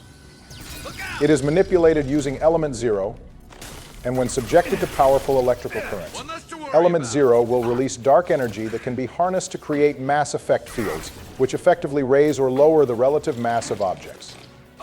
Are you with me here? Give me an example of how mass effect fields lower mass. The most common example is lowering the mass of ships to allow for faster than light travel throughout space. Also, biotics rely on dark energy too. That's how the biotic charge works. You envelop yourself in a mass effect field, altering your mass and allowing you to charge forward at insane speed with tons of force. Good keeping up, Donald. Dark energy would be something that only organics could access for some space magic reason, and constant use of this dark energy through FTL travel and biotics would have an effect on the space-time continuum, eventually causing the end of the universe. The Reapers, as immortal beings, would want to prevent this. So you're telling me the Reapers were the good guys? Kind of, but there's another problem. The Reapers were also worried about the theorized opposite of the Big Bang, known as the Big Crunch, and apparently the only way to prevent it would be through the use of biotics. But remember, only organics can utilize dark energy. So the Reapers were forced to keep destroying and rebuilding the galaxy until they found the right biotic species. The Asari and Protheans were close, but not good enough. So in the end, those damn bots couldn't just accept that the universe might end in like 20 trillion years or something. They weren't forced to do a damn thing. They could have just let it be. I agree. The Reapers' desire to stop something that's only a theory had actual negative effects on the universe. I do think it's interesting that the thing the game is named after, the Mass Effect, would be what threatened the entire universe. So what's the deal? Why was this plot line scrapped for the whole red, blue, green ending we got instead? Well, first off, it should be noted what I described wasn't exactly a fully fleshed out storyline. Drew Karpyshyn, the lead writer of Mass Effect 1 and 2, did not work on Mass Effect 3 as such. The whole dark energy plot line was left undeveloped. Also, the whole thing kind of doesn't make sense if I'm being honest. Dark energy is not a phenomenon unique to the Milky Way. The problems dark energy cause should be a problem in other galaxies. Well, we did explore another galaxy in the series already. Maybe you did, but me personally, I didn't play that shit. It is possible that the Scourge from Mass Effect Andromeda is related to dark energy. Of course, this isn't anything confirmed. It is theorized that the dark energy plot could be reintroduced in the next Mass Effect game, but we're far off from finding that out. Well, good talk, Barry. I already don't remember half of what you said. Bruh. You shouldn't be surprised, Barack. That's my goat, Cal motherfucking Rhaegar. Don't get me wrong, I like Tali, but it would have been pretty sick to have Rhaegar on the squad. Interestingly enough, Tali was a character that the developers had plans to bring back, but they drafted up other potential Quarian squad mates. Starting off with Tali, though, one of the points about her is she would be made a pariah among her people for believing in Shepard. Well, at least we weren't alone in getting clowned by our species for being smart enough to realize the Reapers were real. It also seems to imply that Tali could have potentially swung both ways in her romance, and that the reason she doesn't make her move in Mass Effect 1 is because of Liara and either Kaidan or Ashley. Tali was probably happy as hell when she realized Liara and the Vermeer survivor weren't going to be around this time. One of the early plans for Tali's loyalty mission would be helping reestablish her reputation among her people, which is mostly what we end up doing anyway. I'm just glad this confirms that Tali did have a crush on Shepard earlier in the trilogy. There are 4 other scrapped Quarian squad mates. One of them is called the Crazy Quarian King. They would most likely meet up with us on the flotilla and ask to join us. This character's main motivation is getting revenge on the Geth, but he's real whimsical about it. He just want to kill some bots. Sounds like my kind of guy. Let's draft him up and bash some flashlight heads.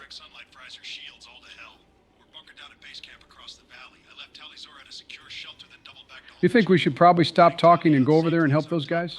They're fine. They're in a well-fortified area with a room they can retreat into. What could go wrong for them? Okay, never mind, my bad. Oh, so the Geth can call down their space vessels to help during ground operations, but when we want to do it, it's a no-go. That doorway is not blocked. What the hell is he talking about? That block is a good, what, 6 feet tall or something? Just climb over it. Hell, I could probably do it. I'm also pretty sure the goddamn Krogan we have with us could push that out the way. Or we call the Normandian to blast it down, but whatever. Another one of the cut Quarians was known as the Quarian Infiltrator.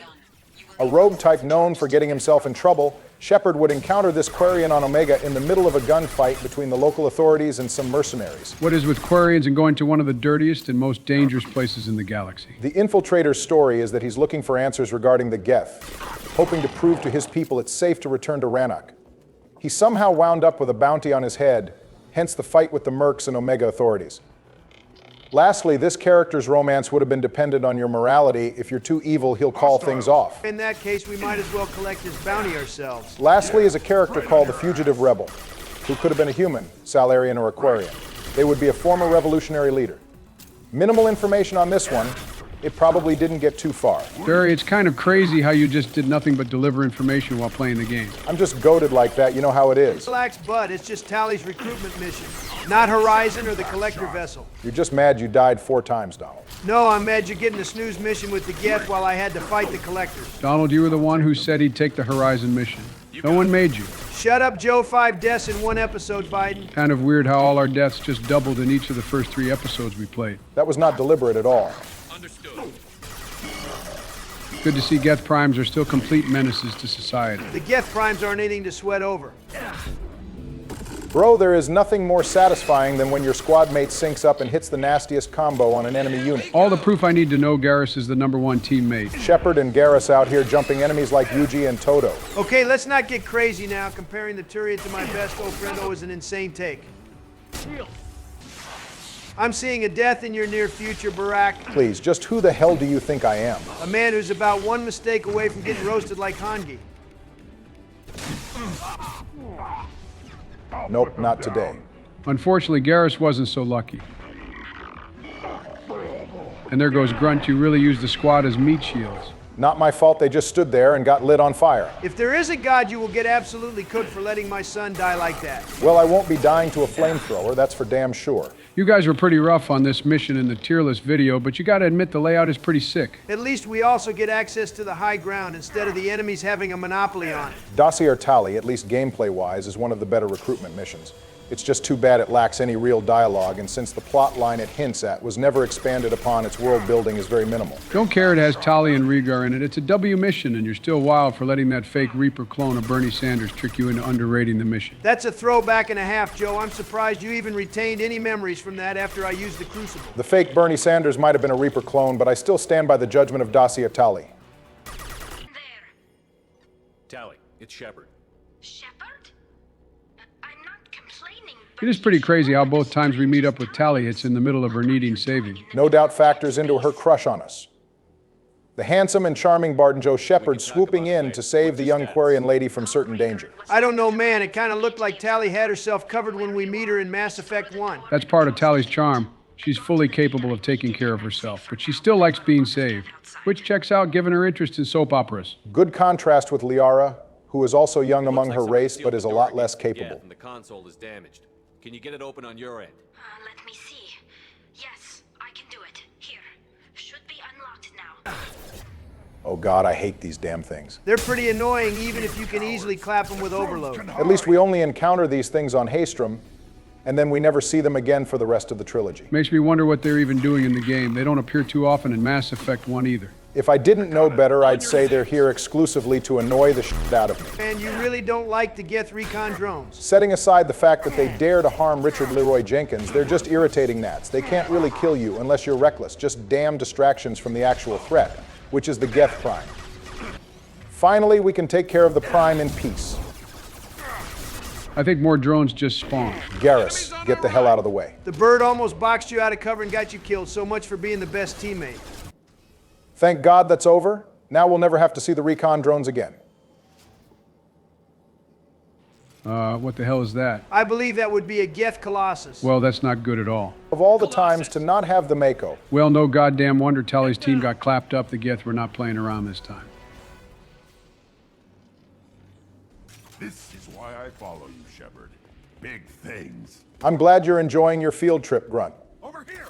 Get to cover. And there's the man himself, my Quarian king. You're doing tricks on it, Donald. At least when I'm glazing someone, it's a badass soldier, and not a bird going through a midlife crisis. A little funny bit about this. If you bring Legion along to recruit Tali, Rhaegar will point out that we have a Geth right behind us, and the only reason Rhaegar accepts Legion's pledge to fight the other Geth is because of his dire situation. We should be glad Rhaegar didn't immediately fire his rocket launcher at Legion on sight. Well, if it makes you feel better, Tali will be a lot more quick on the draw than Rhaegar. She'll shoot at Legion if you don't do a Paragon reaction to stop her. That doesn't make me feel better at all. It makes me feel better, though. That's my girl Tali Zora, the definition of on sight. So as many of you know, you have the option to make Rhaegar stand down, which will secure his life for the future.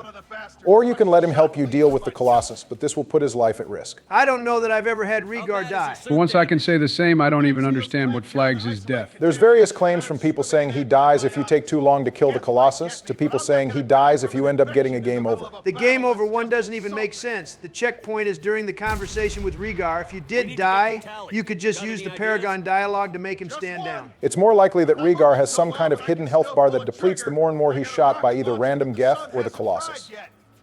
After all, the Geth spawn infinitely until you kill the big guy, so inevitably Rhaegar must get shot at. You'd have to be even slower than I am to let that happen. Keeping Rhaegar alive is crucial if you want to have as many options as possible to get the ideal ending of Tali's loyalty mission, but I know I'll be perfectly fine, so I'll let him help us out. If Rhaegar dies, I'm never going to forgive you, Barack. I just want to get that out there. Relax, he'll be fine. I'm going to take this as seriously as I possibly can. So which one of these pathways is actually the best? I definitely prefer the left path. You can hide from the Colossus and the sun doesn't pose an annoyance.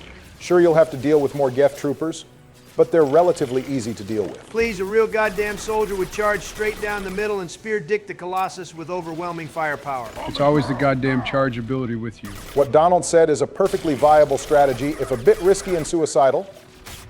You can charge straight onto the Geth Colossus, and assuming you get into cover before you get f***ed up, you'll be in the perfect position to kill the thing. The right side of the map is all right, too, I guess. You'll get cooked by the sun, but it's a pretty decent sniper post. Alternatively, you can just say, screw all of that, load up the M290 cane, and snipe the Geth Colossus from right next to Rhaegar.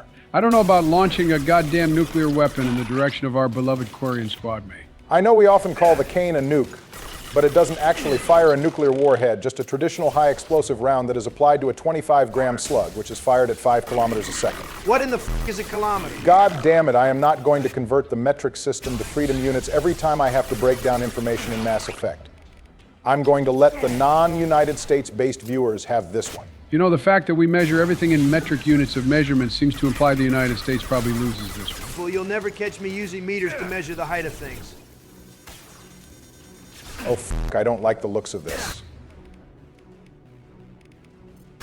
That's another save by the Tech Armor Pulse. Picking Sentinel was my decision, need I remind you. It's literally the only smart thing you've done the whole trilogy. Well, that's not true. I did trick you into thinking I'd save Ashley. Joe, I'm going to break you. What? What I have planned for you is going to be so unbelievably painful for you that you'll never cross me again. Donald, calm down. Barack, why do you keep stopping Donald? Are you in on his plans? Joe, Jack is bald. What the f did you just say? Grunt, can you please, for the love of God, get your fat ass the f out of my way? Don't talk about my son like that. Well, your son almost got me killed.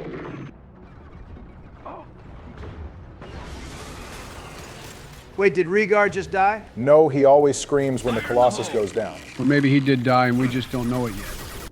Thank you, Shepard. If not for you, I would never have made it out of this room. Well, don't worry, Tali. You made it out of this room to come join us on a suicide mission that none of us might survive. I love Tali to death, but isn't she kind of 0 for 2 for squads right now? Getting squad wiped like this twice in such a short amount of time is insane. Was it worth it? I don't know, Shepard. Well, considering the data Tali was researching has to do with the scrapped dark energy plotline, I'm going to go ahead and say no, none of this was worth it. I have to believe that they know what's best. I didn't ask what some admiral thought. I asked what you thought. A lot of people died here. Only some of them. Who didn't you like, Tali? Spill the juice. Donald, they're dead. All the more reason to dig into things. It's not like anyone is alive to get their feelings hurt. Whatever the reason, I'm glad I could help. Once you deliver that data, I could use you on the Normandy.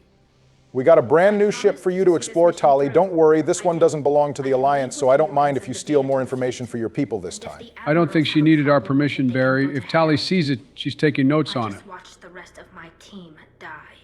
Maybe not the whole rest. That's my fucking goat. I told you I wouldn't let him die. Your old captain's as good as you said.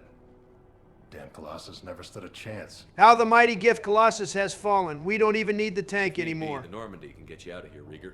The Geth didn't damage our ship. As long as we get out of here before Are you sure, reinforcements show Rieger? up, we'll be fine. We have an opening in the armory of our ship. There's no one there. A perfect spot for you. Doesn't Jacob work in the armory? Quiet Joe, you're going to ruin our only chance. Oh, my bad. Here's now, Shepard. Keep her safe. Cerberus saw footage of you in action, Talizora. What kind of action are we talking about here? Jesus Christ, Donald, not that kind of action. Benefit the mission. I don't know who you are, but Cerberus threatened the security of the migrant fleet. Don't make nice. She hasn't even been on the ship for a day yet, and she already doesn't like Jacob. Well, considering what Jacob is going to say in a bit, I can't say I blame her. I wasn't part of what happened to the migrant fleet, but I understand your distrust. You may not have been a part of it, Taylor, but I bet it's one of those things you choose to We're ignore. undercover, Shepard. Maybe even planning to blow Cerberus up. If that's the case, I'll loan you a grenade. Tali really do stay packing with those grenades. Well, her suit does have a ton of pockets. If you're not going to fill them with snacks, you might as well put explosives in them. Remember, Shepard, these people thought enslaving... Well, I'll be damned, someone does remember what we saw Cerberus doing during the UNC missions. Don't forget to introduce yourself to Edie, the ship's new artificial intelligence. Bruh. Real fucking smooth, Taylor. Don't know if Quarians have slurs in their mother tongue, but if there are any, I'm pretty sure Tali is thinking it. I assume everything is going well up here?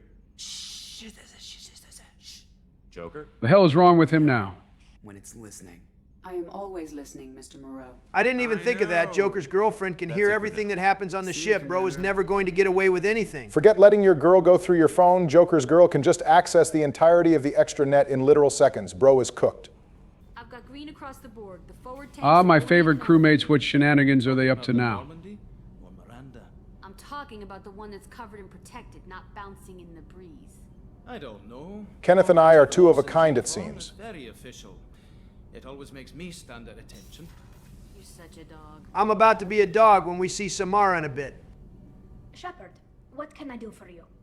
Have you got time to talk? Now that you're more than a walking codex for the Quarians and the Geth, we'll be more than glad to speak to you, Tali. We have time to chat while taking out Geth on Haystrom, did we? That's true, but there's no better bonding experience than taking out Geth with your friends. I feel like taking out Geth with you two has done nothing but drive us further apart. About stars blowing. Yeah, because of you, you rat bastard. Admiralty board gets some use out of it. Okay, despite what I said before, I'm having Tali literally say information she can provide in Mass Effect 1. BioWare knew no one talked to her in Mass Effect 1, so they're giving us a second chance to hear They things. also handled major criminal charges, like treason. I got a sneaking suspicion that line about treason is going to be relevant in due time. Well, you know the saying, foreshadowing is a literary device that alludes to a future event. Having any trouble settling back? No trouble at all, especially since Tali somehow found herself being the lead engineer of the ship. Of all the people for her to name, she named Presley and fucking Adams. I mean, Tali did spend the entire game studying the Normandy's drive core. I'm sure she was in there talking about all that nerd shit with Adams. Working with Cerberus is only the right thing to do because we're going to take this banger ship back to the Alliance with us. What happened between Cerberus and the Quarians? They attacked one of our ships, the Idena. Hey, you mentioned this earlier. I'm surprised you remember that. A young human biologist. Yes, read or listen to Mass Effect Ascension for more details. I do know. But as a fun fact, Collie Sanders, who we meet at Grissom Academy, plays a central role in the book. Well, actually, she's basically the main character of all three of the actually good Mass Effect trilogy novels. The listening devices and tracking beacons that are all over this ship. Damn, Tali kind of just ate you up there. Resources to fight the collectors. But be careful, Shepard. You won't get anything past Tali, that's for sure. To betray us at some point, and we'll be ready. I'm glad to hear that, Shepard. Just let me know how I can help. We're finally making our way to Ilium. Unfortunately, we won't get to engage in any corporate espionage like we do on Novaria. Rather, we would if Donald didn't get Gianna Parasini killed. I regret nothing and stand by all of my decisions. Well, at least we'll get to see Liara here, if nothing else. So this Asari here would have been an envoy for the Arachne Queen. She would have let us know that she and her people are staying out of trouble. Look at what your bloodbath on Novaria caused, Donald. All the flavor on Ilium has been cut to shreds. The hell are you talking about? I saved this poor girl from becoming a slave of those damn bugs. I don't know, the Asari seemed pretty happy to be living with and working for the Arachni. She felt the bugs gave her purpose after her extremely boring corporate life. That's Cap. There's no way that isn't just the bug's mind control doing its work. And here's where Gianna would be. Unfortunately, we're missing out on helping her expose an Asari for smuggling schematics from Noveria. Well, you know the saying, snitches get stitches. Yeah, well, we're also missing out on getting a little smooch on the cheek from her, too. Like I need that when we're about to pick up the only woman I care about, Samara. Oh, I guess he's finally over Ashley. Welcome. Hey, you. Yeah, you. Can I help you? You. Shepard. Hey, what the f was that for? Hold on now. Don't think being a beautiful Asari precludes you from getting your ass beat. That one's for free. You'll regret the next one. Nah, I'm gonna need to spin back for that. Give me a renegade reaction right goddamn now. Your friend came into my bar, harassed my people, and tried The f is this bitch talking about? Oh, wait, I know what this is. Goddamn him. I don't remember ever getting backhanded by this Asari, which I really want to pay back. Group bothers my people again, I'll have you arrested so fast you'll redshift on your way to the prison transport. Yeah, well, you hit me again, you'll red shift on your way to the morgue. As a bartender, something's not right. We should check out this bar. Oh, no. Oh, God. Oh, now I fucking remember. You gotta be kidding me. Conrad, I'm having second thoughts about not letting you get killed in Mass Effect 1. Hey, if you know this idiot, can you rein him in before I slap his ass with a singularity? I'm gonna slap his ass with a blast from the cane so he's getting blown up one way or another. Conrad Werner. We met on the Citadel? I wanted to Wait a second, is Conrad not going to mention that I put a gun in his face? That definitely did happen. Conrad, I got backhanded earlier because of you. You're going to have to answer for Let it. me make this perfectly clear. This is not acceptable. He's lucky all we have on us is a pistol and an SMG. Let me come back here with the Claymore. All right, bro. It's not that serious. You have body armor on. Joe, that body armor fake as hell. Dog, his Jordans are fake. It still scared me. I'm new at the badass mercenary thing. People don't usually shoot me. God, I'm so tempted to tell him to get lost so he dies, but I'd rather get his war assets in Mass Effect 3. How does Conrad die this time? If you tell Conrad to get lost, he'll storm off in a fit. Eventually, you'll hear a news report that explains Conrad was trying to capture some kids that were hitching a ride on top of a bus. Conrad apparently falls off the bus, is struck by several passing sky cars, and then eventually falls into the power turbine of a biomass recycling facility. Sounds like someone at BioWare wasn't too fond of Conrad either if they gave him that Mickey Mouse Clubhouse-ass death. Conrad's wife can't like him either if she readily paid for him to kick rocks. She probably grew tired of him constantly glazing Commander Shepard. You know, I'm starting to doubt Conrad was ever married at all in the first place. Your doubts would be correct, Donald. Conrad will reveal to us in Mass Effect 3 that his wife was made up. I think I like it more when we're led to believe he is married and his wife is so tired of him she spends money to be rid of him. I think Conrad is pathetic enough a human being without also being in a marriage where his wife probably cucks him. Undercover cop. She told me about it when I introduced myself. Listen, crap for brains. First, we don't sell red sand. Second, red sand is legal on Ilium. You just need a license. A fun fact about red sand. It's a stimulant with biotic enhancing properties. Despite that, its abuse is disproportionately high among non-biotics. In an attempt to relate more with biotics, people will dust up. That doesn't sound fun at all, Barry. It sounds depressing as hell. Usually causes property damage. That comes out of my pay. Just let me know if you need any help, Shepard. We will do no such thing. Have you faced an Asari commando unit before? Liara's working on her best The Matriarch impression. I'll make it simple. I think she needs to work on her delivery. Pay me, or I flay you alive. With my mind. The "with my mind" line at the end was kind of unnecessary. No need to emphasize that you'll kill them using your biotics. It's kind of obvious and it takes away from the punch of flay them alive. I'm glad to see Liara has gotten over how things went down with Ashley during Mass Effect 1. Well, Ashley was reduced to atoms, so there's no use in beefing over it anymore. Said you were alive, but I never believed. It's very good to see you. Liara, you saw us not that long ago. I mean, we were a broken and charred mess, but you know how it is. That was just a customer unhappy with the information he received. He'll pay. They always do. Not the nerdy little archaeologist she was the last time we saw her. Liara's changes were pretty controversial back in the day. A lot of people didn't like that she went from a socially awkward geek to a more stoic and reserved character. Thankfully, the Shadow Broker DLC came along and adds some more context. One thing I don't like is how Garrus and Tali have absolutely nothing to say to their old friend. Yeah, this is definitely an L for Mass Effect 2 in comparison to 3. That's not exactly public. Squad mates don't speak enough during missions, even when it makes sense. Garrus and Tali should have at least gotten a one-off line or something. And if you need information on finding people, I'm happy to help. I recognize that armor. You're with that other guy, Werner, Commander Shepard's friend. Wait, this woman doesn't recognize us as Commander Shepard? Seems kind of odd when we were immediately flagged upon entering Omega. The only people Ilium care about keeping track of are people who owe them money, and Quarians just so they can keep them off the planet. Wait. This whole place is under video surveillance. You can't shoot me? Are you willing to bet your life on that one, sweetheart? Security cameras. Conrad Werner is an idiot, but he doesn't deserve to be manipulated like that. You're gonna make it up to him. Not gonna lie, I'm not doing this for Conrad. No. I'm doing it because we scare this woman into giving us a discount. And then you're gonna leave. That's all. Are we clear? Yes, we're clear. Look, I'm even putting you in for a discount at the kiosk, okay? I'll do that. Talk to Werner and I'm gone, I swear. All right, kick rocks. What do you want? Time for a little bit of relationship counseling. Hopefully he doesn't get jealous we're talking to his girl. Getting tackled by one Krogan was enough. We're lucky Char the Krogan is another one of those nice ones. His name is Char. We're kind of dating, but, well, we're on a break.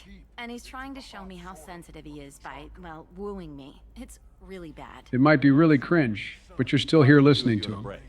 He's serious. Serious, as in talking about kids. He wants kids in this economy? Bro has lost his mind. Permanent. Krogans live long lives. It's not like dating a human where you just stick it out for a century till they die. Just sticking it out for a century until we die is absolutely insane to say out loud. Well, it makes sense. You hook up with an Asari during her matron stage and you're dead in about 100 years. What's she supposed to do for the next 500? Stay single and wait to join me in the afterlife, obviously. Joe, you didn't even do that for your first wife. Okay, man, chill. This is why I go after the Asari matriarchs. Don't gotta worry about him moving on. Hook up with a 900-year-old Asari and we both get to go together. Erba here really pulled a Krogan within the top 1%. Instead of a meathead mercenary, she got a technician. She needs to not fumble this. Tattoo removed. Let your scalp go back to its natural blue and settle down with someone dependable. Girl, you just described someone totally dependable when you were talking about Char. You need to talk to your boyfriend. He's just gonna keep shouting poetry until you do. I know, but it's tough. I like him a lot. Hell, I love him. Then stay with him, dummy. He's permanent bond material. Well, look, if you won't permanently bond with him, maybe you'll give me a shot. I'm a pretty dependable guy myself. She's much too nice a girl for you, Donald. Stay away from her. Making machine? He said I wasn't, but... If he said that, then you either trust him, so you have nothing to worry about, or you don't, and you've already decided. Damn Shepard straight spitting with that one. Like that. And I do trust him. Well, there you go. It's a happy ending. Well, not really. Talk to him. Char will unfortunately meet his end during the Attican Traverse Krogan team mission during Mass Effect 3. He'll leave a dying message for Ereba regardless of whether you convince her to stay with him or not. If you had Ereba break things off, Char's poem will be about giving her room to grow and letting her be happy.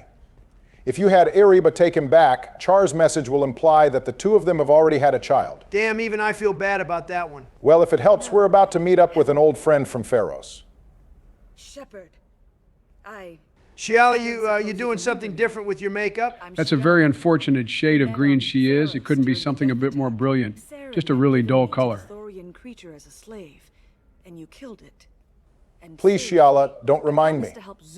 The work we did on Pharos wasn't particularly enjoyable or worth remembering. I don't know, I enjoyed watching both of you die before I did. I'm getting real tired of you talking shit when you're obviously the worst of us. If you happen to kill Shiala at the end of the Pharos mission, she'll be replaced with a random female colonist for this assignment instead. Back to their headquarters, however, along with what was left of the Thorian. Oh, hell no. What do you mean with what's left? They need to burn that thing until nothing is left. In hindsight, all we did was cut the roots of the Thorian off the walls, causing it to fall. It probably didn't die from that and would have just planted itself into the ground some more. So you're telling me the Thorian might be a potential threat in the next Mass Effect? God, I hope not. I am not trying to see the Thorian creepers ever again. If the Thorians makes a return, then things for the next Mass Effect are kind of cooked. My purpose on Ilium will seem mundane by comparison. Is there something I can do to help? I'd appreciate it. I've reached the limits of my diplomatic abilities. You still got a lot to learn, Shiala. When diplomacy fails, you turn to violence. Problems as a result of the Thorian control. We hired a colonial survey group to do some medical scans. But the medical contract apparently allows the company to perform invasive procedures without our consent. That's what they get for not reading the fine print. Wait a minute. Shiala, you were only green when the Thorian made you a clone. The real you was blue, like normal Asari. Like normal Asari is crazy work. We can't ask someone why they're green like that. It's like that scene in Attack on Titan when Sasha asks Onyekapon why his skin is so dark. A few months after the Thorian died, my skin pigment changed. My biotic abilities are unstable as well. But shouldn't she be able to dye her body back to a normal blue color? Maybe, but I don't think skin pigment changes are permanent. It's probably like dyeing your hair. Eventually your natural color will start coming through, and I'd imagine it'd be a pain in the ass and really damn intrusive to have your entire body painted head to toe. What they experienced while under Thorian control. What's your problem with humans? Not just humans, it's all of you. Ah, some good old xenophobia. At least it's coming from an Asari this time and not another human. Nobody but the Asari had ever dragged themselves out of the primordial muck. Listen, dear, I'm all about the Asari myself. But if no one but the Asari were here, this whole damn galaxy would have been overrun by the bugs in no time. Saved you from Saren and the Geth. The Geth created by the idiotic Quarians? That a rogue Turian Spectre Need I remind you that Saren's plans wouldn't have worked if Shiala and the Matriarch hadn't been working with They him. attacked your human colony, Eden Prime, first. You humans brought the Geth upon us. You and the Turians. How in the fuck is she blaming humanity for the attack on Eden Prime? We're the victims here. Whose deaths are we talking about exactly? The mother of my daughters was killed on the Quarian homeworld. All right, well, take that one up with Tali, not us. Throwing Talia under the bus already, Donald. We just got her back on the team. My daughters died on the Citadel when the Geth attacked. One worked in the embassy. The other was a greeter for the consort. Wait, the Asari greeter for the consort? She died? The one who told us we'd have to wait 3 or 4 months, right? It's not confirmed, but that is definitely what's being implied here. Irinya's other daughter was most likely the Asari we see working the receptionist desk at the embassies. Damn, now I feel bad about never speaking to the receptionist. We kind of just ignored her. And look what happened to them! You've suffered, I get that. But these colonists were trying to live peacefully. They've suffered too. They lost family to the Geth and the Thorian creature. Don't add to their anguish. Awesome, good old talk, no jutsu, good work, Shepard. I like how the renegade option there was just us being a tiny bit more forceful than what we said. In reality, Shepard's words weren't evil at all. Frankly, we could have been a lot harder on her if she hadn't relented so easily. You did it. I just got the revised contract. Damn, that was a quick turnover. Shepard, you've saved Zoo's hope again. Just don't make me have to do it a third time. Is it always like this? Yesterday's problems lingering in some new form. Isn't anything ever just fixed? Shiala, you better just enjoy how easy things are right now. Because in a few months, oh boy, you're really going to love that. Actually, the Zoo's Hope colonists do pretty well in the Reaper War. Their previously established connection, thanks to the Thorian, make them a good fighting force against the Reaper's forces. I won't. Thank you for what you've done here, Shepard. I'll keep doing what I can. Maybe sometime when I'm not organizing the... Whoa, what's this? That's what I'm talking about, we're so in. You know, Asari really do fall for Shepard left and right. I guess being the primary example of the human species pays off. Where do you think you're going? All right, that's enough adventures on Ilium. Time to get back to it with the recruitment mission. About damn time, I'm getting tired of waiting. Samara isn't going anywhere, Donald, relax. Samara isn't the person you should be waiting on, Donald. Have you forgotten we'll be seeing our Lord and Savior in this mission, the Biotic God? Oh shit, I need to find my good suit. Would have been nice of you to warn us, Barry. I'm too tired to properly pay my respects. What about that Justicar that just showed up? Everyone says she might go crazy and start killing. A little late for that. Pretty sure Samara's out there wiping out the Eclipse sisters single-handedly. About Pitney 4. Find me in the station if you need me. Nice guns. Try not to use them in my district. I can't make any promises about that detective. I'm looking for an Asari warrior named Samara. It is extremely urgent you point us in her direction. As quickly as possible. I need to see her. I'm just going to go sit on the other side of the room. I don't know what Donald's going to do when Samara appears, but I don't want to be near him when it happens. Justicars usually work alone, but they are drawn to impossible causes. We've got that covered. Impossible causes are all this gang knows. She's at the crime scene. Yeah, at the crime scene, turning it into a bloodbath. You're awfully anxious to get Samara out of your district. My bosses want me to detain her. They're worried she'll cause... that sounds like a bad idea. The only thing more dangerous than trying to detain Samara would be trying to detain Shepard. Just ask the folks on the Arrival Project. Kill me. I have no interest in dying, so if you lure her away with some big noble cause before I have to carry out my orders, I'm thrilled. Always respect people who know they don't get paid enough to die. Your superiors are sending you to certain death for no good reason. You have a right to disobey. We can disobey suicidal orders. Why wasn't I told? That's about twice a day. You two motherfuckers have been silent for the past 14 Say the minutes. same for a nice Now all of a sudden you're willing to open your mouths. Pretty base from Tally and the Bird, if I'm being honest. Unless I can get her to leave my district first. Damn, you know her back going to be hurting like crazy. I'm pretty sure that Asari can't feel anything at all anymore. Mommy, sorry. Mommy, sorry. Mommy, I'm sorry, Mommy. Donald, what the f is wrong with you? Oh, hell nah, that boy tweaking. What in the f is happening to him? I was joking when I said he'd turn into a dog as soon as Samara appeared. Hold on, is he doing that thing he did at the end of the squad mate tier list video? Oh my God, he is. And the only reason he stopped last time is because we were getting McDonald's. Are you telling me he's going to be stuck like this? He might stop if we wait it out. Barry, man, I don't think we can wait this out. We have a lot of episode left to go. Okay, we're going to have to take an intermission to go get a Big Mac and chicken nuggets, or this will never end. We'll be back. Find peace in the embrace of the goddess.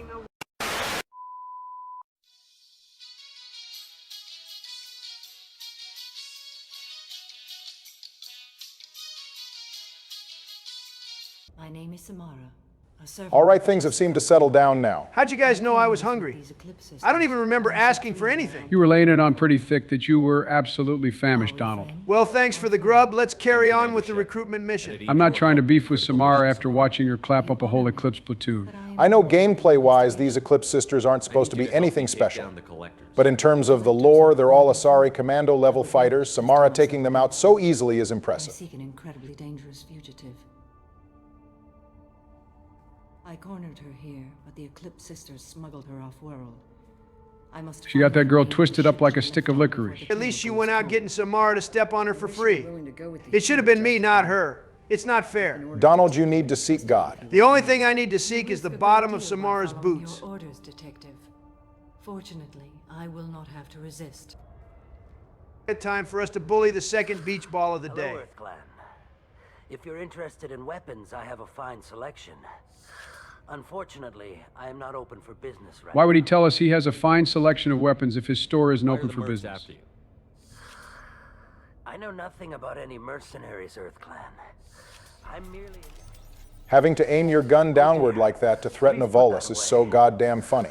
The Volus got the worst of it. Not only are they incredibly round, they're also incredibly short on top of the fact that they need environmental suits to survive.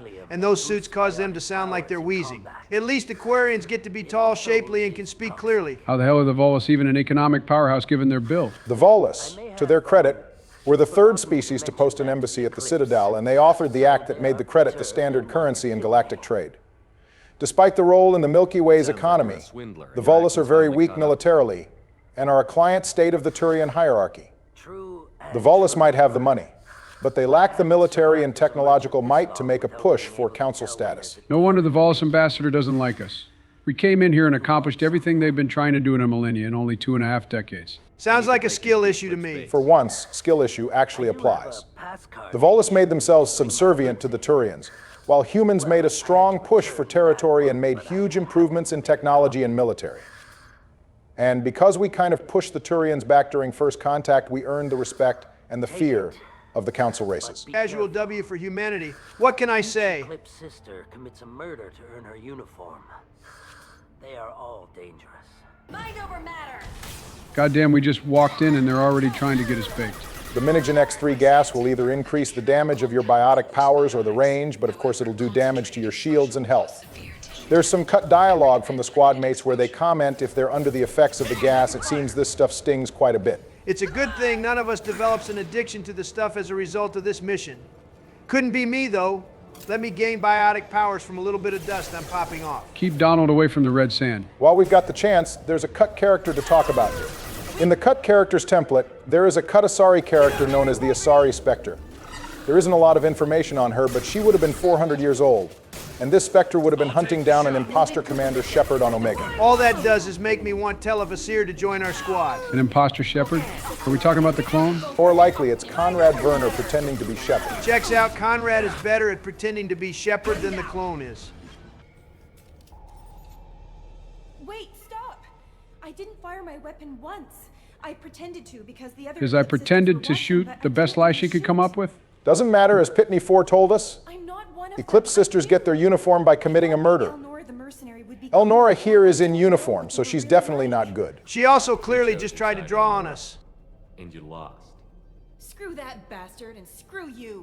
Shooting a single shot from an M9 Tempest is crazy. Goddamn, the whole squad wanted to get one shot off on her. Squad that kills together stays together. Elnora had it coming anyway. There's an audio recording later on where she's gloating about killing Pitney for his business partner.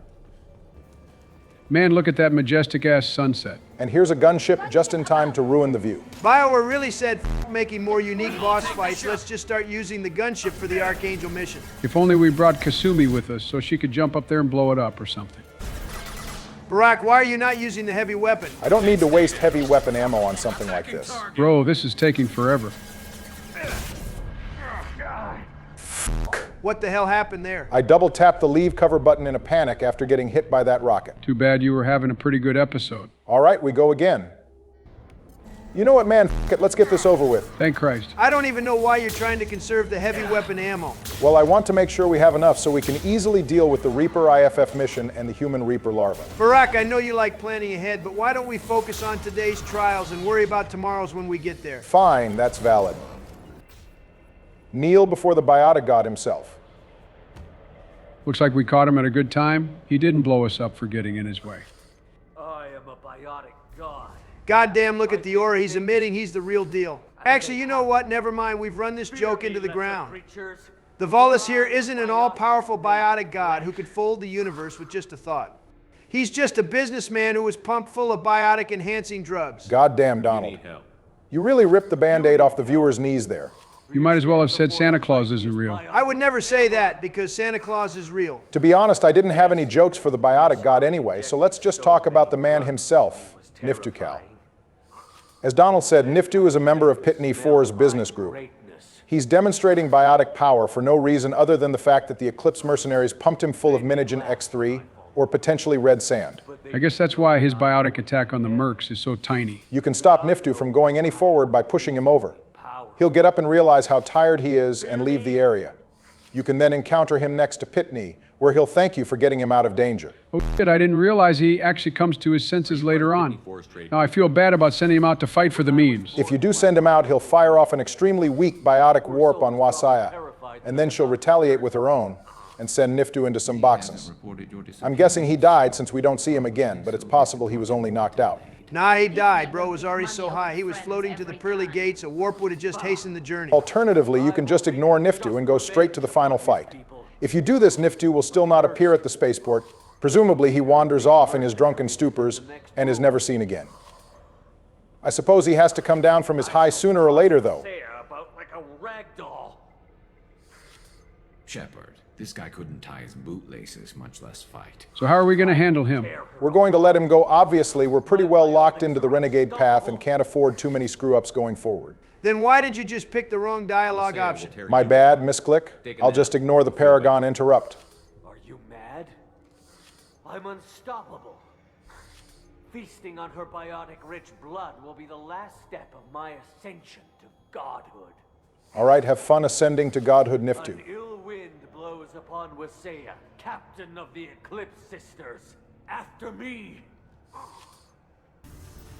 Goddamn, she looks so cool. They were in their bag when they designed Wasaya. I love the orange markings in her armor. Too bad they did all of that just for her to die in this mission. Damn, I'm impressed it made her flinch. I'm impressed he managed to aim it at all. Take a nap, Niftu. Let the real biotics handle things. Also, one last fun fact about Niftucal, he's voiced by Mark Meer. They really got that man voicing everyone. Niftu, all the Vorcha, what else is there? Mark Meer also voiced Praza, Tali's subordinate from Freedom's Progress, as well as Blasto, the first Hanar Spectre. Damn, Mark Meer voiced both the first human and Hanar Spectres. What a massive W. That filthy creature off-world. First a Justicar shows up. Now you. You should be glad we showed up instead of Samara. We could be reasoned with, but you're choosing to fight anyway. Reason with you, maybe, but not me. We're taking this fight. All right, let's wrap this up. Another day, another mercenary captain off the leaderboard.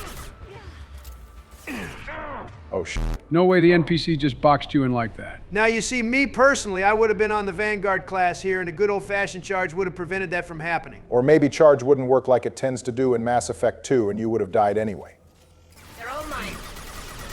I do appreciate you standing out in the open so I can shoot you Wasaya. She's just giving you a freebie after you got bodied by her cronies. Well, it could have been worse for him.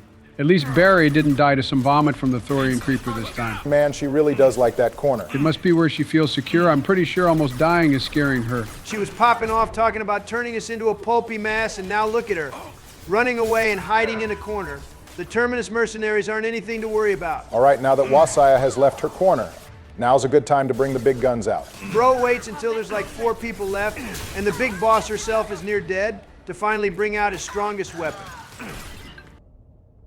Mommy, we've got your information. Now report to the captain's cabin on the Normandy post-haste. Donald, I kind of have some bad news for you. Look, I know Samara is tough to romance, but I think there's some decent payoff to pursuing it, even if we get nothing but a hug. Donald, we can't romance Samara. Oh, so you want to fight me this time too, Barack?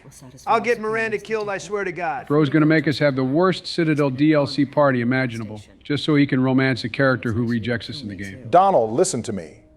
You know how Samara is a paragon of goodness and justice, right? Yeah, what about it? And you know how we're on a mostly renegade run, right? Yes, how long are you going to state the obvious? Even I can tell where this is headed, but I guess Donald is too horny to put A and B together. Donald, Samara won't romance Shepard if they're too renegade. Hell, she'll probably end up threatening to kill us when we get to Mass Effect 3. Wait, so you mean no hug? Nope. No hug. You mean I crashed out over Samara earlier for no reason? Not for no reason. I thought it was kind of funny, and we got some food thanks to it. Well, this fucking sucks. It's the consequences of your own actions, Donald. Perhaps we should tell Samara what you did to poor old Jana Parasiti. Whatever, man. I don't even care who we romance anymore. Is now a good time to show you the enlightened path of Miranda? Just give Jack a chance, bro. She'll grow her hair out next game if the buzz cut is seriously a deal breaker for you. You know what? F it, I'm going for Liara. Is this a fucking joke? Well, how the turns have tabled. We had a whole ass story arc where you tried to stop me from romancing Liara just for you to settle on her. When you realize you can't get Samara. What can I say? Things can change. I am glad to hear it. I will fight by your side, kill your enemies, and protect your friends. Welcome to the Normandy, Samara. How dare that motherfucker touch Samara's hand? You've given up on her and you're still simping. Thank you. From an organization such as yours, that is high praise indeed. Kind of weird for Samara, an alien, to speak highly of a human supremacist group. Pretty sure she's just being polite. Samara is well-traveled and probably does her best to not get on the bad sides of anyone, you know, unless they're evil. Which Cerberus is, but I guess Samara wouldn't know that. Would be most comforting. Put her in the observation room on deck 3. I assume everything. How's it going with your girlfriend, Joker? This thing wants to fire me over a joke. Wait, can Edie fire people? No, that's the whole joke here. Edie being into comedy is a cheat code. She has no emotional inflection, so you can never tell when she's being serious or not. That's probably why she always states when something is a joke. Then why? Why are you always picking on me? Because she likes you, Joker. Do you guys think Joker liked Edie before she got her body? I think you know the answer to that. I mean, if Joker is anything like Samantha Trainer, then he probably fell for Edie's voice first, and then the body made it less weird so he could be out and open about the fact that he fell for an artificial intelligence. Joker found love all thanks to Cerberus developing Edie's intelligence and then building Dr. Eva's body. If anyone came out on top from joining up with Cerberus, it was definitely my boy Joker. Shut up. That's it for now. See you, Commander. Before we round things out by recruiting Thane, we need to stop by Eternity to speak to Conrad. We didn't speak to Liara's dad, too, by the way. Good looking out. I'd forgotten. The weapons merchant said that we took care of the red sand dealers. Conrad really does believe anything anyone tells him. Being so gullible while on Ilium is usually a pretty bad mix. It's a wonder Conrad hasn't been tricked into signing some contract that forces him into lifelong servitude.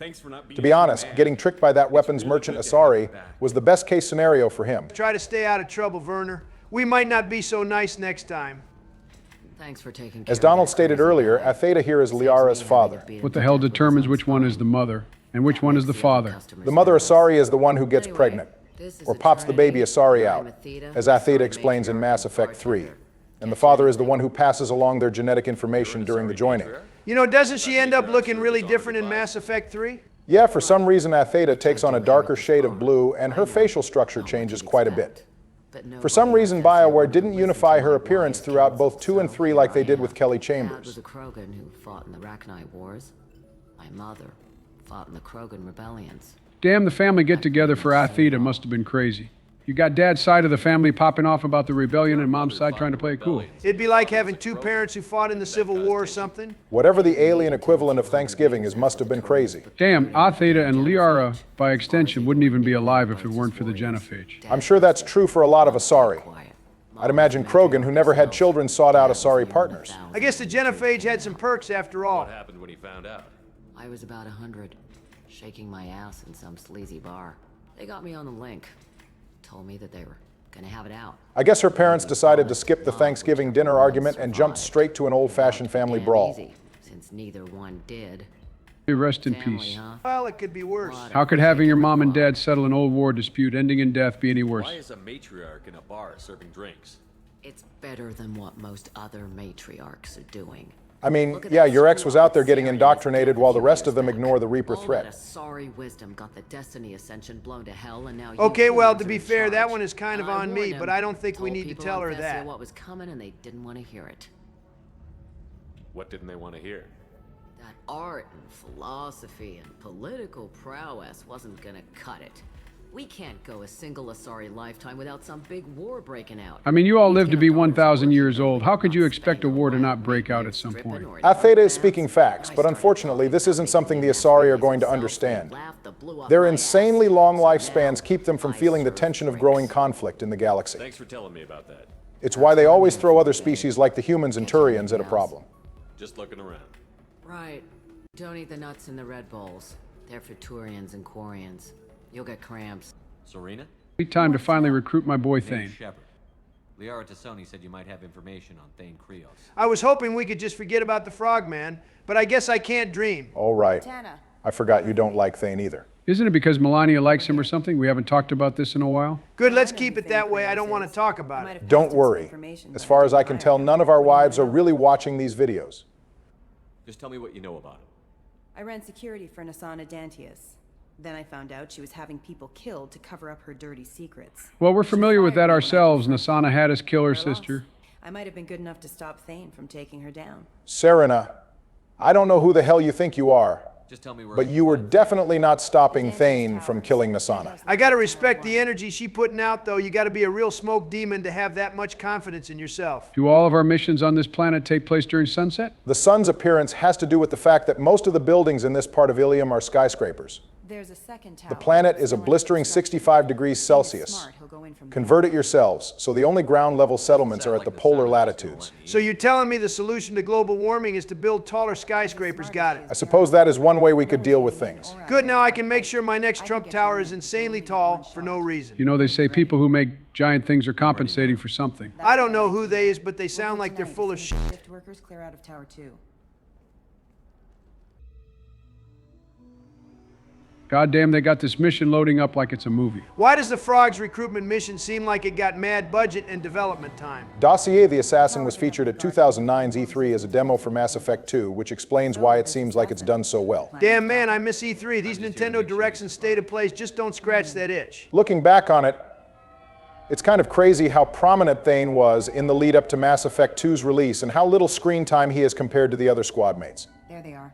Thane, along with Miranda, were basically the poster characters for all the promotional art, demo footage, and he was in multiple trailers. I can understand why BioWare were in their bag when they designed the drill, and I'm sure they'd want to show that off. Maybe. Too bad they sentenced Thane to die immediately after we meet him. You know, there were talks about Thane surviving an early writing of Mass Effect 3, but BioWare unfortunately wrote themselves into a corner when introducing the Drell in Mass Effect 2.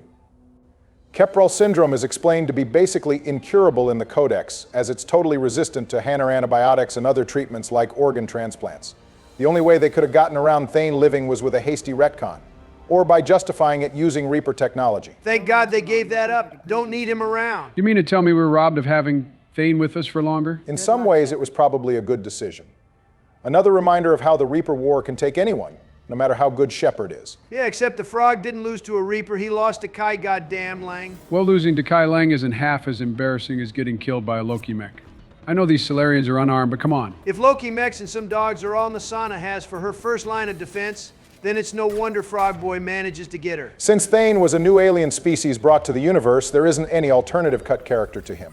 So rather than that, I can mention how Thane was yet another buy option for Commander Shepard, as indicated by some unused in-game audio. Damn, had Mass Effect come about a decade later, we could have been f***ing everyone like we can in Baldur's Gate 3. Gonna need BioWare to take notes from Larian Studios for the next Mass Effect in that regard. You know, they showed off gameplay of the new Dragon Age, now known as Veilguard. Perhaps we'll see some wider romances there. I'm not even gonna hold you. That gameplay looked kind of mid. I'm sure Bernie is upset it's another action RPG and not the old Dragon Age Origins gameplay. Well, I'm sure you folks know how it goes, low expectations, and maybe it won't hurt so bad. Yeah, except if Dragon Age gets clapped, that means no more Mass Effect. To be honest, if Dragon Age bombs, I think we'll all be better off without seeing Mass Effect 5. This conversation is deeply f***ing depressing. You're right, Joe. In better news, Shadow of the Erdtree is coming out real soon. Now you're talking my language, Miyazaki, really dropping Elden Ring 2 on us. Am I going to be able to play it if I beat Radon? Have you beaten Mog? Who's that? Why don't you focus on beating the game once before touching the DLC, Joe? My chest is killing me. Who attacked you? We're just night workers. Night shift is hard enough without getting gunned down by mechs. She sent the mechs to round us up, but we didn't hear. How the hell do you not hear those loud-ass mechs clanging their feet on the floor? They just attacked you? Yes. They were too slow. It was horrible. Nah, these guys sorry as hell. How are you too slow? The Loki mechs can barely walk. That lack of sympathy is something I would have expected from Donald. What's come over you, Joe? Sorry, I'm starting to lose my temperament. We've been filming this one forever. Wait, they do canonically call those mechs dogs. Here.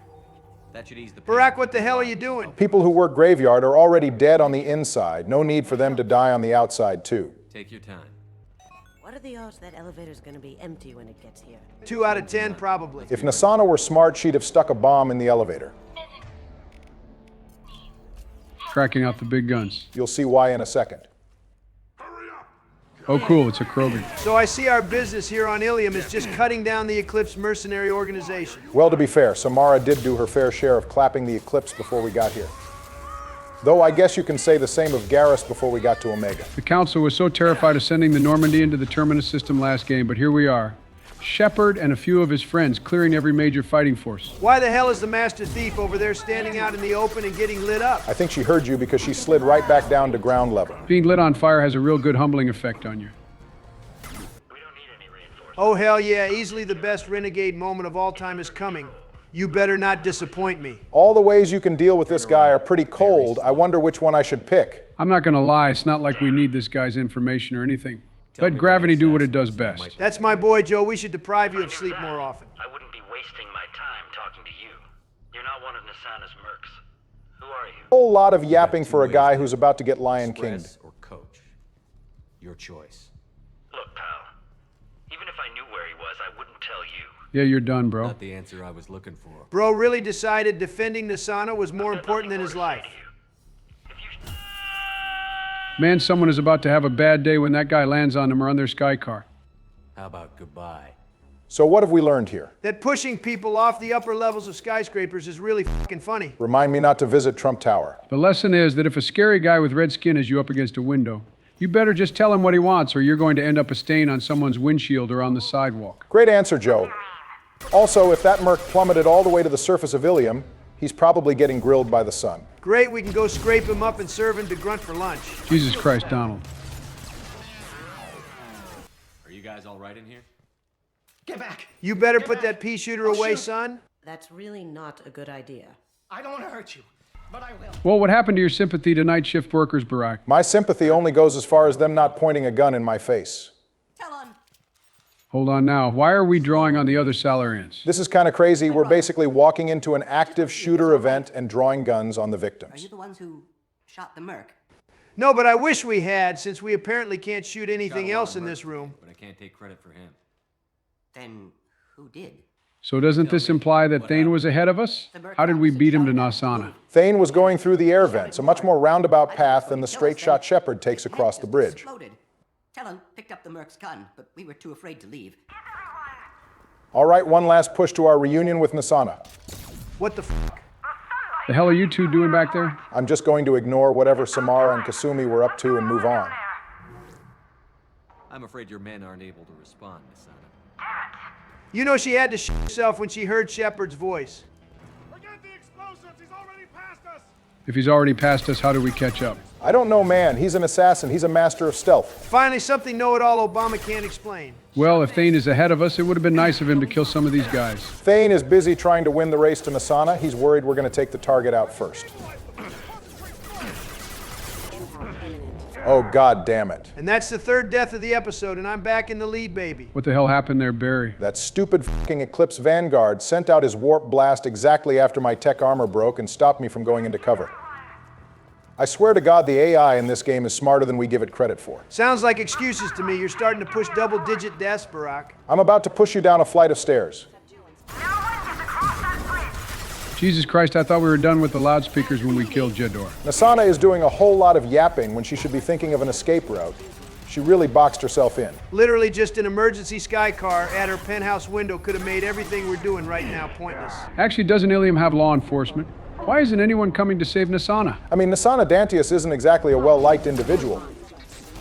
After all, she kills anyone who threatens her reputation, fired Serena for figuring it out, and just started having all of her night workers killed. I wouldn't be surprised if the police on Ilium don't like her either. Plus, she literally used Shepard to do her dirty work and kill her sister. Sure, she paid us for it, but still.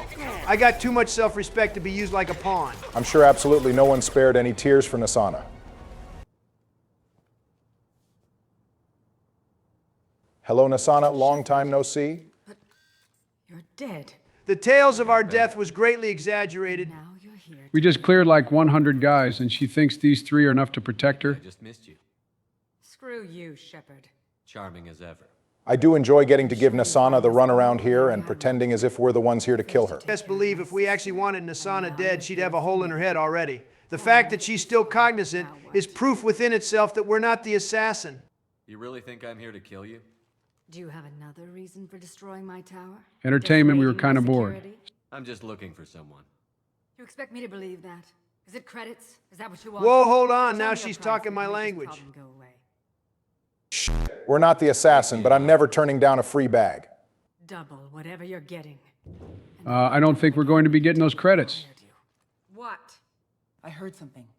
Damn it. Check the other entrances. With the big-ass windows Nasana has in her office, I'm not even sure Frog Boy needed to do all this. He could have just sniped her.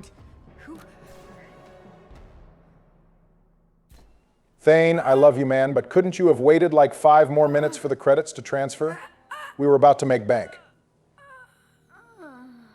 She went out like she kind of liked that. I wouldn't be surprised if she did. Melania is always going on about how she wishes she was Nasana in this situation. Your wife wishes she got shot in the stomach and then embraced by Thane in her final moments? You heard Donald going on about how he wished Samara stepped on his neck like that Eclipse trooper from earlier. He and Melania are the perfect couple in this regard. Can someone tell the master thief over there to put the damn gun down? I came a long way to talk to you. One moment. Prayers for the wicked must not be forsaken. All right, I'm starting to see why they built this mission for the E3 demo. This atmosphere is crazy. Thane's aura in his introduction is the best we've seen. Too bad he goes through a massive aura reduction from this point forward. The measure of an individual can be difficult to discern by actions alone. Take you, for instance. All this destruction, chaos. Par for the course when it comes to Shepard, to be honest. Just be glad we didn't set off a nuke this time. Go to find me. Well, here I am. Got this motherfucker looking majestic and shit. I do want to talk to you, but how did you know I was here? Gunfire and explosions. Our bad, I have no idea what Kasumi and Samara were up to with that random explosion earlier. Okay, even I have to ask, is Kasumi stuck in time or something?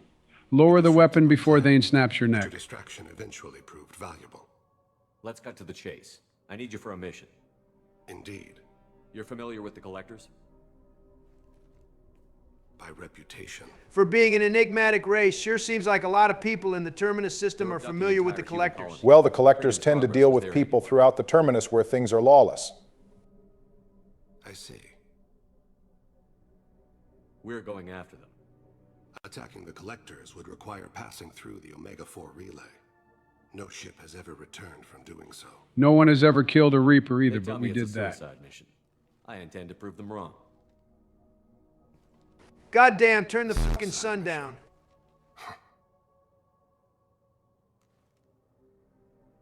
Yes.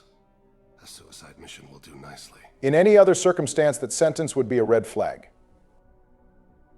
I'm dying. Seriously, man, my eyes are starting to burn. And to think the elusive man looks at a star like this from close up. Thane just announced he was dying, you know. Yes, and the hundreds of people waiting for an attractive male alien squad mate cried out, sucks Not to be look them. the assassin in the mouth, but why are human colonists a concern to you?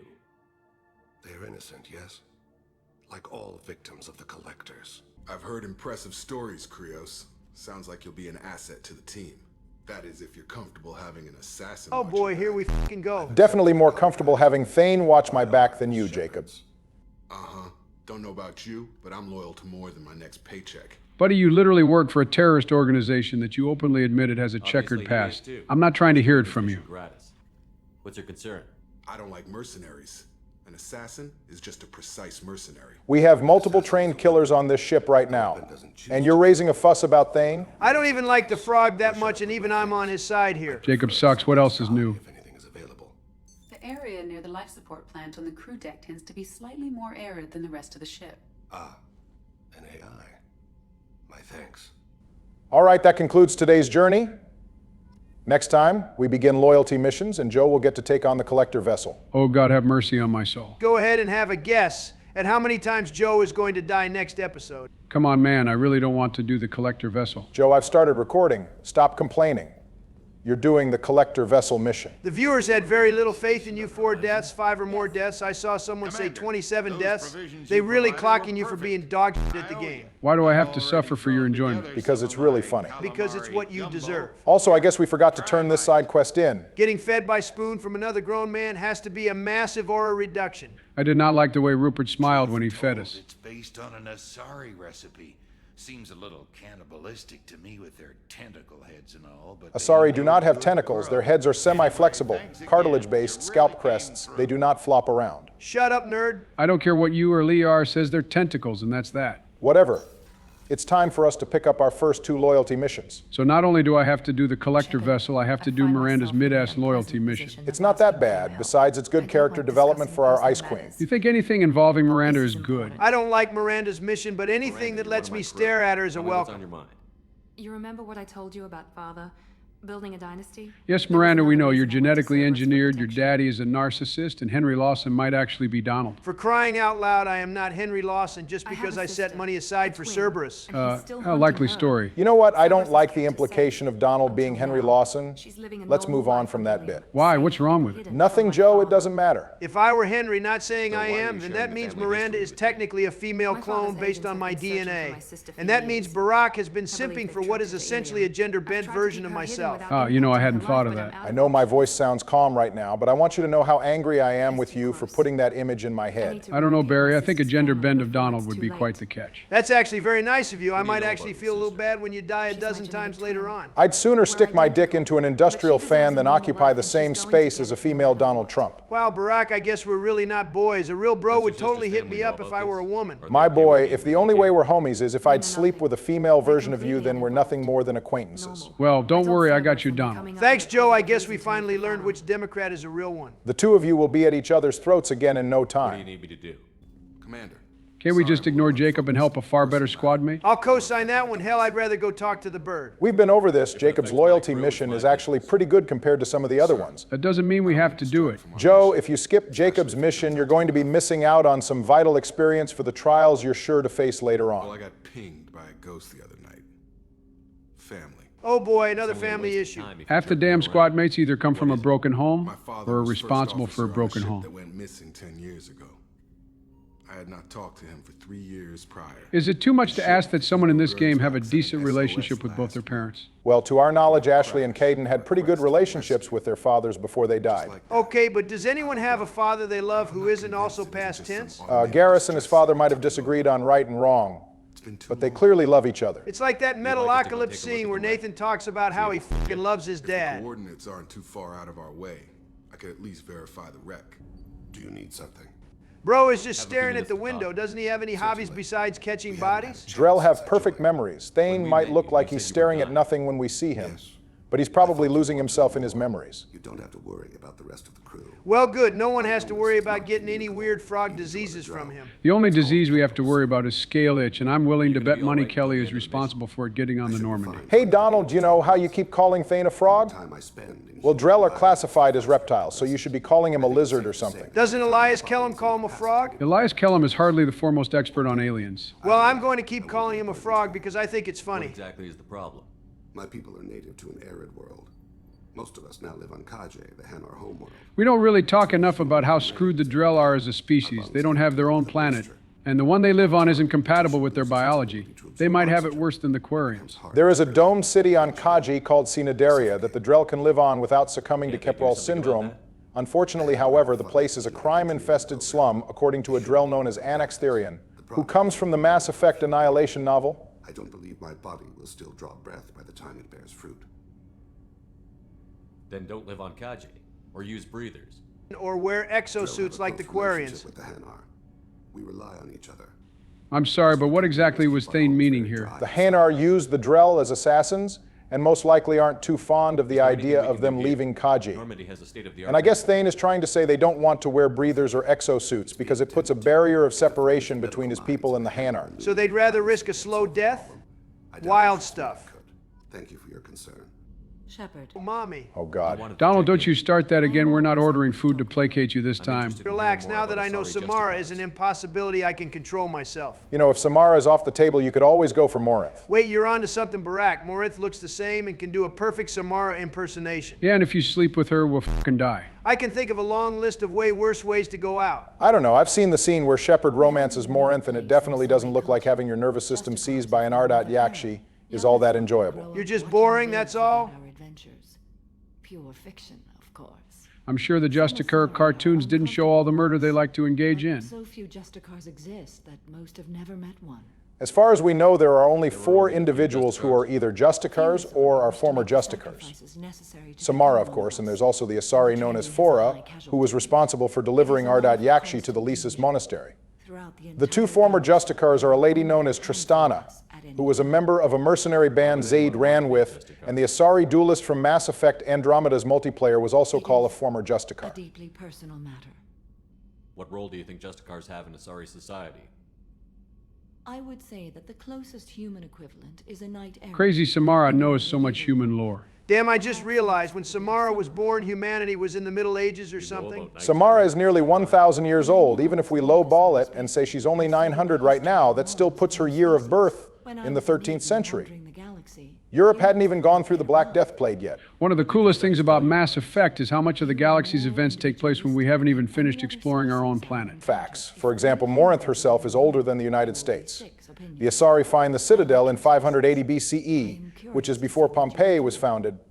The Geth War began in 1895, 1 year before Henry Ford builds his first automobile. We were kind of late to the party. If we'd been just a little later, we might have been the top dogs in the next cycle. Remember, the Reaper invasion was delayed some time prior to Mass Effect 1. If Sovereign had attempted to start the invasion before the First Contact War, humanity might have been spared a second time. Forbid romantic involvement? Well, what are you up to, Joe? Oh, I'm just exhausting the dialogue. This isn't a serious question. Interested in such. That part of my life is well behind me. Are you sure? You could meet someone who reawakens those desires. I am nearly 1,000 years old. I know myself. Well, there's nothing wrong with teaching an old dog new tricks. That is not how that saying goes at all. I should go. No goddamn way is this another Quarian on their pilgrimage who needs us to help them out of a tight situation. Tali muses some time later on about Quarians who don't return home because they like life away from the migrant fleet. But at this point, I'm starting to wonder if they just fucking died or got arrested for some reason. Why the hell don't all these clowns just spend their pilgrimage together?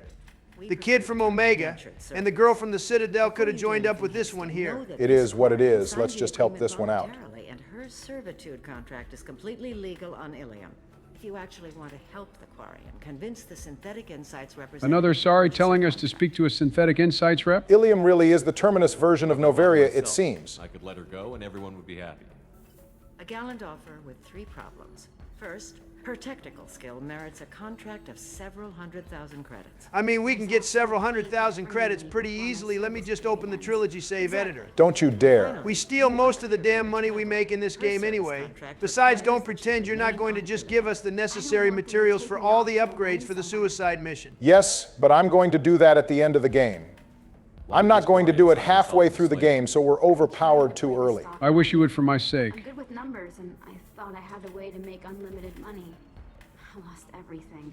Homegirl tried to buy the dip, and it never stopped dipping. Let me let you in on a little secret. By the time you're hearing about it on fucking Reddit, the time to buy has long passed. 5 years from now, she'll have a fresh start and excellent work references.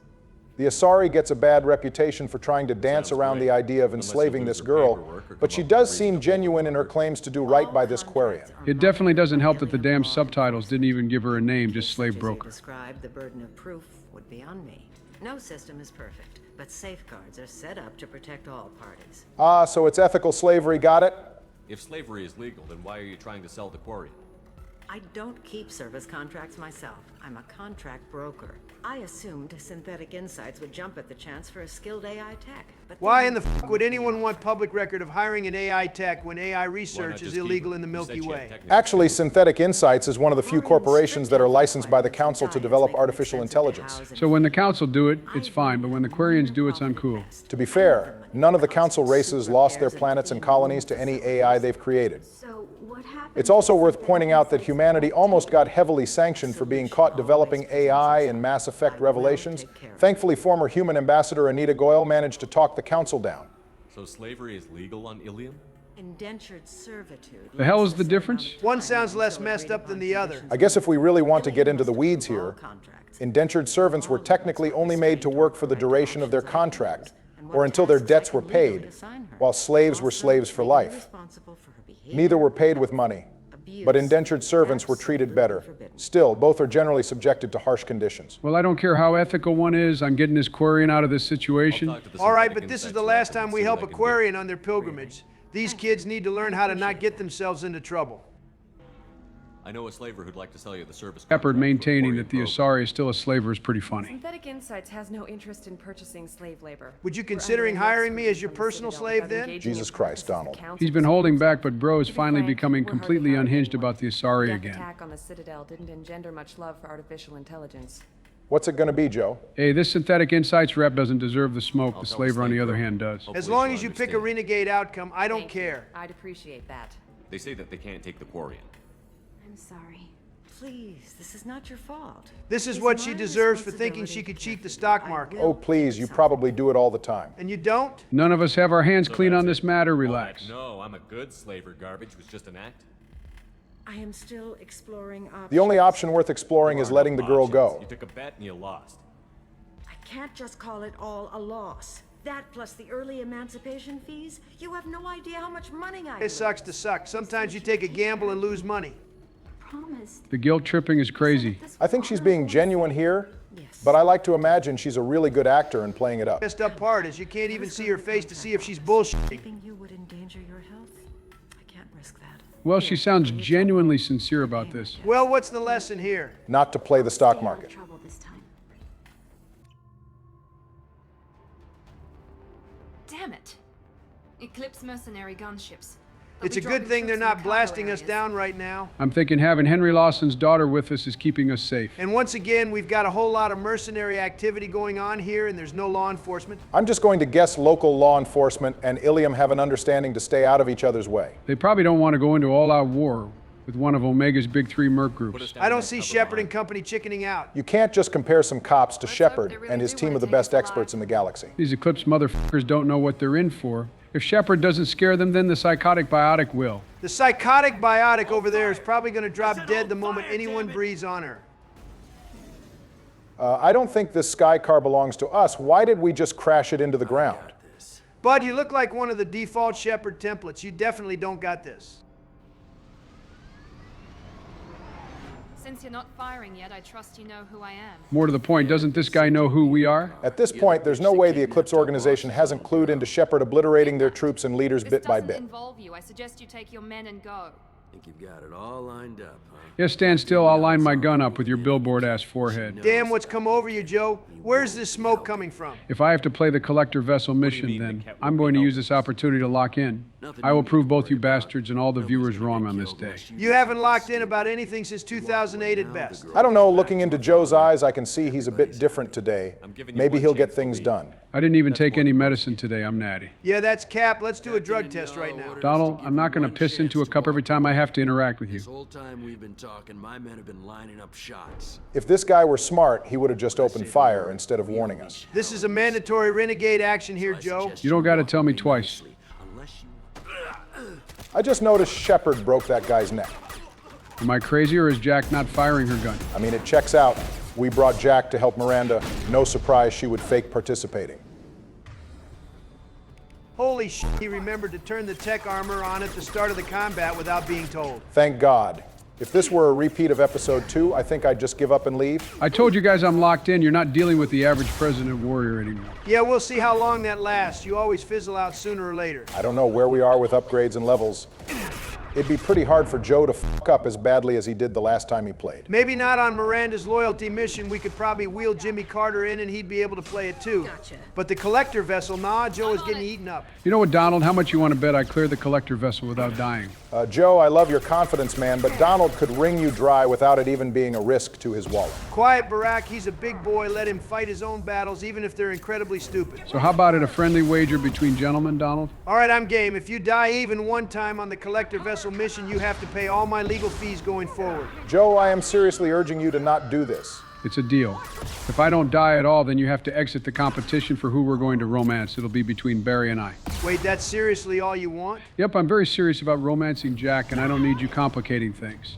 I can handle Barry and his obsession with Miranda. Oh, you think you can get in my way, do you? I don't know what happened to you between now and the last episode, but you're getting a wee bit too confident, my boy. Well, I guess if that's all you want, I got no problem. Especially since I know you're going to fail. It's a deal, Joey boy. This is going to be an interesting development. And I'm already off to a good start, baby. Yeah, sure, I'll be waiting to pounce the moment you falter. Lord have mercy. You okay, Barry? Shepard knows exactly where his eyes should be at. Now, I see why you wanted me to swap Miranda out of her alternative outfit, you dogs. I make no apologies for being down bad. I can explain. I had you swap Miranda's outfit so a joke later on in the mission hits better. Sure, whatever you say. Grew her when I was a teenager. I can understand choosing to go your own way, but you stole a young child from her father. If you knew my father, you would understand. I wasn't the first one he made. I was only the first one he kept. Wait, hold on. Are you telling me there's probably dozens of other Mirandas out there? I guess that depends on what Henry did with the others after he realized they weren't perfect. Did he just put them up for adoption, or did he scrap them, to put things lightly? Kind of interesting how similar Grunt's and Miranda's stories are. Genetically engineered to be perfect by fathers who wanted to make a mark on history. Yeah, except O'Keefe actually built Grunt up using the lineages of Elite Krogan, while Henry used his own mid-ass DNA to make Miranda. Make no mistake, Miranda isn't amazing because she's distilled from Henry. She's amazing in spite of that. Surprisingly deep take from you, Donald. I told you guys before, there's more to me than just being a rabid horn dog. Yeah, let's see you extend some of that deep philosophical thinking to any of the male squad mates. I hope your friend can be trusted. He can't. Absolutely. Niket is one of my oldest friends. Interesting how Miranda doesn't for one second think that Niket might be compromised. Just goes to show how perfect Miranda isn't. Her one flaw is not being able to see the worst in people she trusts and getting too attached. As you know, breaking up with Miranda in Mass Effect 3 can have some unfortunate results. He won't betray me now. So far, so good, Joe. Not so good for Jack, though. And there she goes, Subject Zero, the psychotic biotic, already getting clapped. Come on, Jack is hardly the only squad mate to die in a battle. Yeah, but she is the only one we saw solo 4 heavy mechs and rampage through a space station. For her to be dying so easily is absurd. Okay, that just means she's a glass cannon. Except she's not. Aside from being able to equip shotguns and unlocking warp ammo, Jack doesn't have any real damaging abilities. She's the only squad mate who gets shotguns and doesn't have a defensive power. I guess they could have given Jack barrier instead of giving that to Jacob. Agreed, plus Jack wouldn't actually forget to use it, unlike Taylor. The more I think about it, the less her moveset makes sense. Even from a crowd control point of view, you'd be better off using Samara, who gets both pull and throw, plus Reeve, which is one of the best powers. Yeah, no lie, this is probably the last time we're pulling Jack in for anything aside from her own loyalty mission. Well, that's not very nice. Jack deserves time to shine. If you want to take her on the collector vessel, by all means, go ahead. You're the one who's going to suffer because of it. The fact that you've left Jack knocked out for the rest of this battle while Miranda carries you is proof enough that she's kind of bad in gameplay. To be honest, I completely forgot to revive her. Damn, I guess you don't love her that much after all? Is this motherfucker hitting me through the crate? I mean, to be fair, that was pretty realistic. Your head was in direct line of sight of his gun. Well, here's what I think of this guy and his realism. Keep the bitch back. The kid is nearing the transport terminal. I'll kill you all. Whoa, holy shit. Damn, Jack. Nice trick shot. She heard you guys bad-mouthing her and said, all right, bet. Well, it sounds like she's having a hard time now. And there she goes again, what a fucking fraud. Looks like Jack is the one we need to start keeping a death count for this episode. She's trying to beat Joe's record. It's her first time out since we recruited her too. This is embarrassing. Meanwhile, the cheerleader over there has been putting in work the whole mission. I should hope so. This is Miranda's loyalty mission, after all. And now her body is glitching out. Between Jack not firing her gun in that cutscene earlier, and now her repeated deaths, we might need to report her for gameplay sabotage. Checks out. We know she doesn't like Miranda. She's probably trying to slow us down so her sister gets taken. All right, the two of you have been clowning on my girl a bit too much. Lay off. Joe, you're standing up for Jack more than you do yourself. I'll stop clowning her when she locks the fuck in. At least Miranda and Samara can pull their weight in combat. Maybe the captain knows we're listening in, and she's feeding misinformation about Niket making a switch. Wake up to reality, Miranda. Your boy betrayed you. Or maybe it means something else. What else could it possibly mean? Niket wouldn't do that. Damn it, why won't the thing go any faster? Miranda, I love you, sweetheart, but if you f this elevator up and we either get stuck or it starts falling, we're going to have a problem. He could have turned on me when I ran away. I'm sure my father tried to buy him off. If he didn't do it then, why would he do it now? Did Niket know that you took Oriana from your father? No, he just found out about that recently. Well, I wonder what could have possibly changed about your situation with him. Credit for a super genius who was able to undo death, Miranda isn't all too smart. Well, you can be very intelligent, but that doesn't mean you're necessarily wise. The message on the radio seemed pretty clear. He wouldn't betray me. We'll be at the transport shuttle in a moment and we'll clear this up. And here's our answer. Holy hell, that Asari is packing a claymore. And she's not just here to collect money, but bodies too. What the hell did that lady do? That was the weakest claymore shot I've seen. The way she flew was pretty funny, though. Not many civilians around. We can end this here and now. Damn, Joe, you're ruthless today. Bro, as a traitor, what do you expect? You were my friend. You helped me get away from my father. Yes, because you wanted to leave. That was your choice. But if I'd known that you'd stolen a baby... I didn't steal her. I rescued her. From a life of wealth and happiness? You weren't Yikes, this take from Niket is not going to age well when we get to Mass Effect 3. Come on, I think Henry Lawson would make a wonderful father to Oriana. Yep, I'm sure he'd get her everything she'd want. Toys, cars, and Reaper indoctrination. You know, everything a young lady needs to have a fulfilling life. No trauma to the family. Bro, you employed a mercenary group to steal a 19-year-old girl away from her family. How do you not cause trauma doing that? I called them back that night. Why didn't you call me, Niket? We've been through a lot. You could have at least let me explain. Why didn't she explain to begin with? I deserve to know that you Considering this is the one guy Miranda trusted, she sure did leave out some crucial information, like Henry Lawson being a total demon. How much did Miranda's father pay you? A great deal. Never mind, his actions are completely valid. Money is really more important than loyalty? That depends. How big of a bag are we talking here? That's why he bought me. So you just took his money. Don't get holy with me, Miri. You took his money for years. She was his daughter. Her taking his money isn't the same thing as you taking it. But kidnapping a kid? I'm not stealing her. I'm rescuing her. In Yala, we all know you're all here just to get paid and dip. Get out of here. Take your best shot. I was just waiting for you to finish getting dressed. Oh, damn, she ate. Cerberus really let you whore around in that outfit. I like her. Are we still recruiting? And that's why we brought Jack here. Jack's body is covered in more tattoos than it is clothing. Like, she isn't even wearing a top, just some fucking straps. Jack has been a straight demon this episode. First she pretends to fire her gun at the enemy, then she throws into combat twice. And now she's being toxic in the chat. We gotta stop this girl. You don't know what my father wants for her. Miranda, you could try explaining the kind of man Henry is, instead of just alluding to it. He wants to take a girl away from the only family she's ever known. Doesn't that tell you what he really is? All right, that's enough yapping. It's time to get this over with. If Niket knows about Oriana, then your father does too. Relocating her won't work. Miranda's father has no information about Oriana. Wait, does that mean Henry Lawson paid him before getting the information? What a dumbass. So I kept it private. I'm the only one who knows. Which means that you're the only loose end. Your move, Joe. This isn't how I wanted it to end. I don't see any point in sparing him. I'm going to miss you. That's what I like to fucking see. Well, Niket wouldn't have gotten a chance to spend the money he got from Henry Lawson regardless. Was that stasis? Since when can Miranda do that? Little bit of lore and gameplay inconsistency. Technically, there's no reason Miranda wouldn't be able to lift someone up like that. But for gameplay purposes, she's limited to just the biotic warp. Would biotics be better or worse in game if they were lore accurate? Depends. In the novels, biotics seem to be a lot stronger. Singularity is more than just a little gravity field that makes people float around. It's described as a break in the space-time continuum or something like that.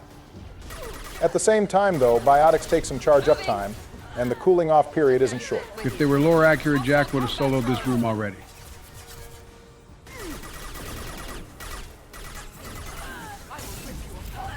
And that's 3 deaths for the hairless one. She's trying to beat your record for deaths in a single episode, Joe. Leave Jack alone, Donald, and don't call her hairless. Look at her laid out on the fucking floor. Lower accurate biotics is pure cope. Not gonna lie, Jack's performance is starting to make me think she's the one who's in danger during her argument with Miranda. Okay, well, that's enough talking because Miranda just died too. You're next if you don't revive them. Fine, here. I'm convinced the only reason you haven't died on this mission is because you've transferred your poor skill to the NPCs. Or maybe I've gotten a little better at the game, perhaps? Completely fucking impossible. You're being too hard on him, Donald.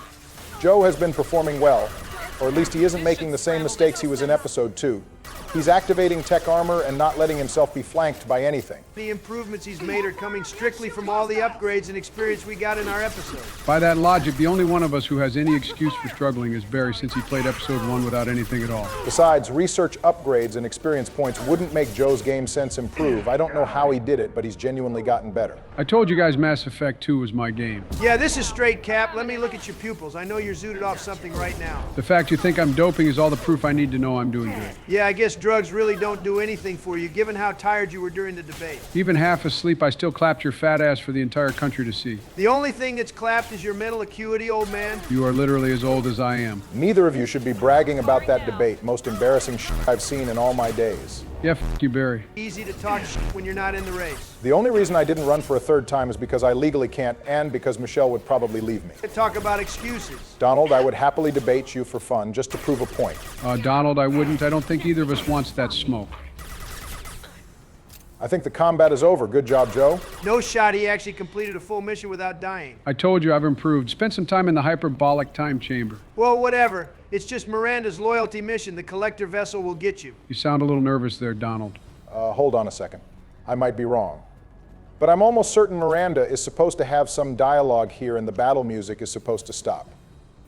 The gang seems to think you're still in combat, Joe. Why is the door still red? There's an enemy on the radar. You missed someone. Where the f*** are they? Now this is what I like to see. You're going to have to reload. I am not reloading. My performance was perfect. I can't do that again. Joe, you're not going to find them. They're off the map. What in the fucking malarkey is this? Damn, bro brought out the M word. Crashing out isn't going to fix this, Joe. You need to reload. I don't want to fucking reload. I won. I completed my objective. I should be allowed to progress. Sometimes we don't get the things we want. Cry about it. Joe, reload. It's over. You got to do it again. This is such fucking bullshit. Honestly, what the hell even happened there anyway? If I had to guess. Either Jack knocked an enemy out of bounds without killing them using her shockwave, or one of those explosions caused it instead. It's always a risk when you're using biotics. I don't care why it happened. I'm just really goddamn aggravated by it. Relax, Joe. You did it once, and you can do it again. If I die here, it doesn't count. Yes, the hell it does. I shouldn't be here again. The mission should be over. This doesn't count. The fact that you did this the first time without dying is all the more reason it should count. Just do what you did the last time. Bro is absolutely going to throw this. Look at him. And there goes Miranda. I guess reloading made her worse at the game, too. God damn it, come on. He's definitely about to die. Joe, man, I was glazing you earlier. You're about to make me look bad. Joe, wake up and shoot the drone. You gotta be fucking kidding me. That counts. You better fucking believe it counts, bro fumbled. This is not fair at all. We should already be back on the Normandy by now. Well, we're not. Now do it a 3rd time, Joe, and for the love of God, don't die again. Or do die again? I don't care which, to be honest. My day has been made either way. Oh, God help. Jesus fucking Christ, Joe, are you good? No, I'm not. You literally had a few pixels of health left. You got lucky. God, please let this end. My hands are starting to shake. Bro, are we even halfway through the episode? I think that did it, Joe. Thank fucking Christ. I think you really sold on this mission just because you had to do it again. You have no idea how demoralizing it is to get so close to completing something perfectly, just to lose it all at the very end. Please, you're not built for that Elden Ring DLC. Crushing defeats are all I know. I can't believe Nickette sold me out. You live and you learn, Miranda. I hope you don't let it come between us. Jesus Christ, Barry, you're relentless. I respect the energy, but give the girl some time to recover from her shock. About 30 more seconds should do. You're right, I'm being far too hasty. But he just stood there. The only loose end. He knew what I'd have to do. Doesn't he die no matter what? Inaya will shoot Nickette dead herself if you stop Miranda from doing it. Kind of weird how this has no real importance on Miranda's character going forward. Sure, she's beat up about it here, but it doesn't stick. We do kind of just forget about Nickette going forward. He was a childhood friend, too. Whatever, he's the biggest example of a nobody. Even that dude from Jack's loyalty mission had some background and significance to him. It's always been like this. My father gave me anything I ever wanted, but there was always a hook. an angle for his long-term plan. Isn't that the whole point of the father-daughter dynamic? No, Donald, what the hell? Your family's dynamic is irreversibly fucked. Yes, says you, Joe. Your drug addict son is as much a convict as I am. You always got to turn to my son, don't you? Damn, I guess I'm the only one with a completely normal family. Is your family normal? Or are the Obamas just boring? Yeah, at least Hunter does cool shit. By cool shit, you mean do drugs and play with firearms. Yeah, exactly. Not even gonna hold you. Hunter Biden is cool as fuck. I only go after him because I need an attack angle. Well, I guess I can respect that. You're such a damn cuck, Joe. Turn me into exactly what he wanted. I'm my own person. There she is. She's safe. Well, as safe as anyone can be on Ilium, hopefully Oriana and her family don't get mixed up with the wrong Asari. Save the waterworks for later, Miranda.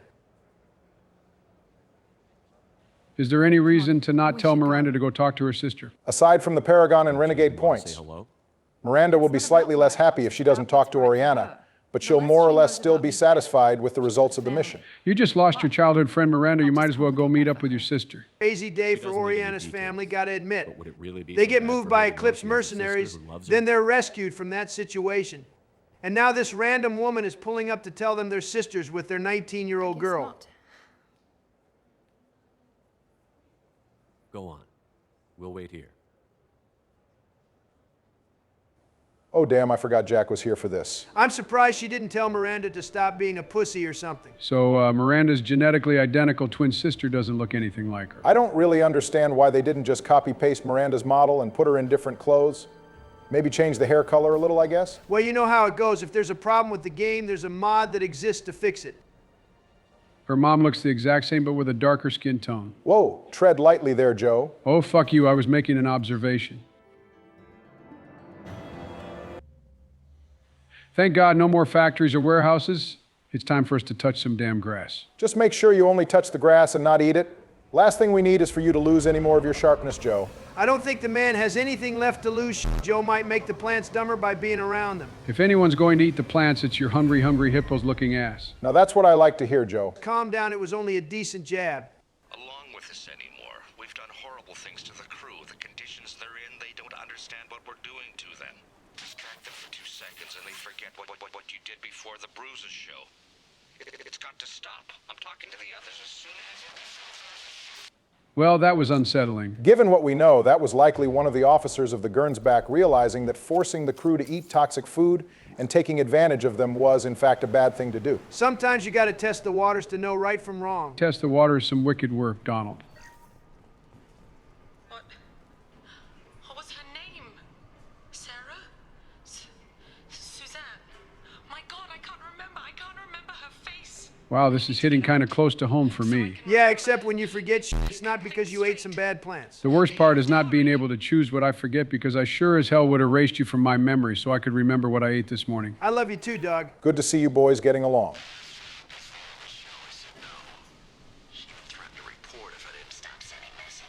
Damn, I forgot how chilling this one was. Hey, sir, I'm gonna need you to have a seat right over here.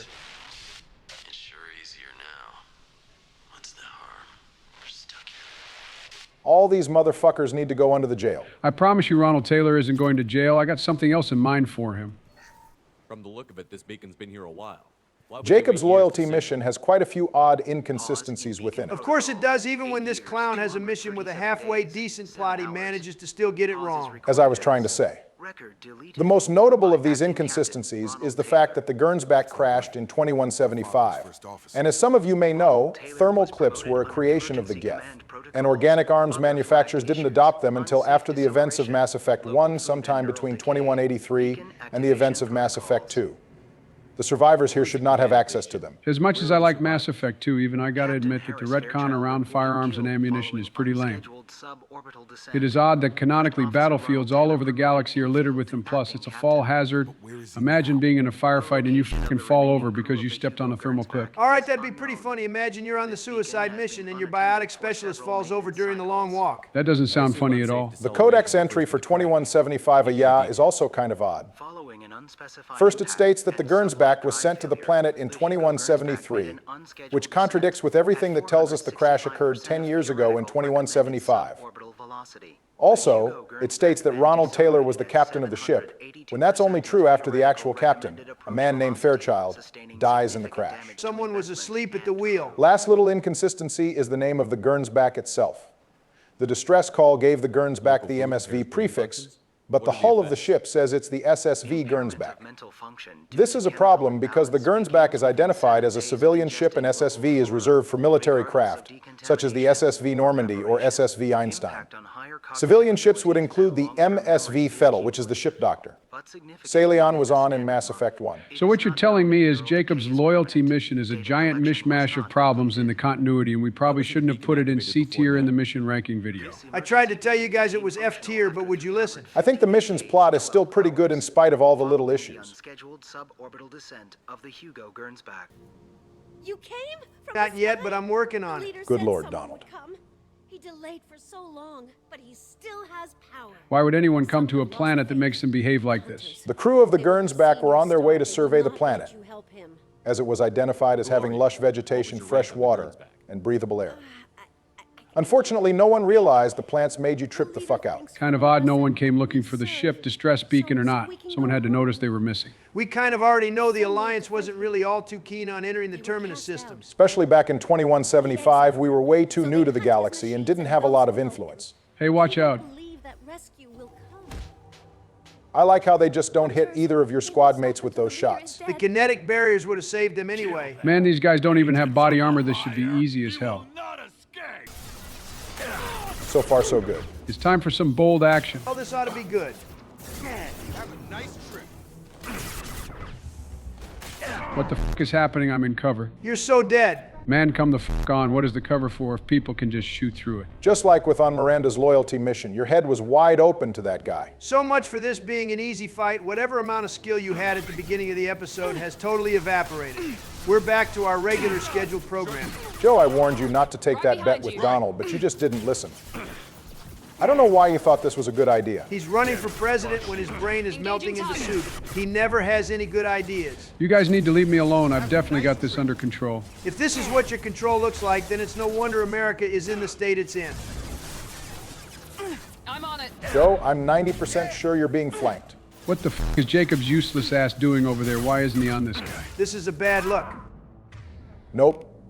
You shouldn't have used overload back there. This one is not on me. Why didn't Jacob cover me? Blaming the NPCs for another death is straight cope. I've never heard anything like that before. I don't like Jacob as much as the next guy, but that wasn't on him. You died because you used overload on that guy in a panic, instead of reapplying your tech armor. It's a complete regression. He's letting himself get flanked, and now he's even forgotten to always prioritize activating tech armor. Now, man, come on. Look at the way these guys are moving. This motherfucker pulled the widest flank imaginable to come get me. Well, whatever you do, please don't die again. This is literally only the first stretch of combat in the mission. My only regret right now is not making you bet on not dying at all in this episode, because I'd be cleaning out your pockets. Unlike you, I'm not dumb enough to seriously think I won't die at least one time in this game. And that right there is why you'll always get clapped. Your mindset is weak.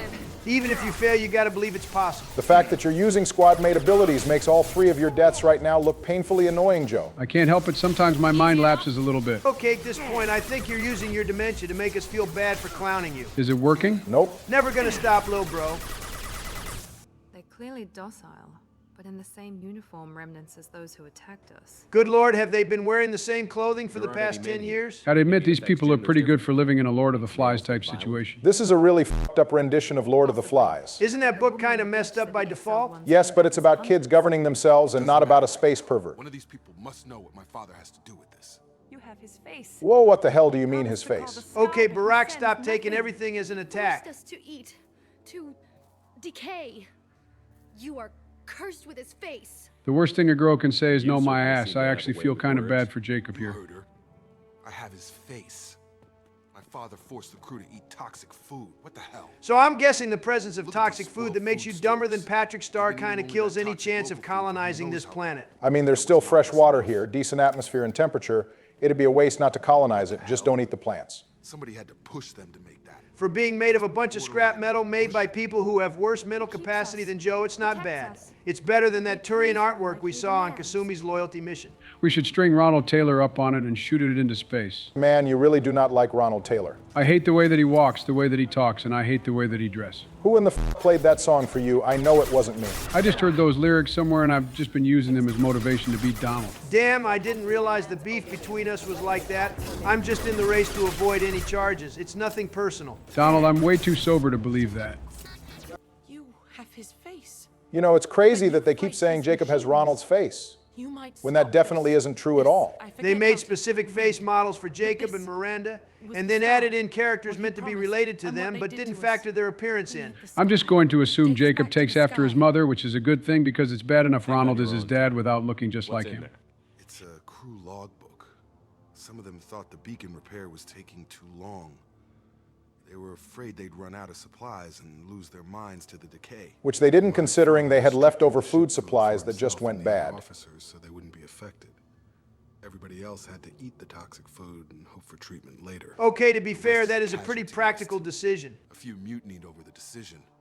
My father and his officers turned the mechs on them. What about gunning down members of the crew? Hey, it is what it is. You do what you got to do when you're in charge. How long do you stay desperate? The numbers go up from there. More incidents, harsh punishments. It's like they're cattle or toys. Okay, and now we're leaving the realm of practicality and into straight savagery. Exiled or dead. They separated out the women, assigned them to officers like pets. Yikes. Look, there's nothing wrong with a little bit of pet play, but maybe don't do it while someone is junked up on toxic plants, or do it if you want. I'm not here to kink shame you. Donald, man, this is a pretty serious moment. I know it's serious, and I'm trying to keep things entertaining so the viewers aren't rocked at how f***ed up this mission's plot is. You know, I'm having second guesses about bringing Miranda to meet this guy. Miranda would smack him with a warp blast. You'd never get out, but they did fix it. And the signal wasn't sent until now. Bro had enough fun in his goon cave. Does it say why he separated the men and the women? Or is it as bad as it seems? I mean, do you even need to ask? So Ronald Taylor was living out in his little compound alone for years, until the hunters decided to act up, or did he kill all the officers recently? What exactly is the time frame of the events? The officers are all killed after the beacon is fixed. So by then they were already treating the crew like animals. Then, Ronald Taylor spends the next 8 to 9 years living it up in his harem until the men came back angry. People safe, all killed within the same week. About a month after the beacon was repaired. Okay, 9 straight years away from civilization is pretty crazy. Harem or not, that shit would get old. He let this happen, and now it's biting him in the ass. 9 years. Why didn't he set it right? I need to find this man. You've been stuck here for a while, Joe. Do something. Don't pressure me. I'm trying to make my moves carefully. All that care, and you're in the middle of making a massive mistake. Ain't no fucking way. Barack, how many deaths is he at right now? 4 in this episode, 14 of them overall. Well, I can tell you right now, Joe is going to set a new record for the amount of deaths in one episode. This is really upsetting me. I had such a good start, and then all my light went out after that goddamn glitch on Miranda's mission. All right, Joe, that's enough being down on yourself. You need to lock the fuck in for the rest of the episode. You've been getting clapped on just the goddamn loyalty missions, and it's embarrassing. Get it in gear. An anime pep talk isn't going to make him better at the game. Thank you, Donald. I can do this. At long last, you've reached the final area. What's the game plan? Heavy weapon time, baby. At least you're willing to whip out the big guns. This is a pretty good area for them. The enemies are all grouped close together. With any luck, the lightning will arc over and kill Ronald Taylor, too. We should call the Normandy in to just nuke him after we evacuate the survivors. If I had things my way, we'd have helped these guys get into Ronald Taylor's compound, let them do what needs to be done, and then immediately call the Alliance in to pick these people up. But I guess Jacob wants to meet his father face to face. It's whatever. We've got the option to let hunters get their hands on Taylor if that's what we want. All right, Joe, you know how to handle this, right? I'm not about to watch you die 3 more times, correct? I'm going to hold it down next to this structure here and rotate around while I shoot the mech. Holy hell, he's learning now. Let's see if he can execute. I'm feeling kind of gassed up after what Barry said to me earlier. Glad I could help. Whose side are you on? There are no sides here. I'm just trying to get us to progress, and if I gotta hype Joe up a little bit, I will. Relax, Donald. He's still going to get clapped on the next mission. Gee, thanks for the vote of confidence there, buddy. You're here. All right, time to kill Ronald Taylor. That's what I like to hear. Well, Jacob can rest easy. He doesn't really have his dad's face. I'll get you something nice when we get back to Alliance base. Interesting, he says they'll be headed back to Alliance base when the Gurn's back is a civilian ship. All right, I give up. The continuity errors in this mission have defeated me.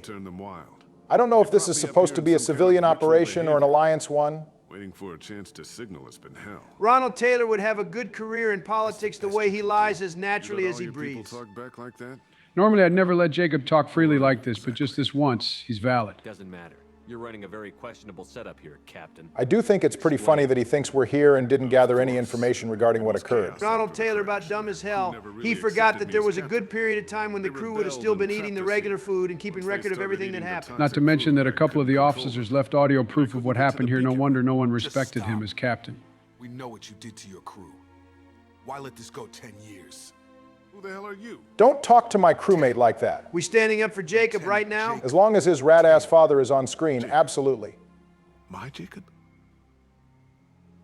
Not who you expected, Captain?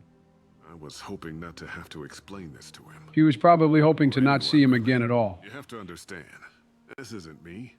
The realities of command, they change you. All right, now I think I speak for all three of the boys when I say we've done some pretty uncool things while in office. But killing members of our own crew? Taking advantage of the ones who aren't able to defend themselves? Not even Bill was that damn horny while in office. You. What was that moment? I want to know that there was an actual reason. Jacob's voice actor is popping off in this scene. There was resistance to the plan. Mutiny. We had to take a hard line to keep order. And things settled down. As the decay set in, we made sure the crew were comfortable. Comfortable by making them build a weird sculpture out of worship? Happier. Ignorance is bliss, right? And they were grateful for guidance, like an instinct. Pure authority was... Pure authority, is that what we're calling it these days? You know, considering whose ball sack he came from, maybe Jacob didn't turn out too bad after all. I gotta put some respect on Mama Taylor, don't know her, but Jacob turned out well somehow. We had to establish dominance. After a while... Establishing dominance by committing SA is actually wicked work. You created a harem and played king? 10 years in a juvenile fantasy? Damn, straight bars from Jacob there. I almost forgot that was a character I don't like. Did that motherfucker just say he can't point to where it went wrong?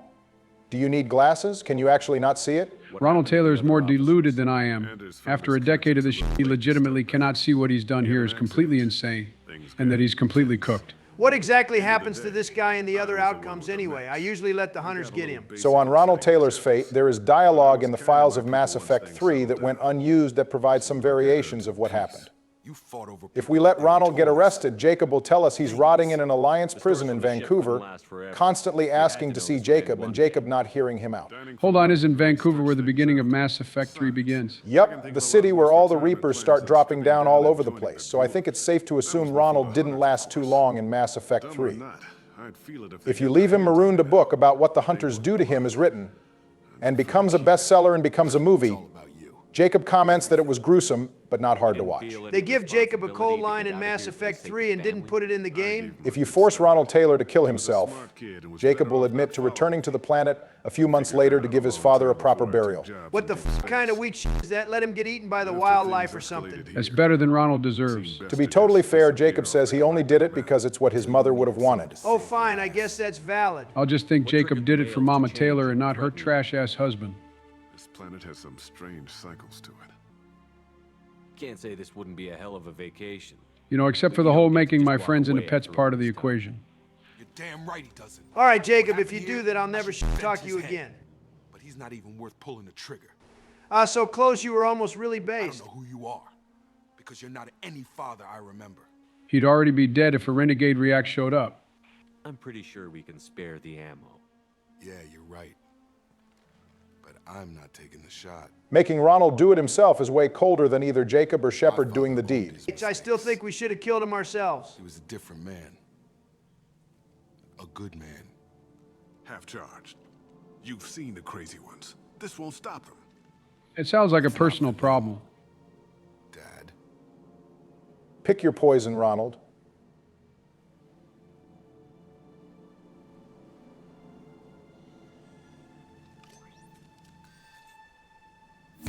No, don't cut to black. Let me see it happen. Well, that's the last time we're ever going to not insult Jacob when he's on screen. What do you mean it wasn't you? I didn't know more than one person could use this thing. Oddly enough, this is the only optional mission in the game where the elusive man appears at the end of it. Any other time we see him, it's before or after a plot-critical mission. I guess making sure Ronald Taylor eats shit in hell is super vital to the plot. Something you'd have your hands in. You know very little about me, Shepard. Don't presume to understand my intentions. I can presume that you've got a serious addiction to nicotine. Every time we see you, you're smoking. You didn't forward it, so who did? I did. How big is the goddamn hologram? I swear it wasn't big enough to fit 3 people standing this far apart. Another little funny bit about this scene here. If you do Jacob's loyalty mission after the suicide mission and Miranda happens to die on it, she'll still appear here as if nothing's changed. I guess the folks at BioWare didn't think of that one. Or maybe they did and just didn't care. You gotta be trying in order to get Miranda killed. The fact that cutscene happens at all is kind of funny too. Because by the end of the suicide mission, you've canonically cut ties with Cerberus regardless of your decision on the Collector base. The elusive man was probably very confused by the Normandy suddenly reaching out again. You had no idea Miranda was behind this? No, she's got a good memory. Selective, but good. All right, I forgot Miranda and Jacob had a thing once upon a time. Can't figure which promise she meant, though. Not sure I really want to know. She requires a better man than I. I guess it's time for me to introduce myself. Oh, please sit back down, lover boy. All I'm saying is now's the time to start pursuing her. I already made it known I want Jack. I respect Jack's romance, but I'm telling you Miranda is better. Well, whatever. Once I knock Donald out of the race by casually clearing the Collector vessel, I'll take care of you, Barry. There is no goddamn way you still think you're going to handle the Collector vessel after everything that's happened so far. Weren't you telling me earlier that I needed to believe in myself no matter what? Well, I'm taking your advice. Thanks for diverting to the Gernsback. I'm pretty sure Jacob doesn't have any dialogue for us anymore since we're a male shepherd. No, hold on, I just realized something. Barry, earlier you said you'd get the resources to upgrade the ship toward the end of the game, right? Yeah, what about it? Did you lie to me about the ship armor a couple episodes ago? Oh, shit. Ain't no damn way.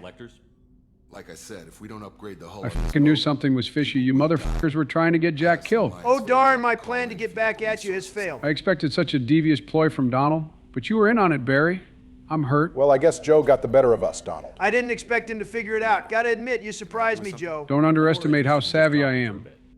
Already? I'm not big on forcing these talks, Shepard. Let's do this later. All right, well, fuck you too then, Taylor. Commander. Thanks again, Shepard. Still going to talk to Miranda on my behalf? May as well. I know you don't actually lock the romances in here. In time without your help. Goddamn, you know, Miranda in the black uniform looks simply immaculate. You're really taking advantage of the fact that Michelle isn't here. Good for him. It's nice to see Barack lose the facade and show that he's just as horny as me. The difference between you and I is I'm a lot more respectful when I lay my gaze upon Miranda. You, on the other hand, quite literally started barking like Makima came out of Chainsaw Man and asked you personally. You're goddamn right. A friend.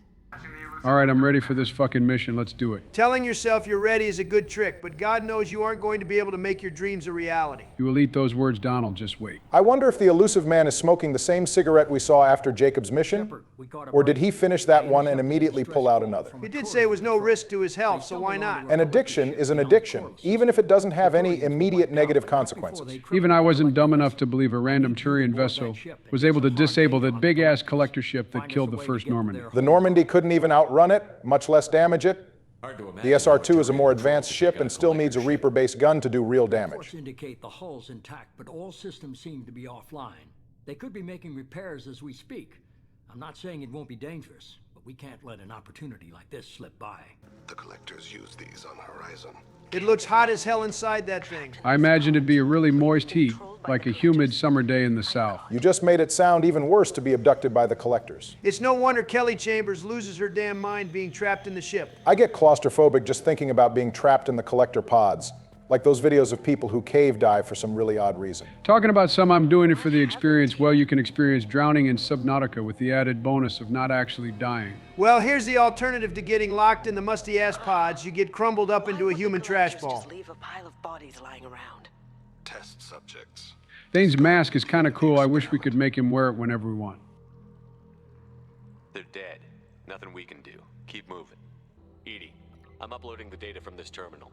See if you can figure out what they were up to. The reveal that the collectors were Protheans is low-key kind of underrated.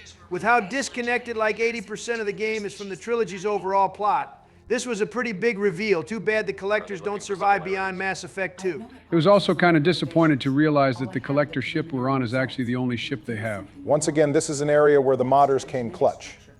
In the expanded Galaxy mod, you'll be able to return to the remnants of the collector station.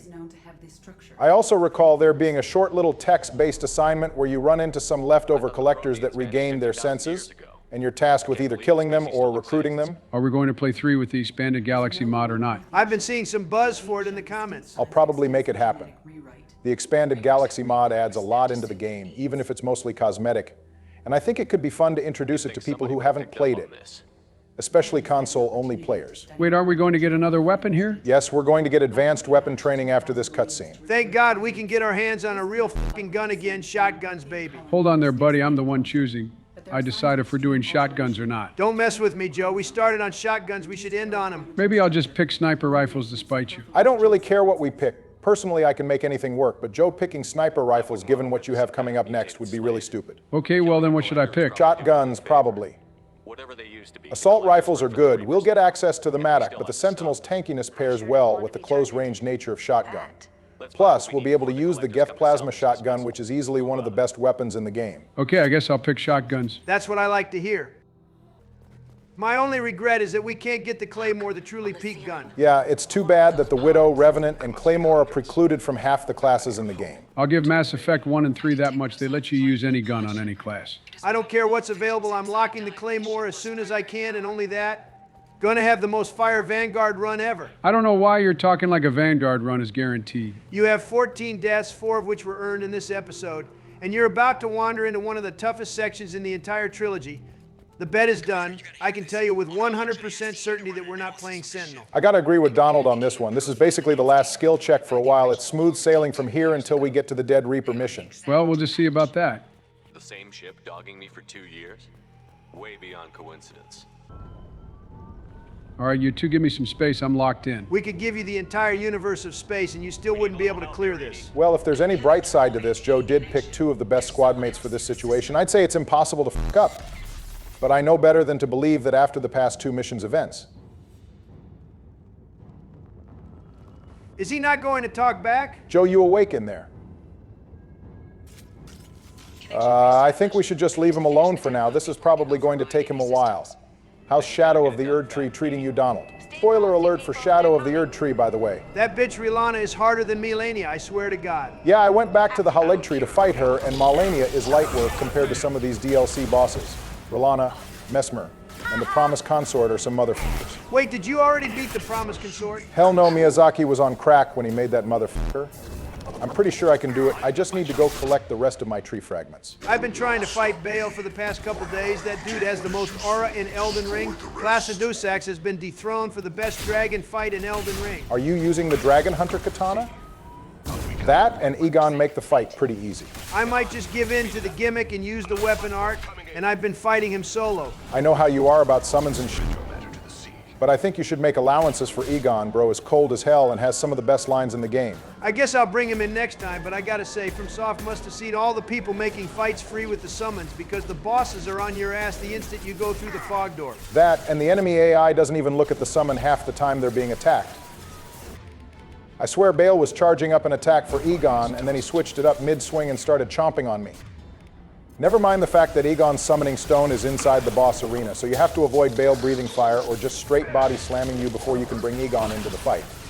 And then he starts yapping for 2 minutes. Also, let me add here that Miyazaki is an even bigger liar than I am. That dude said the DLC was about as big as Limgrave. That was straight bullshit. He definitely undersold the DLC. Not just the volume, but the actual size of the map. Yeah, when he said Limgrave, he was including Caelid and Liurnia in that too. Speaking of Caelid, I am no longer afraid of that place. It's a calm walk in the park compared to the Realm of Shadow.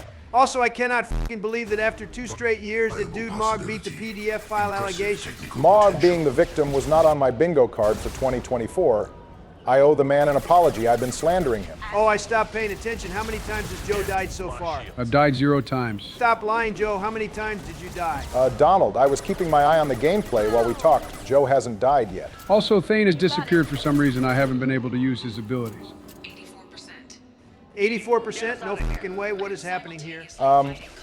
I can't believe I'm saying this, but you might want to start sweating, Donald. Nah, there's no way Joe Biden always fails at the finish line. He'll f*** up in the end sooner or later. Is that what you were telling yourself back in 2020, Donald? This literally cannot be right.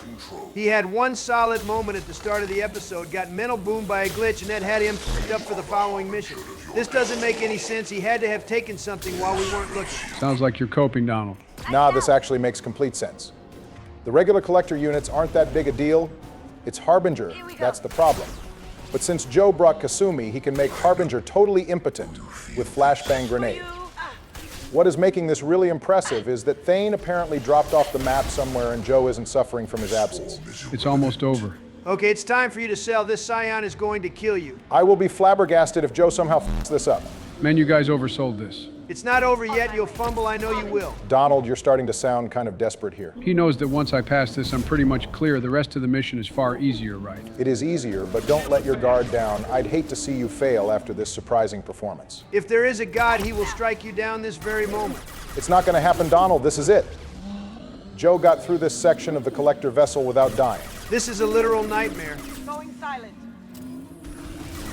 Am I invisible or something? Oh my fucking God, I actually did do it in one try. Why do you sound surprised about that, Joe? I was waiting for something to go wrong. A random glitch that makes me reload some shit with the Scion. I thought fate would stop me, but holy hell, I actually did it. I told you to lock in and you did it. Good fucking job. This is not over. We got a whole lot of mission to go and plenty of time for Joe to die. He simply got lucky here, that's all. You're going to overdose on all that cope, Donald. Be careful. I've regained control of the platform, Shepard. I knew you wouldn't let us down, Edie.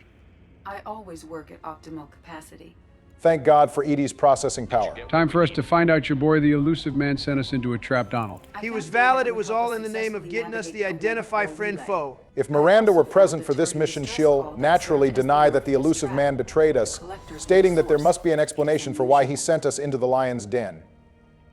What are you getting at? Turian emergency channels have secondary encryption. It is present, but corrupted in the message. If only we'd asked Garrus about this before coming all the way out here, he could have told us something was wrong. Why are you so sure? I found the anomaly with Cerberus detection protocols. He wrote them. He knew it was a trap? Why would he send us into a trap?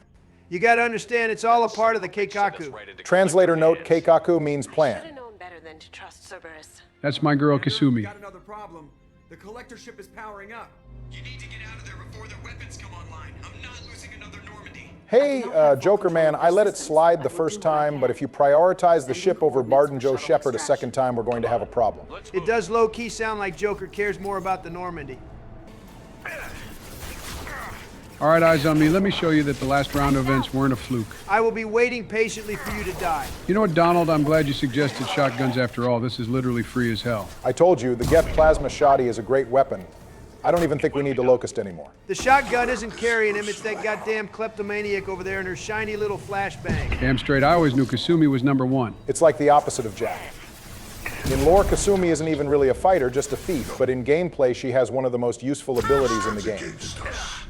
Yes, come on, die. Not this time, little man. All right, Joe, I'm actually rooting for you here. Keep it moving. Look ahead. My shields are down. This guy has to be the most inconsistent video game player to ever exist. 1 second he'll do decent, then he'll get absolutely f***ed on. Then all of a sudden he can tackle one of the toughest missions in the game. Mass Effect 2 is my game, damn it. I will come out on top here, mark my words. Gotta say, things would not be looking this good if we were on Vanguard instead. Sentinel survivability cannot be beat. And now that we have shotguns, we have the damage output necessary to take on any challenge. Even Joe is going to level up from this. Man, what is this easy mode ass class? And now he's coping about the class we're playing. This ain't Elden Ring, bro. Picking Sentinel isn't the same thing as spamming Comet Azure. The Geth Plasma shotgun literally has a tracking mechanic. You were the one that wanted us to pick shotguns. Don't get too brave there, Joe. Don't worry, I know exactly what I'm doing.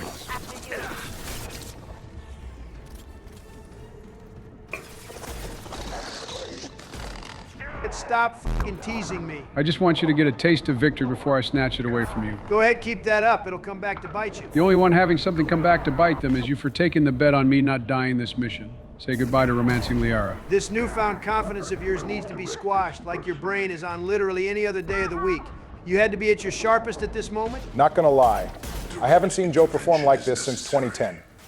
This is a generational comeback we're seeing right now. The glazing coming out of your mouth right now is totally criminal.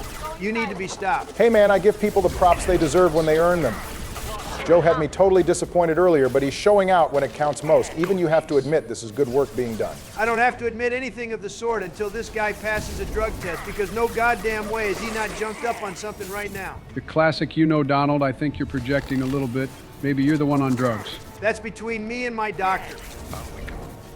Oh God, it's a fucking Praetorian. I did tell you before you'd get to deal with one later on, and I meant it. It's finally time for this facade to end. Joe, if you get killed by a Praetorian after that stellar performance during the platform section, we're going to be deeply disappointed. I won't die, I'll be fine. We'll just see about that. What is even the best way of dealing with these things? They're seriously tanky. I mean, blowing it up with the M98 Widow rifle and armor-piercing ammo is a sure-fire way of doing things. The Widow rifle and AP ammo blows up everything, including the Human Reaper at the end of the game. That's true. Another way of beating the Praetorian is by using powers that target the armor like warp and incinerate. How does that work? It'll just replenish its barrier. So a fun fact about the Praetorian, it uses Death Choir, the ability that replenishes its barrier after every fourth of its armor bar is depleted. However, this only occurs if the Praetorian is damaged by weapon fire. If you only use powers to whittle down the armor, Death Choir will not be used. But what about the squad mates? You can just assign them to stand in a different area somewhere, or let them die and not revive them. Is this actually a viable strategy? I mean, it keeps you from having to repeatedly cut down the Praetorian's barriers, so it reduces the tedium. Probably isn't all too fun, though. Fighting this thing isn't fun at all to begin with. You're gonna hurt the Praetorian's feelings. Good, maybe this goddamn laser will turn into its tears. It doesn't look like Joe is going to lose to this thing. I'm still holding out hope. It immediately put its barrier back up. The only thing I'm about to lose is my fucking sanity. Please, Joe, for the love of God. I don't even care if you die or not, just kill it. I'm trying, goddammit. It's totally about to use Death Choir again. This stupid, annoying son of a bitch-ass enemy. I'm gonna die from boredom. That's what's going to threaten my life and nothing else at all. Well, on the bright side, this is definitely the last push. I'd rather do the entire platform section all over again, 10 times in a row, than spend one more minute on a Praetorian. Well, the next time you play Mass Effect 2, might I suggest playing Soldier with armor-piercing ammo? It'll make this part a lot more tolerable. Thank God it's over. Here they come. This is the final stretch, do or die time for your little bet, fellas. I've been kind of focused on the combat, but I wanted to mention how peaked this mission is in its atmosphere. It is a crime that we only encounter the collectors on 3 missions in this entire goddamn game. What's wrong? Tired of fighting the same token mercenary members and their mechs on every mission in a factory or warehouse environment? Not right now, but I imagine it's going to get kind of old when we have nothing but loyalty missions to do next few episodes. Yeah, on that, now's a good time to let the viewers know how the program is going to go now that we've gotten halfway, more or less. Next 2 episodes, Donald and I will take on 3 loyalty missions each, and then Joe will start us off with the DLC missions. After all 3 of those are done, we'll have 3 loyalty missions, the Dead Reaper, and the Suicide mission remaining. I spy with my little eye Sleepy Joe making a mistake. Nope, my risk there was estimated. I knew I was safe. Joe, I really hope you can keep this up the next time you play. It'll make the competition for lowest death more interesting. I'll do my best. Well, personally, I hope you start having a massive lapse right now. I'll do my best to disappoint you, Donald. Damn Thane is putting in some work too. I should hope so after he disappeared in the middle of the platform section. Donald, I believe that's the last of the combat right there. This cannot be happening. This is the worst day of my life. The worst day of your life is me being decent at a video game? If this is the worst day of your life, then you've had things pretty good until now. It's not that bad, Donald. Sometimes you win and sometimes you lose. This is one of your L days. Come on, man, just fall over already. Not gonna happen. Damn Kasumi is laughing at your misfortune too. Okay, Harbinger, now's the time to prove you're not a bigger fraud than Sovereign and Kill Joe. Bro is asking the enemy for help now. You've fallen so far. You know, I sometimes forget the collectors have wings. Kind of odd that they don't use them more in the middle of combat to reposition. Jesus, Barry, I'm glad you didn't design the games. You would have had Harbinger flying around throwing his warp blasts at us. I know you feel this is an insane thing to have in your lineup of combat dialogue.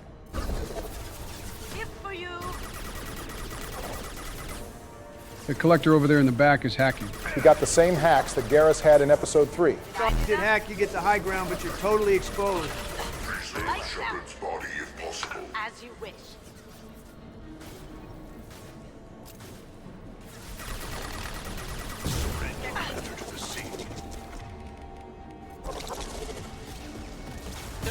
The Scion shockwave is so goddamn annoying. Well, so much for your hero harbinger, Donald. We can go ahead and call this one done and over with. Not yet. The CI has me. I know it does. Come on, kill him. Joe, you are walking on thin ice, brother. Just adding a little bit of tension for the folks at home, that's all. Nah, man, I saw your hands start shaking. You were f***ing up. Okay, I'll admit I was a little scared there.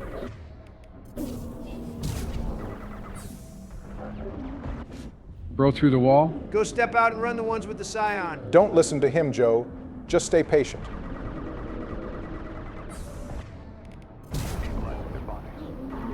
And that just about does it.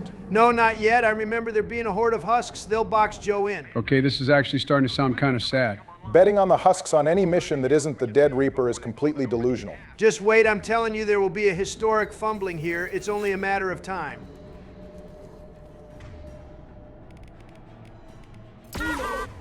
You were saying? Smart move using the flashbang.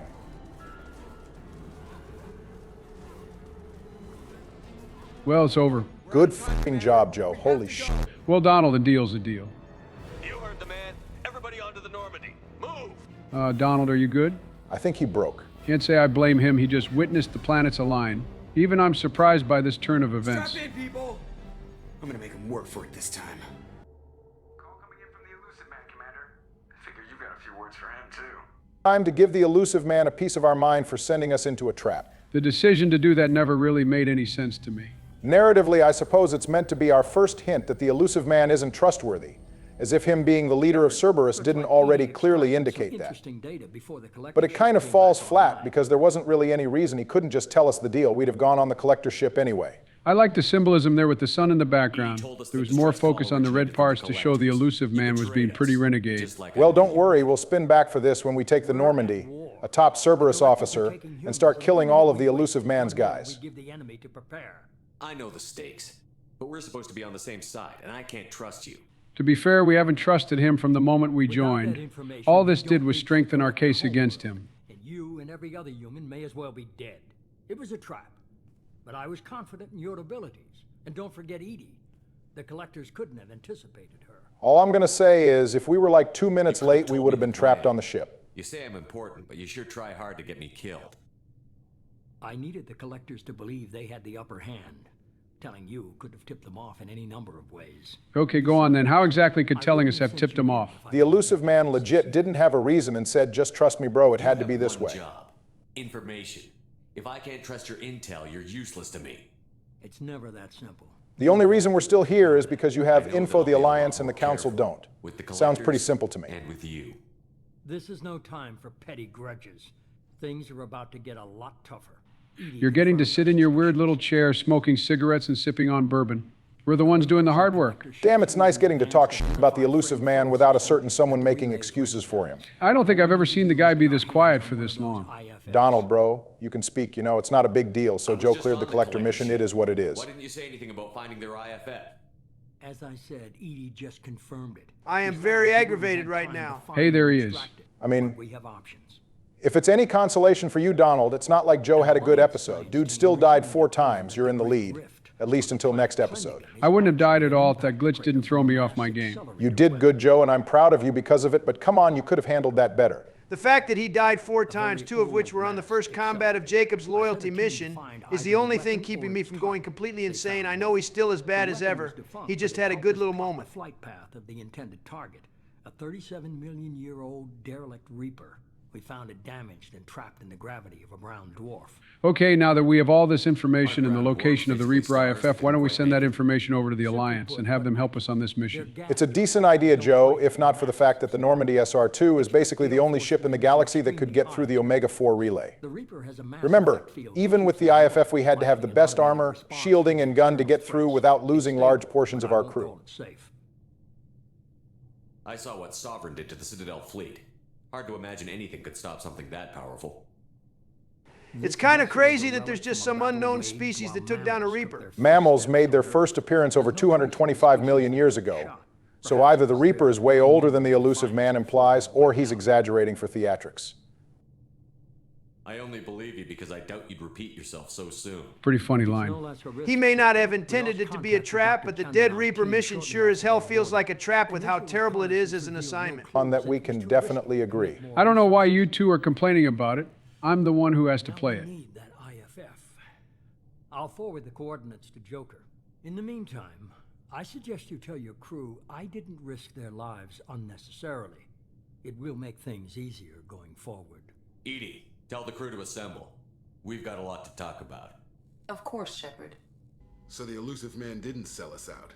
And of course, by the crew, Shepard meant the usual suspects, Miranda, Jacob, and Morden. The only squad mates you're guaranteed to have by the end of the collector ship. Wait, surely you'd have Garrus, Grunt, and Jack? Not necessarily. You don't have to ever wait Grunt out of his pod. You do need to have Garrus and Jack, so they could have been in this cutscene. I guess they just didn't want to add them. Is accurate, Shepard. I have also determined the approximate location of the collector homeworld based on navigational data from their vessel. I guess it's a journey to the center of the galaxy. That can't be right. Don't doubt my girl, Edie. Edie doesn't make mistakes. The collector homeworld is located somewhere in the galactic core. Can't be.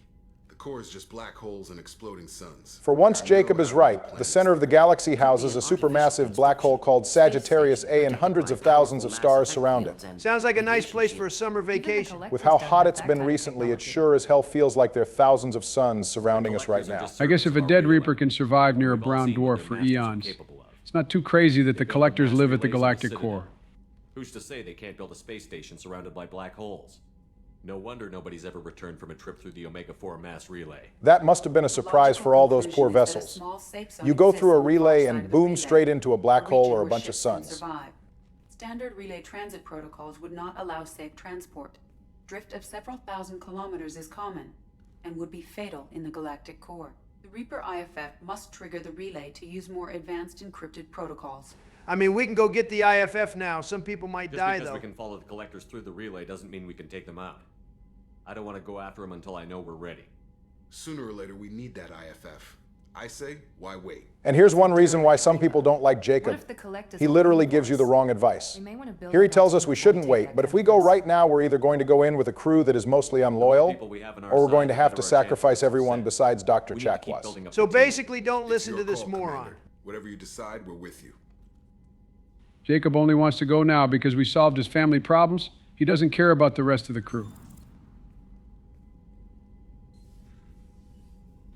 Well, that's the end of the heroic tales of Joe Biden. Time for me to go get some rest later. Oh, and hold this, L-doubters.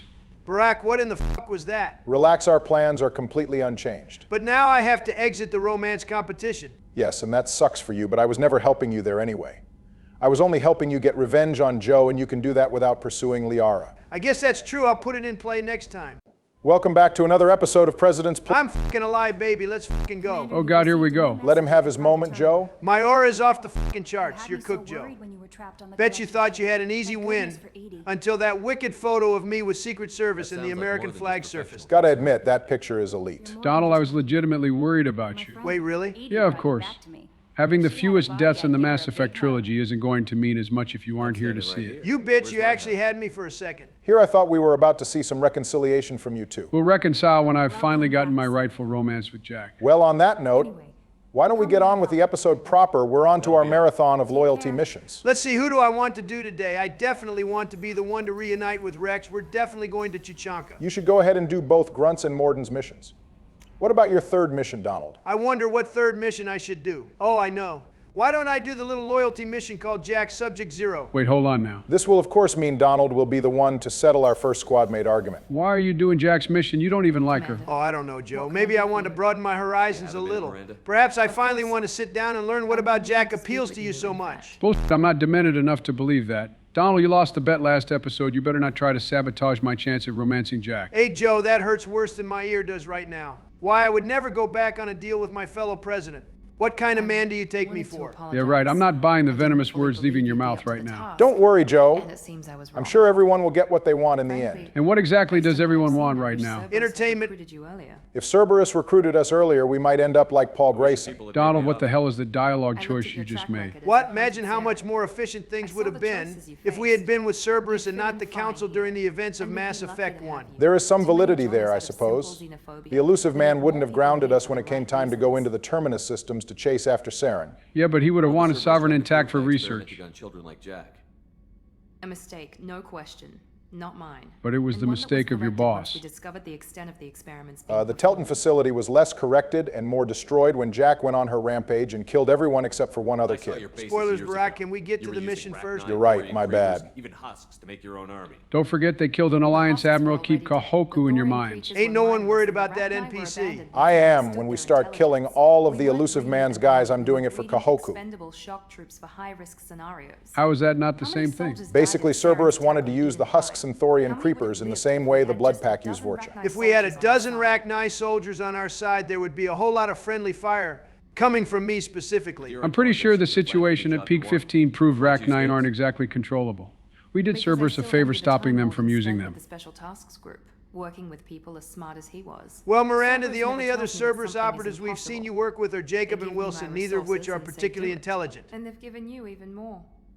A new life, a new ship. The elusive man will come to regret giving us this new ship in due time. I might as well lend Barack a hand. The best thing he did was to put you on my squad. What the hell are you doing, Donald? It's no secret I'm a fan of Miranda myself. If I can't have Samara, I might as well hop on the Miranda train. Maybe if you were a bit more charismatic and less of an ice queen at the beginning of the game, people would like you more, Miranda. Oh my fucking God. Forgive me, Heavenly Father, for what I'm about to do. Barry is all about the personality and deep shit, right up until he sees Miranda from the waist down. Then he's as big a horn dog as Donald. I'm in complete control of myself. Thank you very much. Come on, cut loose, Barack. Your wife isn't here to whip you. It would be a shame if any of what's happened so far made it to Michelle, though. Thank the heavens that won't happen. I told her we were playing Mass Effect together, and she said she was glad. Now she doesn't have to listen to me going on about random facts and trivia. I thought Michelle liked Mass Effect. She does, but you know, not in that super passionate way like us. I'm pretty sure she's only played it a handful of times. You give your father too much credit. Hey, hold the fuck up. Are we locking in a romance? Didn't you hear me when I said I was helping Barack out? I didn't think you were serious. Well, technically, this isn't actually locking it in. Unlike Mass Effect 1, we won't be confronted by the potential love interests. We'll just be asked to call things off with someone. Well then, I guess the winner is whomever is playing right before the suicide mission. Oh, Joe, you wish things here were going to be that simple. What the hell does that mean? Donald, relax. It ain't the right time yet. Hold on, I already sabotaged your little ploy to kill Jack. Yup, you sure did, Joe. You have absolutely nothing to worry about. Then stop being so cryptic. I need to think about this. Oh, no, not the I need to think about this, we're cooked. Relax. Miranda is a thoughtful young lady. She'll come to the right conclusion at the end. She probably just wants to make sure she can get Tolly, Gabby, and Ken out of engineering for the rest of the night. It is genuinely insane that Shepard and Miranda are the only two members of the team with their own quarters on the Normandy, and they choose to do the deed in engineering where Tally works. Extremely based from Miranda, if I'm being honest. All right, let's see what's making the crazy girl even more insane. I got thoughts like little bugs crawling in and out of my head. I can't stop them. Are you sure those bugs are only in your head, Jack? You are sleeping in the bottom of the ship? Maybe there's an actual infestation. How the hell would bugs find their way onto the Normandy in the cold vacuum of space? I don't know, maybe we picked something up on Jacob's loyalty mission. Your pal, the elusive man? Am I crazy, or is she hovering over the stairs? That's a very impressive squat to hold there, Jack. I guess Jack got jealous of Miranda and decided to start putting in work. Drugged me, tortured me. Whatever chance I had to be normal, they stole it by trying to turn me into some super biotic. Any chance of being normal was gone the moment you shaved your head. Okay, shut the fuck up, Donald. They let me suffer. Jack really drew the short end of the stick when it came to being abused to unlock biotic potential. Like, don't get me wrong, Caden went through his fair share of hardship, but at least he wasn't hopped up on drugs or anything. Just a bastard of a Turian treating him and the other kids like shit. And at least the other kids at that training program liked Caden. Well, at least they liked him until he one-shot that guy who broke his girl's arm. Totally valid crash out, by the way. You know, I guess I can't be too hard on Caden for being boring as a bag of toothpicks. The one time he did something interesting, all his friends turned on him. Actual character development from you, Donald. I'm impressed. Are you going to be nicer to Caden? Let's not get crazy. I'm only saying that because we haven't seen him in a few episodes now. When we get to Mass Effect 3 and I'm reminded of the fact that Ashley should be standing there, I'll start jumping at him again. You gotta let go, Donald. There's peace in moving on. Yeah, right. Peace and moving on. I'll be sure to remember you said that. You want to know what else is crazy about this? They did all this experimentation on Jack, and she's still only the second best human biotic in the Milky Way. Who's the strongest human biotic? Barden Joe Shepard, of course. I don't know.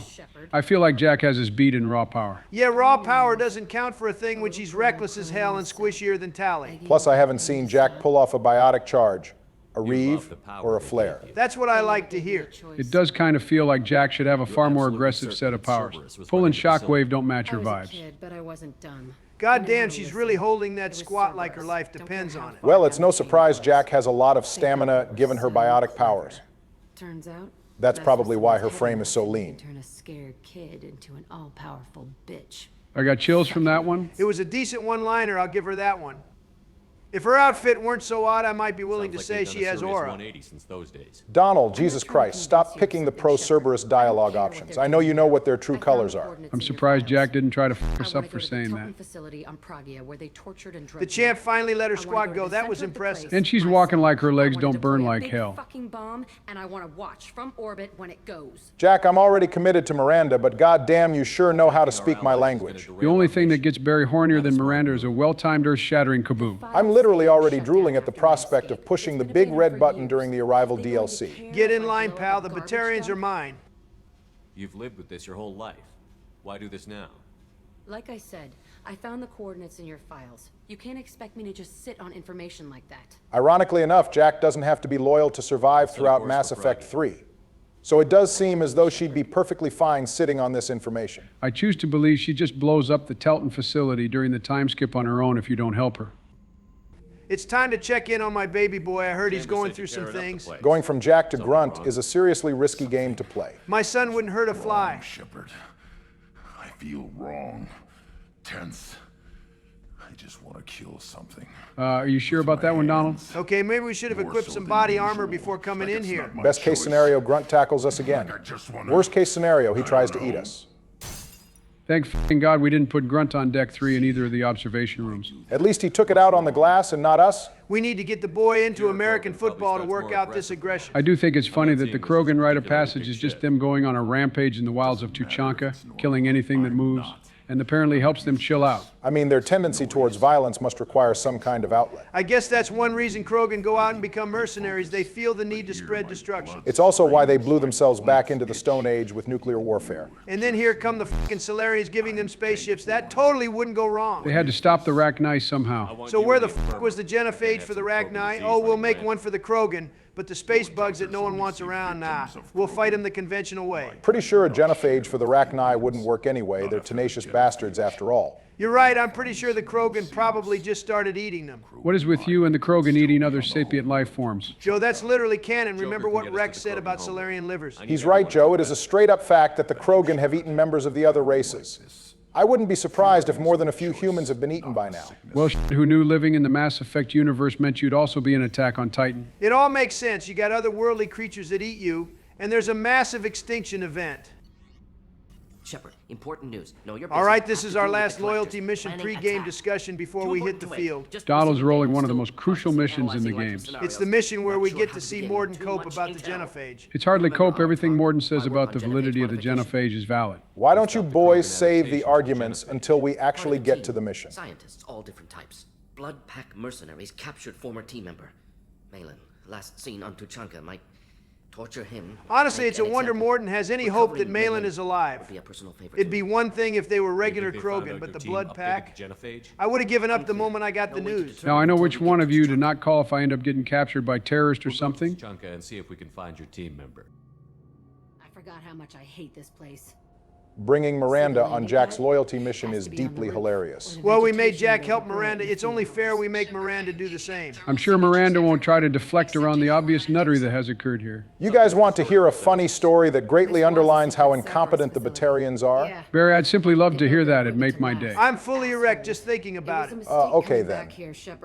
2 centuries ago, a Batarian agriculture business chose Pragia to become their empire's breadbasket. So they brought in non-native industrially mutated plants that flourished in the world's fertile volcanic soil. Unfortunately, it flourished too much. The plants synergized with Pragia's geothermal and chemical conditions, causing mutant strains of poisonous and carnivorous plants to rise. The plants overgrew the colonies in days, causing the Batarians to abandon everything. There aren't enough animals to keep the plant growth in check, and Alliance ecologists predict total soil exhaustion in 400 years. Leave it to the Batarians. Not only are they incompetent at the galactic stage, they can't even do things in business either. The Council were right to not care about the Alliance colonizing areas the Batarians already inhabited. Evidently, they're dog shit at keeping their planets healthy. I think they brought new kids in these containers. All right, here we go. Time for the trauma dumping to begin in full force. She was tortured in this place, Donald? Oh, boo-hoo, I was shot in my fucking ear, and you don't hear me crying about it. You're way out of line there, Donald. The elusive man requested operation logs again. He's getting suspicious. When we get results, he won't care what we did. Well, there you go. The elusive man wasn't in the know on this place. That's just what they want you to think. Well, after this mission, we'll get an email from Cerberus Intel that tells us the elusive man apparently ordered Subject Zero's project be shut down before the riot broke out. By the time they arrived, nearly everyone was dead. Surviving children were turned over to Alliance facilities, and any of the surviving doctors were forcibly retired. See, the elusive man did right in the end. Right, this is an awfully convenient story. Whether it's true aside, it doesn't change the fact that the elusive man definitely knew they were out there kidnapping kids. This looks like an arena. A pretty small arena for a bunch of kids who can move things with their minds. Pit me against other kids. Oh, so it's like any middle or high school in the States. Gotta say, it's no wonder Jack was able to break out. There's no security here. All it would have taken is her sending these barricades I was a flying. kid, filled with drugs. I got shocked when I hesitated. Narcotics flooded my veins when I attacked. I need me some of that. What drug do you think they used on Jack to condition her? I wouldn't be surprised if it was red sand. It's well known for causing a brief but very intense euphoria, and it's highly addictive. How old was she during this? Jack was born in 2161. The Shadow Broker dossier claims she was taken from her mother in 2165. We have no clue when exactly she escaped. However, one of the doctors talks about piggybacking onto the Alliance's Ascension project at Grissom Academy, which began in 2176. So Jack was at least 15 by the time she escaped the Telton facility. Damn, I guess we know who has the worst childhood in the Mass Effect games. Hello? Barton Joe Shepard here, survivor of the Batarian raid on Mindoir. Probably watched our mom and dad get melted by Batarian flamethrowers, assuming they didn't get turned into slaves. Oh yeah, I love me a good Trauma Olympics. If we're going to talk about the raid on Mindoir, then Talitha definitely takes the prize for worst childhood. Permission to terminate. All subjects besides Zero are expendable. Keep Jack All of that just for Jack to kill mostly everyone and escape anyway. I bet the elusive man was pissed. I broke out when my guards disappeared. I started that riot. Hey, sweetheart, why don't you use that big bald head of yours and think about it? Your guards disappeared before you broke out. They were probably investigating the commotion we heard in the background of that call just now. Donald, you may be right, but if you say she's bald again, you're going to wish that guy had better aim after I'm done with you. Okay, let's chill out. It ain't even been a month and you're cracking jokes. I wasn't joking. Supposed to be empty. Who the fuck shot that Baron? Damn, should have brought Grunt on this mission, Donald. We could have gotten him lunch in the middle of the mission. Not you two, Barry. Finally, someone else is thinking about taking care of our baby boy. Well, Grunt has a big day ahead of him when we get to Tuchanka. The rite of passage is no joke. We need to make sure he's well fed and energized so he can join Clan Erdnot. How nice of Mass Effect 2 to make it abundantly clear you're about to walk into a combat arena. I like it. You don't get surprised by things. Pretty whack-level design, if you ask me. It's too easy to gank opponents when they funnel out of the same spawn point. This game is starting to get a bit easy, too easy in fact. Enemies are dropping like flies. Well, yeah, now that we're using one of the best weapons in the game, and are no longer bound by SMGs and pistols, we've got an easier time ahead of us. You're welcome, by the way. I'm the one who picked shotguns. You were told to pick shotguns, you clown. Here we go. Oh, look at that. The Vorcha are flanking us. Perhaps they aren't too dumb after all. The fact that they're flanking us after I've already cleared more than half of them makes them even dumber than if they hadn't flanked us at all. Give them a break. You killed the Krogan blood pack guy who was supervising them pretty early, so they were confused on what to do. Honestly, if the Krogan want to use the Vorcha as shock troops, they should just strap bombs to them and order them to run in and blow up. Jesus Christ, Barry. Don't boo me. I'm right. For once, I don't think Barack is being an explosion pervert. There's some validity there. Besides, we blow up the Vorcha. Anytime they're carrying a flamethrower, they may as well run in with bombs strapped to their chests. Why'd they need a morgue? This was a small facility. Oh God, they unleashed the hounds. I swear we run into Varen everywhere. Varen are native to Tuchanka, and where you find Krogan, you'll find Varen. Which makes our first encounter with Varen being with the Batarians all the weirder. What the hell was wrong with that last one? Poor guy, I think he developed zoochosis. That Varren was traumatized after it realized all its friends were dead. Probably a good thing I put it out its misery quickly. Man, these bedrooms are kind of terrible. Literal prison cells, complete with the zero privacy toilets that are facing the lower bunk of the bed. I'd imagine you'd want to turn the bed facing away from the toilet.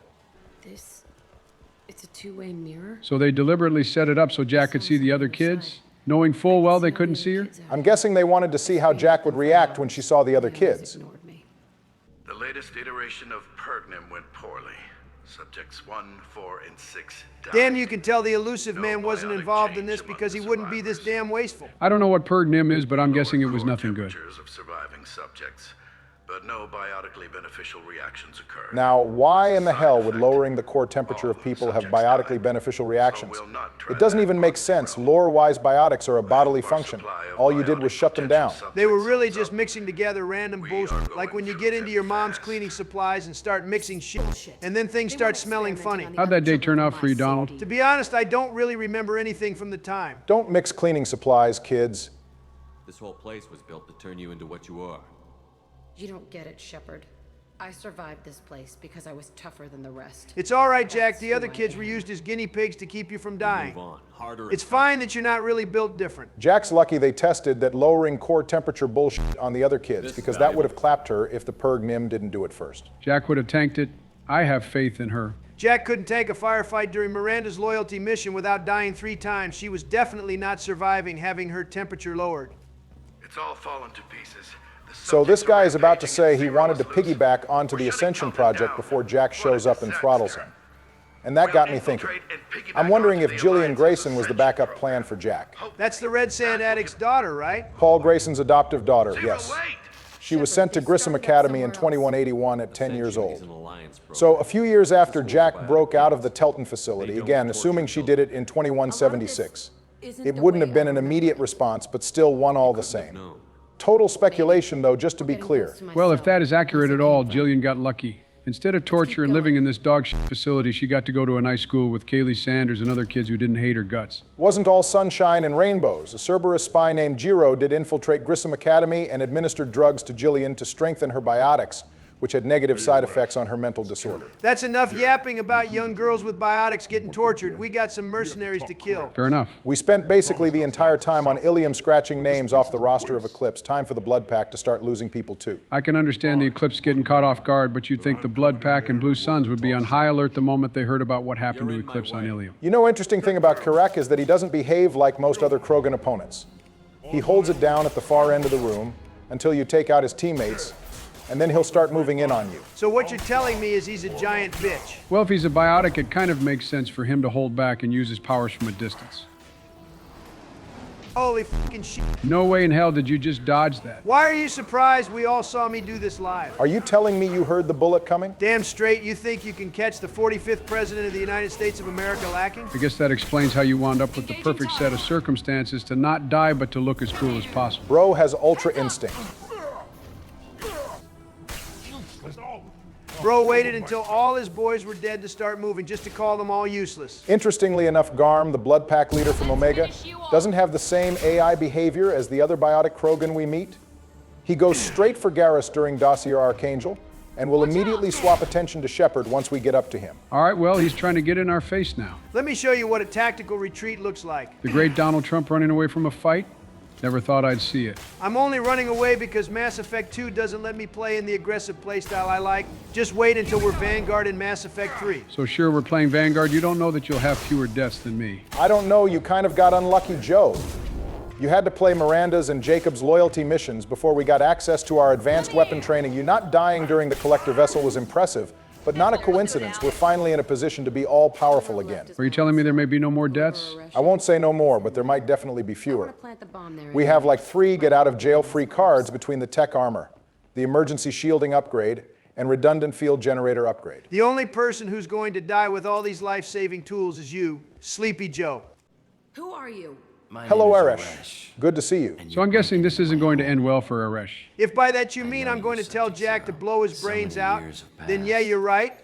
It's not going to end well for him. Oh, come on, man, he's a victim too. Let him live. Joe, you're talking to the guy who killed John Paracini for no reason other than the fact that he wanted to. He is gonna fucking die when we blow this place up anyway. Oh, that's actually not true. I've been waiting for an opportunity to correct this mistake of ours from the Mission Tier List video, but Aresh does actually escape the blast. Okay, well, that's boring. I'm glad to hear he makes it. What does Aresh go on to do? If we allow Aresh to survive, he'll take up work and end up on Elysium.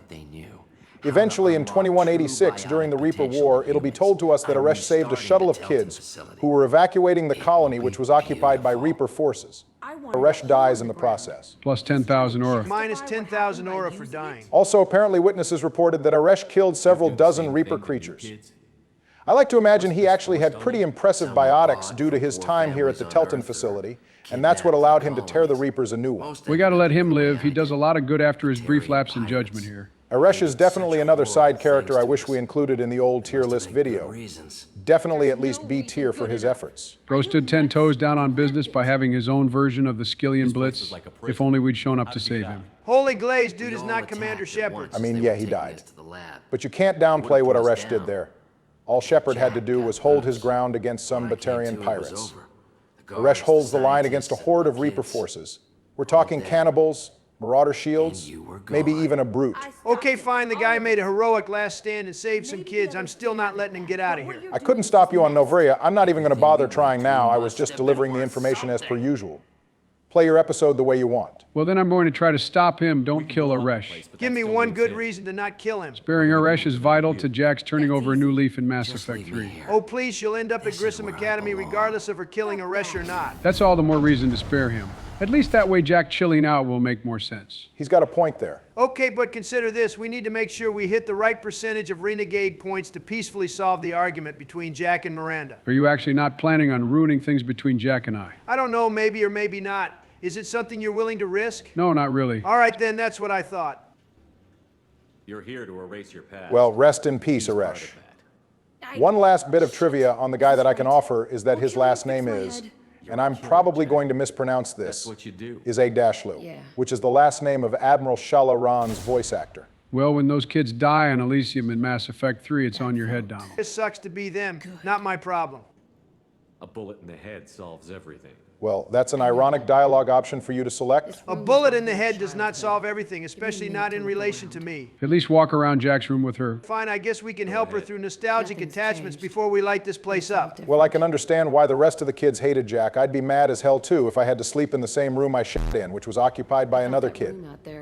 Meanwhile, Jack is over here with a whole ass bedroom. She got books and shit in here too so she can distract herself from the intense pain and torture she went through. The other kids just had to stare at the wall or something. Kind of fucked up for them to not put a TV or something in here. No PlayStation, no Xbox, not even a Nintendo Wii. You think we're still going to be getting consoles like that in the 22nd century? If anyone is going to survive, it's Nintendo. They've been around even longer than you have been, Joe. For God's sakes, don't use me for the reference to determine how old something is. Barack only does it because he still fancies himself a young guy. Bro is about to be 63 years old next month. I'm shocked to hear you actually know when my birthday is, Donald. But also, f*** you, both of you bastards are so old that you spent the majority of your childhoods learning that there were only 48 states. No one cares about Hawaii and Alaska. I don't recognize Hawaii and Alaska as states for the same reason I continue recognizing Pluto as a planet. It's what I grew up learning. I didn't realize we had Jerry Smith with us today. All right, let me sit up. The best part of the entire game is happening. Bro really wants to see this explosion. I'm all for random and needless destruction, but you're a bit horny for it, even for me, Barack. This scene is flawless. The build-up from Jack flipping the cover over and over. The anticipation from both Shepard and Jack, and then all is ready. Shepard beats on the door to get us out of range, and then... Fucking immaculate. You love to see a well-timed explosion wipe out its target and cause tons of collateral damage. Haven't seen Barry grinning like that since the old days. Well, all right, here we go. We better get in there before Jack stuffs my wife into a jar. Jack finally comes out the bottom of the ship and she's ready to throw down. We should probably go get our body armor before we do this. Touch me and I will smear the walls with you, bitch! Considering we watched this girl take down an entire space prison the last time she flew into a rage, I'd say things are going pretty well here. What Cerberus did to me was wrong. It wasn't Cerberus. Not really. All right, Miranda, normally I vibe with you, but Cerberus did knowingly take Jack from her mother to torture her. They put me through. Maybe it's time I showed you. Well, look at where we are. Donald, don't do it. We had a deal. And we had a deal back in Mass Effect 1, and what did you do? You not only killed Ashley, you did it after making me beg to you of all people. Side note, looks like we're doing well on the morality split. Thank God. Donald, that was then, and this is now. I thought we were starting things off on a new leaf. We said so back in episode 1. We squashed our beef, right? Yeah, we did, and then you just kept getting cockier and cockier. This whole damn time you've been chatting it up as if you're not the worst player among the three of us. And I'm getting tired of it. I think it's time you learned a lesson. Barry, help a guy out here. Who, me? Nah, I'm not here right now. I'm ordering some food for later. Donald, please, man, you can pick the red option. It doesn't have to go down like this. Ashley didn't have to get left on Vermeer, but here we are. But you know what, Joe? I've got a surprise for you. I don't like this. Just so we don't continue the cycle of hatred, I'm going to settle things here peacefully. Not only that, but I promise you we're going to have a very romantic encounter with Jack. Wait, are you serious? Yep, 100%. That's a Donald Trump guarantee. We will absolutely have a glorious romantic encounter with Jack. Barry, am I dreaming right now? Or is Donald actually putting this debate to rest once and for all, and I'm actually getting what I wanted? Sure seems that way. I guess Donald had enough. Well, gosh, Donald, I'm sorry for how everything has gone down until now. Yeah, you'll be sorry, all right. You two gonna be okay? It's a good thing you came by when you did. Yeah, Miranda, because let me tell you something, you were not that guy there. I do wonder what Miranda's plan there was. Thanks, Shepard. Because there's no way she genuinely thinks she can fight Jack in close quarters like this. She had to have some kind of stunner or something to subdue Jack. Well, if both of them stay alive, maybe we'll get to see them square off. I needed to wipe that place off the map. You're talking to Jack for me, too? Of course, I'm a man of my word. I have to set up our romantic encounter with Jack. Well, damn, Barry, I guess you're not getting Miranda now that Donald is on my side. Well, I suppose this is the way things have to be. I'll accept defeat if it means you two are finally getting along. Now, hold on, this is crazy. Am I dreaming?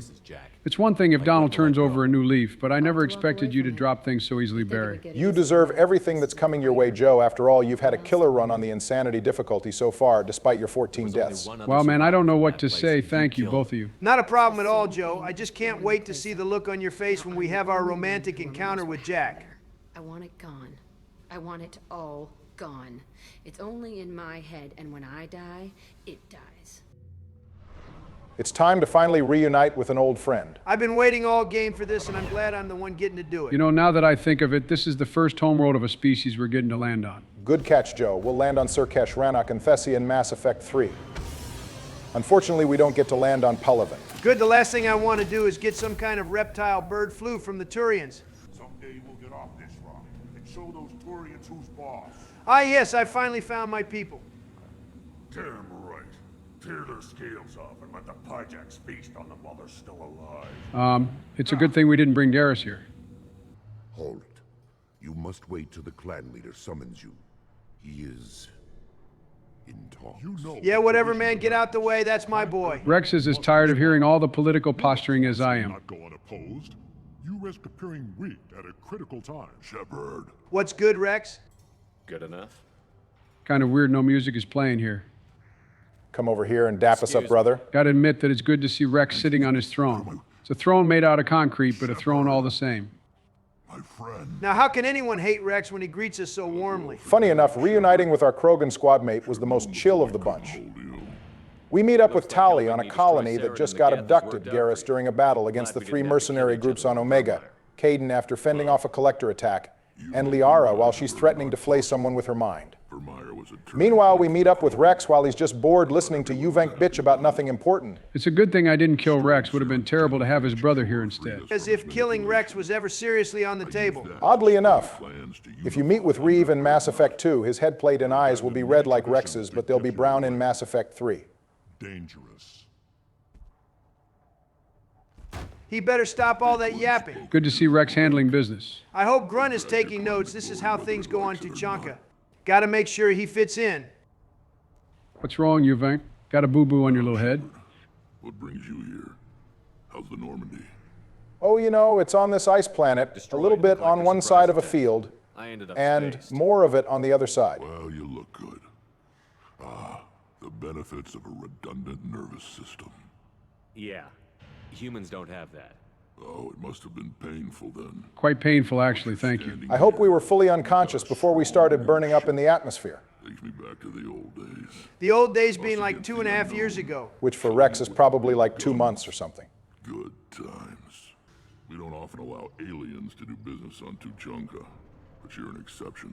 My son is crashing out more than usual, Rex. What's wrong with him? The current leader and the future leader of Urdnot meeting face to face. You think Grunt is going to rise to the rank of Krogan clan chief? I don't see why not. Don't get me wrong, I love Rex, but one day the new blood is going to come for his throne. But doesn't that mean Grunt will have to kill Rex in the future? Not necessarily.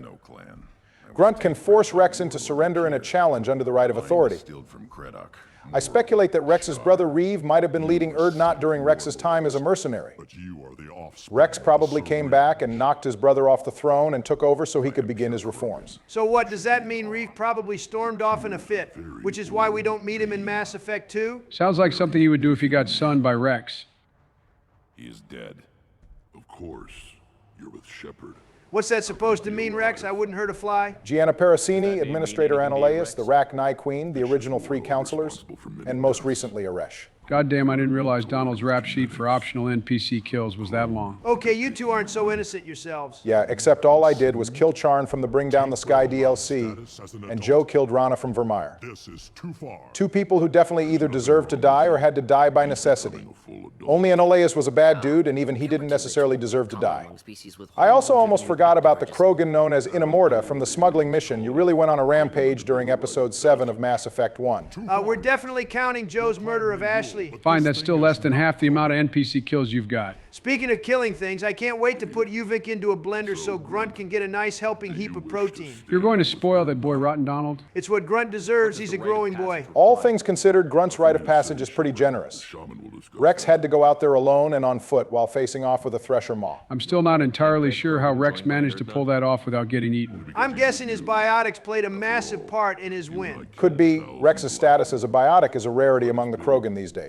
It makes sense he'd be one of the most prime examples of the species. Makes me wonder why Okir's perfect Krogan isn't a biotic. Grunt doesn't need any psychic powers. Technically, biotics and Krogan are a mutation. Okir was focused on making the perfect pure Krogan. Eve did say Rex was a mutant. It makes me wonder why Urdnot Reeve doesn't seem to have biotics. Well, biotics in aliens that aren't Asari is usually caused by element 0 exposure before birth. While it's true Rex and Reeve are brothers of the same mother, they were born about a decade apart. So whatever caused Rex to be exposed wouldn't have occurred for Reeve. This is his choice. Honestly, looking at the state of Tuchanka, I'm surprised Grunt wants this. That's what you don't get. It's all about trial by fire. Grunt and Rex will turn Tuchanka back to his height of glory. Good boy. Speak with the shaman. He's over on the 2nd level. Give him a good show and he'll set you on the path. Anyone up for a little bit of gambling before we get to business? Sure, why not? Put it on White Blue Hope. Nah, Red Brown Thunder has this one. I'm going with Barack. It's going to be your loss. Well, let's just see then.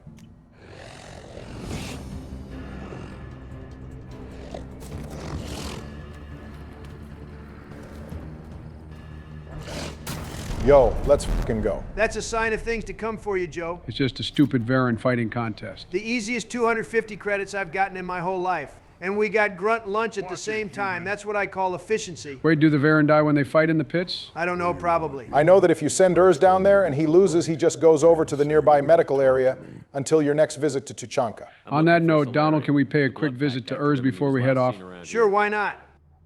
Donald, before you go to Urs, you should head to the medical area. I do always forget this is over here. I don't think I've ever walked this way. That Krogan is doing a bit too much yapping. Don't worry, you'll get the aggression out in the next couple missions. Krogan's hit by genophage, nuclear assaults, civil wars. Still survive. Yeah, no thanks to you. Talk your shit, Grunt. Anyone else. Impressive to see life adapt, continue despite circumstances. Inspiring. And Morden just straight up doesn't react to it. Why in the fuck is there an option to punch that pie jack? And why in the fuck did you do it, Donald? The option was there, why not? That was a pretty mean haymaker. I'm counting that in the characters you've needlessly killed. It was just a pie jack that would have probably been killed in some medical experiments anyway. Who are you?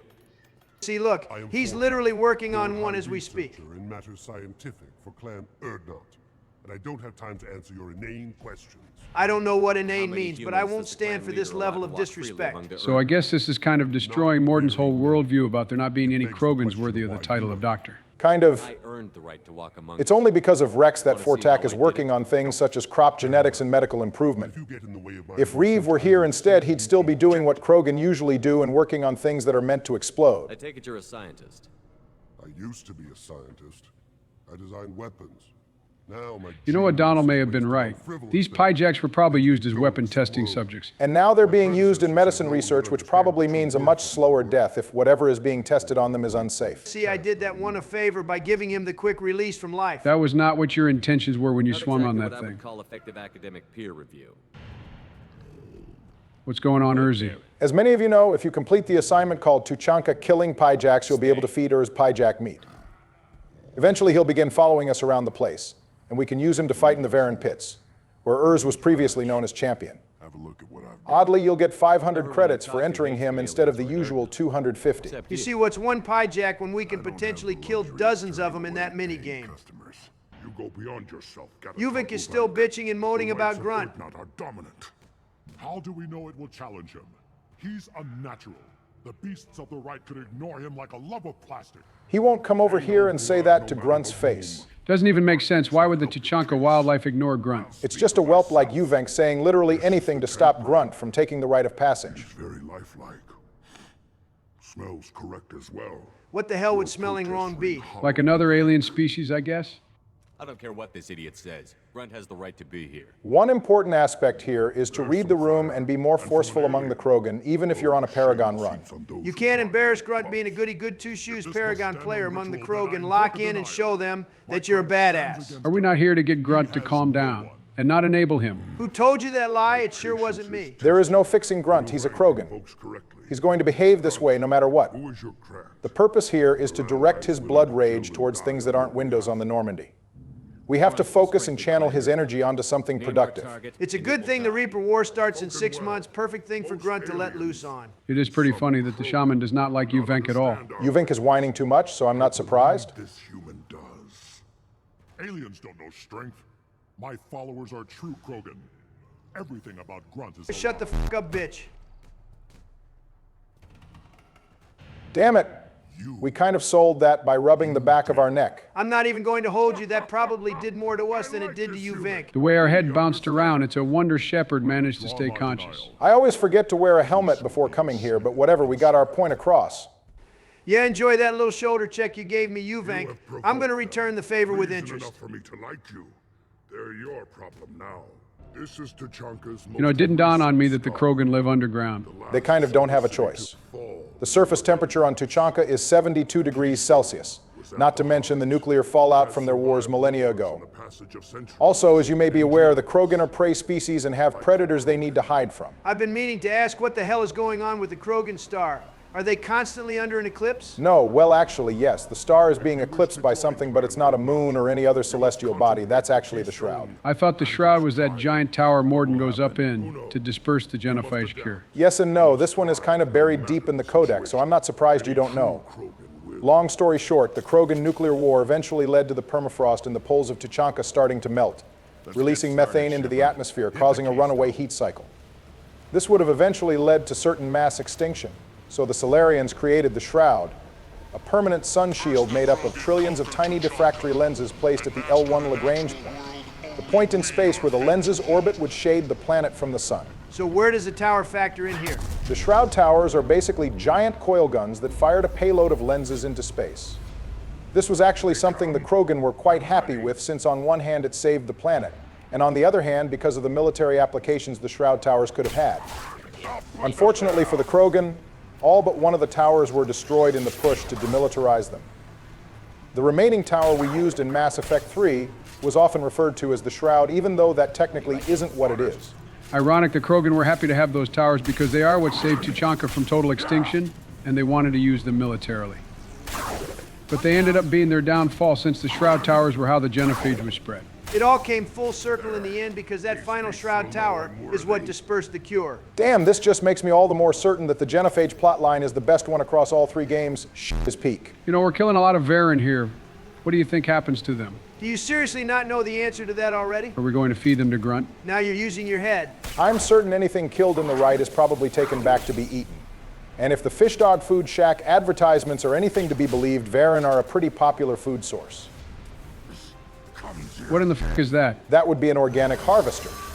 You might recognize them as the annoying worm-necked bastards who spam shots at you in Mass Effect 3. It's kind of lame that we don't get to fight them. The Harvesters were originally intended to be in the first Mass Effect as an enemy that could only be killed in the Mako, but they didn't make the cut due to time and budget constraints. They were also planned to be fightable enemies in Mass Effect 2, evident by some cut animations, but once again they didn't make the cut. I'd rather we didn't. These are probably another one of the things the Krogan go underground to avoid. The interaction here with the Harvesters and Clixon is kind of interesting. It's not clear if the Clixon are birthed by the Harvesters, or if they're just picked up and dropped off wherever the Harvesters want. Either way, this demonstrates some pretty high-level intelligence from the Harvesters, since they're using Clixon as shock troops. I have a sudden urge to tame one like that seen in the first Avatar movie. You could try, but I feel like it would just pick you up and drop you head first. If the Harvesters really do give birth to Clixon, then aren't we basically killing babies? Fire-breathing babies that explode right before death, yeah. More to the point, how many damn kids is this Harvester carrying, and why does it keep dropping them 2 at a time? I'm going to assume there's more than one Harvester at play here. Yeah, right on your ass. Damn, it's a good thing that guy didn't come up right below us. You know, I wonder what effect the Shroud has on Thresher Maws. They feed by absorbing large quantities of solar radiation. The Shroud should be an obstacle to them. Do they starve because of the Shroud? Probably not. Thresher Maws also eat minerals from underground and live through a rather unique form of photosynthesis. Are you telling me Thresher Maws are basically plants? You know, that's not too crazy. If I can get through the Thresher Maws attack for the next 4 minutes and 11 seconds, then I will win. Bro thinks he's Kashimo. I was wondering why you were being so quiet. You were waiting to do a reference. And that's all she wrote for this overgrown worm. You asked about what we did with all the dead wildlife after the rite. Well, if you kill the Thresher Maw, you'll hear a Krogan somewhere talking about having Thresher Maw steaks for months. I'm guessing the Clixon are just straight up inedible since they explode when they die. Probably best eaten while alive, you get that spice. Here comes Uvenk lining himself and his boys up to get killed by the squad that just downed a Thresher Maw. You live, and you brought down the Thresher Maw. No one has done that in generations. Urdnot Rex was the last. I guess that means Grunt is more of a true Krogan than you are. Genes, which are damn good. This will cause discussion. I wonder. You say you are pure, no alien meddling in your construction. I guess we don't have to tell him about the collector technology Okir used to make Grunt. Give it your best shot. Not yet. This deserves consideration. Take your consideration and shove it up your ass. Any more natural. You are powerful. You are a mistake, but your potential could tip the current. Did he just call our boy a mistake? Oh, so now he wants us. On my father's name, on Shepard's name, but now you stop ranting because I'm strong. With restrictions, you could not breed. What in the The hell kind of offer is this? Bro said Grunt has to remain maidenless and he can't work with aliens who have more credits than Krogan, and expects him to just sign on up. You're after his power. You don't really want him in your clan. Of course not. I didn't really want to cooperate with Clan Urdnot either. Good, now I can drop your ass like I did the Thresher Maw without any regrets. Either of greatness or of joining the dust. And the forecast is looking like dust. Support if I fight you, and Reformer support if I back you. The former assumes you could actually kill us. Your clan is below Urdnot for a reason, and we're about to show you why. There's an interesting bit about that dialogue wheel. In some cut voice lines, Grunt will be upset with Shepard if we don't let him make his own choice regarding Uvenk's offer. He'll talk to us on the Normandy after the mission ends. Wait, we wouldn't have lost Grunt's loyalty, right? No, I just think it's a cool interaction.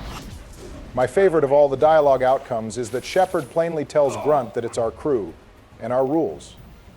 Grunt admits that he respects Shepard's superior position, but also says he doesn't like it, to which Shepard will simply respond, "Understood. Get back in line." Quick and to the point, military style. I see you've taken a liking to the Phalanx, Donald. It's a decent little pea shooter, and it's good on armor, which is why I brought it. But when we're facing off with Krogan, there's only one way to go, and that's the shotgun. It's time to turn this pie jack into a nice steak. Is there anything we're not going to eat? Nothing goes to waste on Tuchanka. Damn, Grunt really wanted that last hit. I'm not even mad at him. Grunt deserved that. Uvenk is meat. Let's signal at the Keystone to get out of here and leave him to rot. You have passed the rite of passage, earning the honor. This means Grunt is recognized as an adult now? Yep, our boy is finally ready to leave the nest. They grow up so fast. Feels like it was yesterday when we woke him up and he tackled us into the wall in the Normandy. Good times, a true core memory. You guys are going to make me cry. Join the army and apply to serve under a battle master. Shepard is my battle Damn master. straight I'd tell you to ask you, no Vink, match. but we ate him after Grunt knocked his ass into the Shadow Realm. Congratulations, Urdnot Grunt. Accept this token from Fortak. Wait, what did Fortak give us? I believe this is how Grunt gets access to the M300 Claymore. All right, time to go kill Morden's dumbass student. Well, you do know you don't have to kill Malin, right? The two of you just grilled me for my kill list, and you're surprised I'm looking to expand it? Well, I respect your unapologetic commitment to the renegade lifestyle, Donald. You're getting pressed here, Donald. Shut up, I'm fine. You might be fine, but Tali sure as hell isn't. Get these fucking mutts off me. The Varen are getting payback for what you did during the rite of passage. Why the hell did I bring Tali on this mission when Morden is already a lightweight in the Defense Department? There's a funny line later on if you bring Tali. It better be worth it because I'd rather have my son watching my back right now. Not gonna hold you, Donald. This situation is looking pretty bad. God damn it, I forgot this mission could be a motherfucker. Running away and leaving Tali to die twice is wicked work from you. I like Tali, but that one is on her. She needs to lock in. I don't see Morden struggling to stay alive. I don't mean to backseat, but this is looking really, really bad. Morden really hit the Joestar family's secret technique to avoid the Krogan. Interesting decision to retreat and give the Krogan the high ground. This is not Star Wars. The high ground is overrated. God damn it. What was that about the high ground being overrated? You've had a pretty good episode thus far, Donald. It would sure be a shame for you to die at the tail end of it. You couldn't take me out in real life. I'll be damned if I die in a video game. If you die in the game, you die for real. You son of a bitch, you're lucky I don't have carnage anymore. It's looking like you want to die after all, Donald. I'll be looking forward to seeing how you get out of this one. By patiently playing the waiting game for my cooldowns to come back up. You got lucky. It was a perfectly calculated series of events. Did you perfectly calculate that you'd be hit by 2 carnage shots? That body, human. Need to take a look. That's a weird hobby you've got there, Morden. I prefer to look at bodies that are alive myself. The way you've been talking about the Krogan all episode, I'm surprised there's anything of this dude left for us to see. Something should have eaten him. Well, we're about to run into Clan Werlock here in a moment. Maybe they were on their way to pick up their snack. No tattoos or ID. Maybe slave or prisoner. Maybe merc or pirate. Irrelevant now. I'm willing to bet Batarians were behind this guy being handed to the blood pack. Where you find a human slave or prisoner, you're sure to find Batarians or maybe Turians? Treatment modalities. Experimenting on humans? That kind of crap is what makes Cerberus start to seem like a good idea. I know this is purely a coincidence, but saying that as the camera pans to Tali standing behind us is pretty funny. About time someone agreed with me about Cerberus having the right idea. Donald, at some point you're going to have to stop being pro-Cerberus. You do know that, right? Yes, I am aware, and that point isn't right now. Cerberus is on top, baby. I imagine you had to do some live subject testing while developing the new genophage. Why the hell does that sound so accusatory? Because it is. Basically, any good dialogue option in this mission is you coming down on Morden for the genophage and questioning his methods. Wait, I can't do calculus. Am I cooked? We're all cooked. My expertise is Mass Effect trivia, and I know sure as shit that Joe can't do calculus. Hey, you don't know I can't do calculus. Joe, I'll search up a calculus question right now if you insist that you can do it. Oh, never mind. Native to Chanka fauna likely used later in development stages. I am the speaker for Clan Werlock Offworlders. You have shed our blood. Don't care, didn't ask your mom plus ratio. I could have sworn Krogan liked to skip the long monologue and get straight to the fighting. I guess this guy's sole purpose is to be a hype man for Warlord Gold. The only thing I'm spreading is your blood all across the ground and the I walls. trip over the dozen Krogan I killed to get here. I think I'll take my chances. You killed our youngest and weakest human. Would have been smarter to go out with him instead and jump us properly. Glorious work. Inside, you will find only hardened blood pack veterans. Bro, have you checked in with your boy's Garm and Correct lately? At this point, we're just scratching more names off the blood pack's roster. Salarian will cure the genophage, and Clan Werlock will spread across the galaxy in a sea of blood. The council races would just drop Genophage 2 Electric Boogaloo. If you care about the future of Clan Werlock, you'll hand over Malin. Now. This Krogan is probably the only character who could yap more than I do. Will rule all Krogan. The Krogan rebellion. You talk too much. Yeah, keep it to 20 words or less, buddy. Cannot hit a simple target.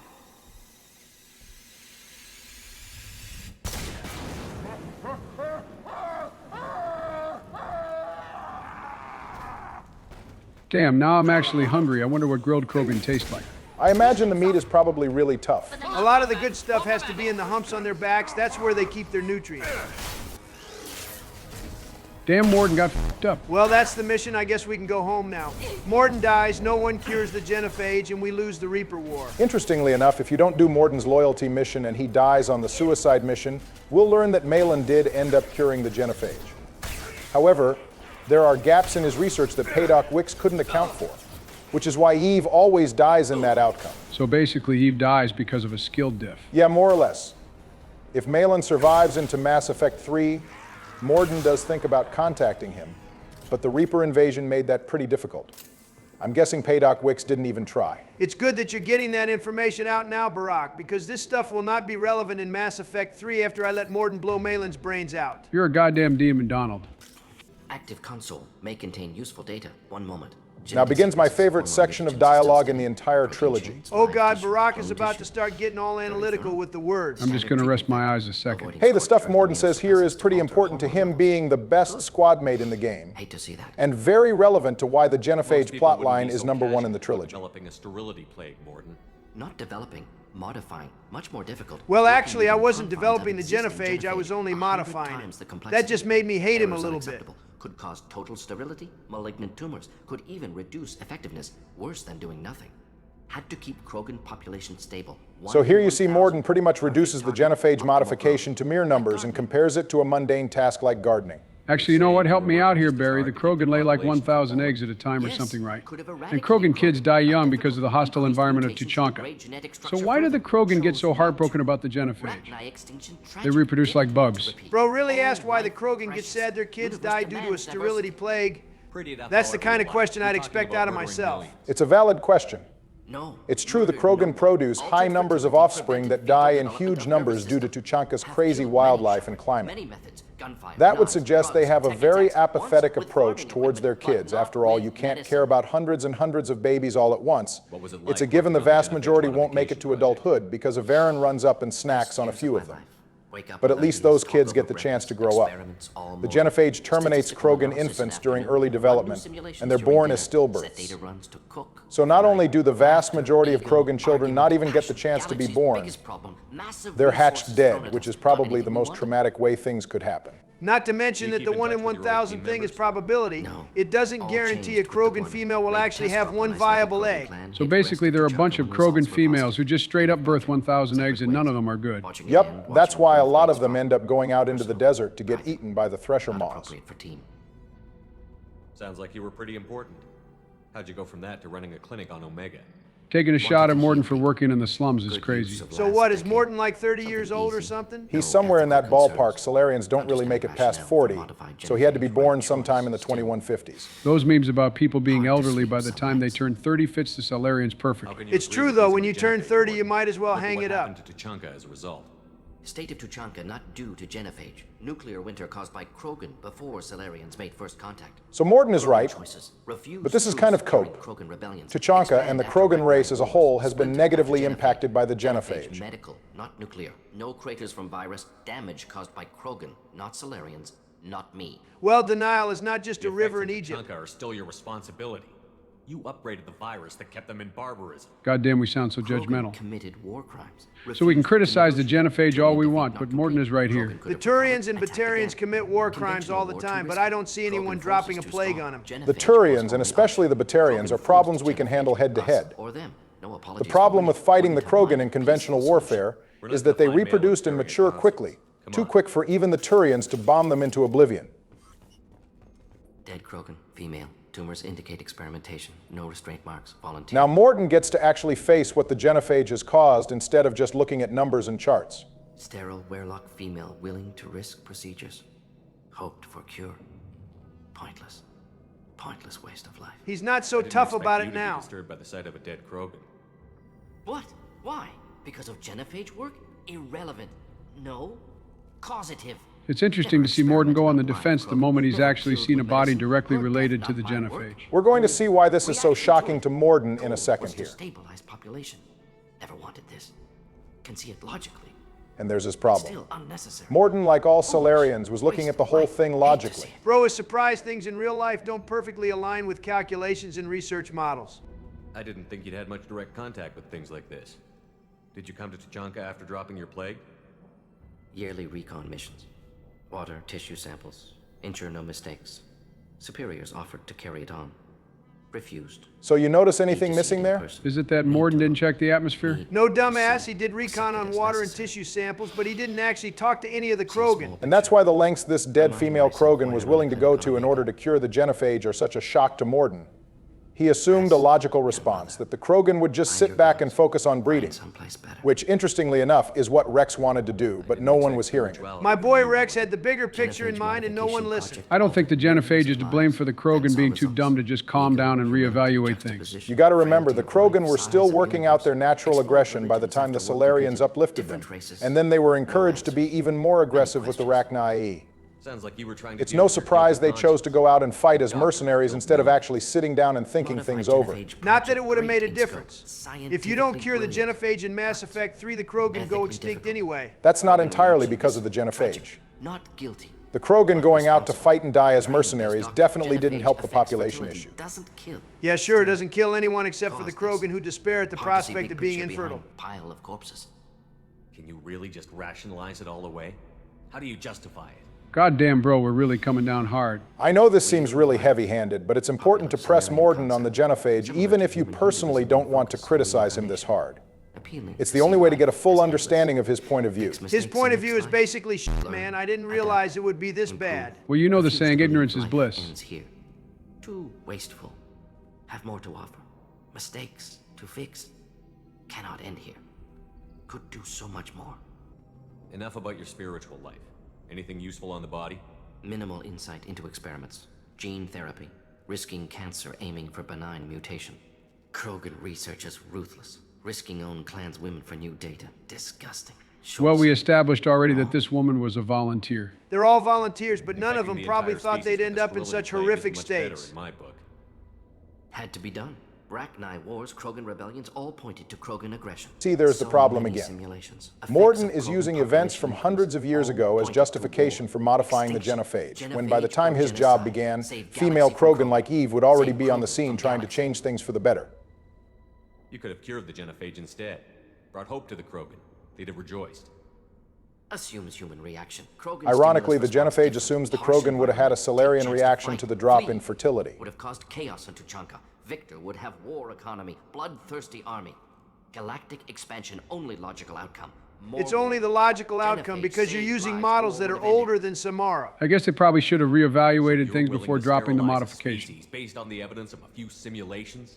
Yes, millions of data points, years of arguments, countless scenarios, all noted Krogan fragmentation as dangerous. Morden, my boy, I like you, but instead of having a Reddit debate with your Salarian colleagues, you probably should have just gone to Tuchanka to actually speak to some of the female clans. Saved lives. Look at the dead woman, Morden. It doesn't look like you saved her. That's a 10 out of 10 line right there. Worked with available data. Only option. No other possible. Doesn't matter. It'll matter to you soon, Morden. You just need to meet the right Krogan. I'm not big enough to have a real shot with the females. I'm sorry to hear about that, bro. I've heard there's some surgeries or pills that can help with that. Donald, I think he meant like he isn't physically big enough to wrestle for women. You have your interpretations and I have my own. There's no reason it can't be both. So smart from you, Barack. Werelock children. They're going to destroy the other clans. But no, they said I was helping Erdnot. Apparently his brain is pretty small too. You need to get back there. But it would take a real badass to make it back to camp while injured. I can do it. Can you really? You? I said a badass, not some scout whining like a Quarian with a tummy ache. I'm standing right here. Sorry, Tally. You made me bring her here just to hear that? Look, squad mates, don't speak up often on missions. I'll take any chance to hear them. Dude said he's going to the female camp to go get some. Show them what you're worth. Go. Go.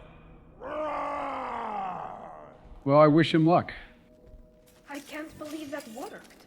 time to finally wrap things up here. I didn't mention it before because I didn't want to jinx it, but it looks like Donald is about to be the first one of us to complete an episode of Mass Effect 2 without dying at all. That's not good. Yeah, not good for you, maybe. It's perfect for me. Not looking too good for me either. That means Donald maintains his lead over me. Plenty of time left for the balance to shift. I won't get too cocky. I have 8 deaths and Barack had 9, but you, Joey, you're out of the race. It's not over until it's over. I'm not sure what's least likely, Joe managing to go the rest of Mass Effect 2 without dying at all, or Donald and I somehow managing to die enough times to even things out. You'll both get cocky, I know you will. Well, I mean, I have Samara's and Thane's loyalty missions next episode, so unless I manage to get completely destroyed on Garrus's mission, I'll probably be fine. Oh, thank God, I was worried I'd be doing those. You're really taking one for the team there, Barack. Don't thank me too soon. I'm taking the Shadow Broker mission for my DLC episode. Well, that's not fair at all. The two of you got way better missions for your episodes in Mass Effect 1. I definitely deserve the Shadow Broker DLC. I'm fine with that, Barack, but you can't do both the Arrival DLC and the Shadow Broker mission. You're going to have to give one of those up. Fine, you can take Arrival. I don't even really like it that much. I get to clap 300,000 Batarians. Let's fucking go. How nice of you two to decide that without including me. Yeah, people with double-digit deaths have no say in how the schedule goes. Hello, Malin. Good to see you, buddy. Alive, unharmed. No signs of restraint, no evidence of torture. Don't understand. For such a smart man, Professor. Jesus fucking Christ, his voice is like nails on a chalkboard. They had to up the pitch of the voice actor in editing because I refuse to believe this is someone's natural voice. I'm almost certain most Salarian voices are altered at least Maybe a little. The Warlock brainwashed or drugged him to keep him under control. Unlikely. Pupil's normal. Body language consistent with standard metabolic state. Please, Professor, you wrote a paper on this.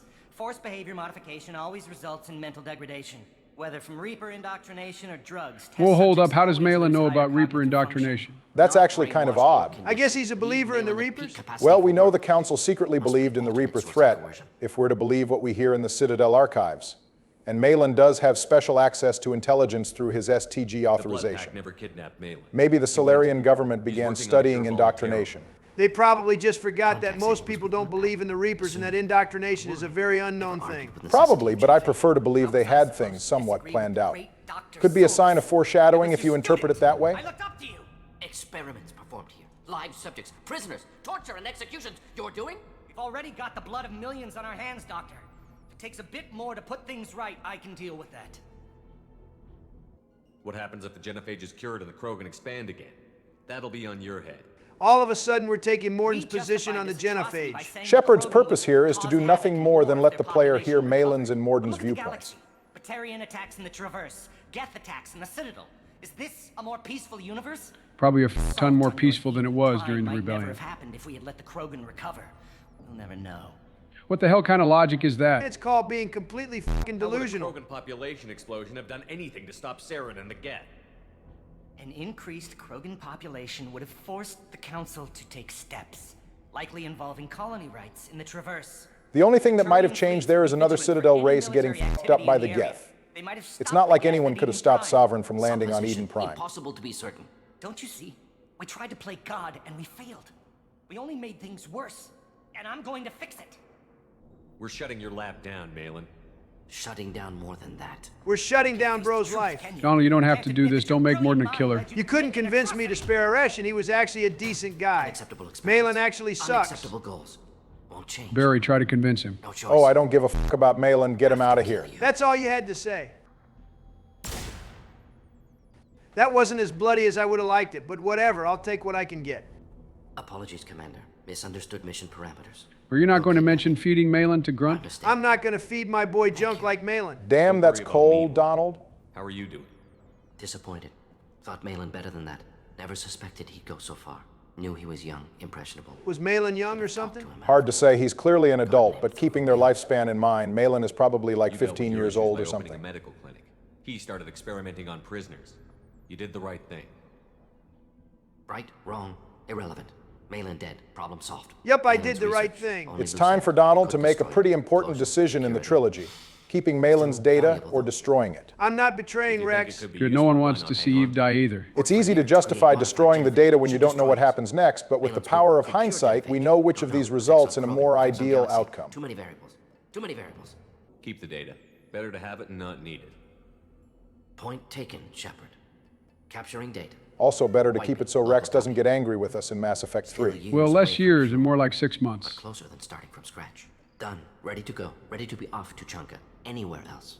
Maybe somewhere sunny. Well, I guess it's time for us to hit the dusty trail. No, not quite, Joe. There's something that needs to be done here. What do you mean? Welp, I'm gonna go eat. You two can deal with this. Oh, and sorry in advance, Joe. What do you mean? Sorry for what? Joe, do you remember at the start of this whole series that we made a deal? You said I could romance Ashley without resistance, and you would be allowed to play Sentinel, which is why we're currently on this whack-ass class.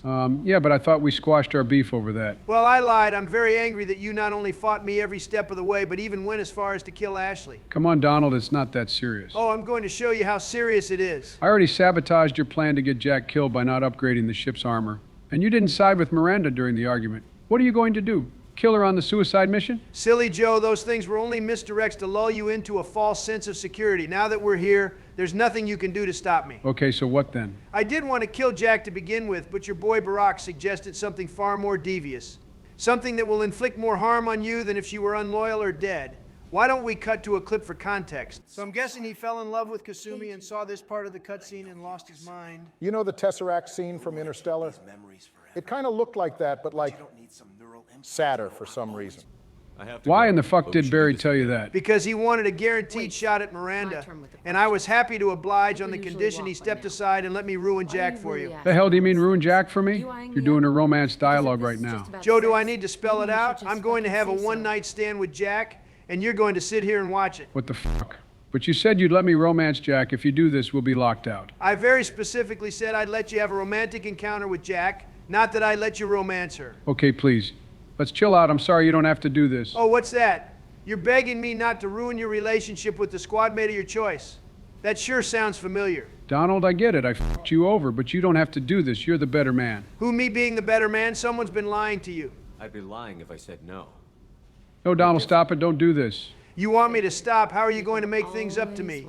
You going to bring Ashley back to life? I mean, I could in the save editor. We both know you can't use the save editor. Okay, come on. We can come to an agreement. The clock's ticking, Joe. You better offer something good. Here's a suggestion, Joe. I'll spare Jack if you drop out. Are you fucking kidding me? You want me to choose between Jack and the presidency? Nah, not really as if I need you to drop out to win. There's nothing you can do to stop me. All right, Jack. I like how you move. No, stop it, no. What do you think of that, Joe? This is my perfect victory. That's right, I win. Donald, you rat bastard son of a bitch. Do you feel that, Joe? That's just a taste of how I felt when you left Ashley to die on Vermeer. This is so fucking unnecessary. Why couldn't you have let me have Jack? Why couldn't you have just let me have Ashley? You started this, I'm just ending it. Looks like Barack is the only one of us who's getting what he wants. Fuck you, Joe, I'm out.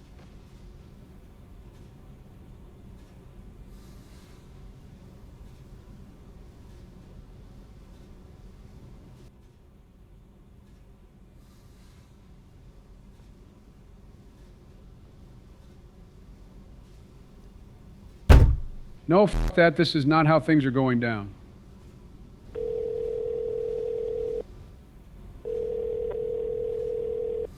Hello, what do you want, Joe? Michelle, I've got some things you need to hear.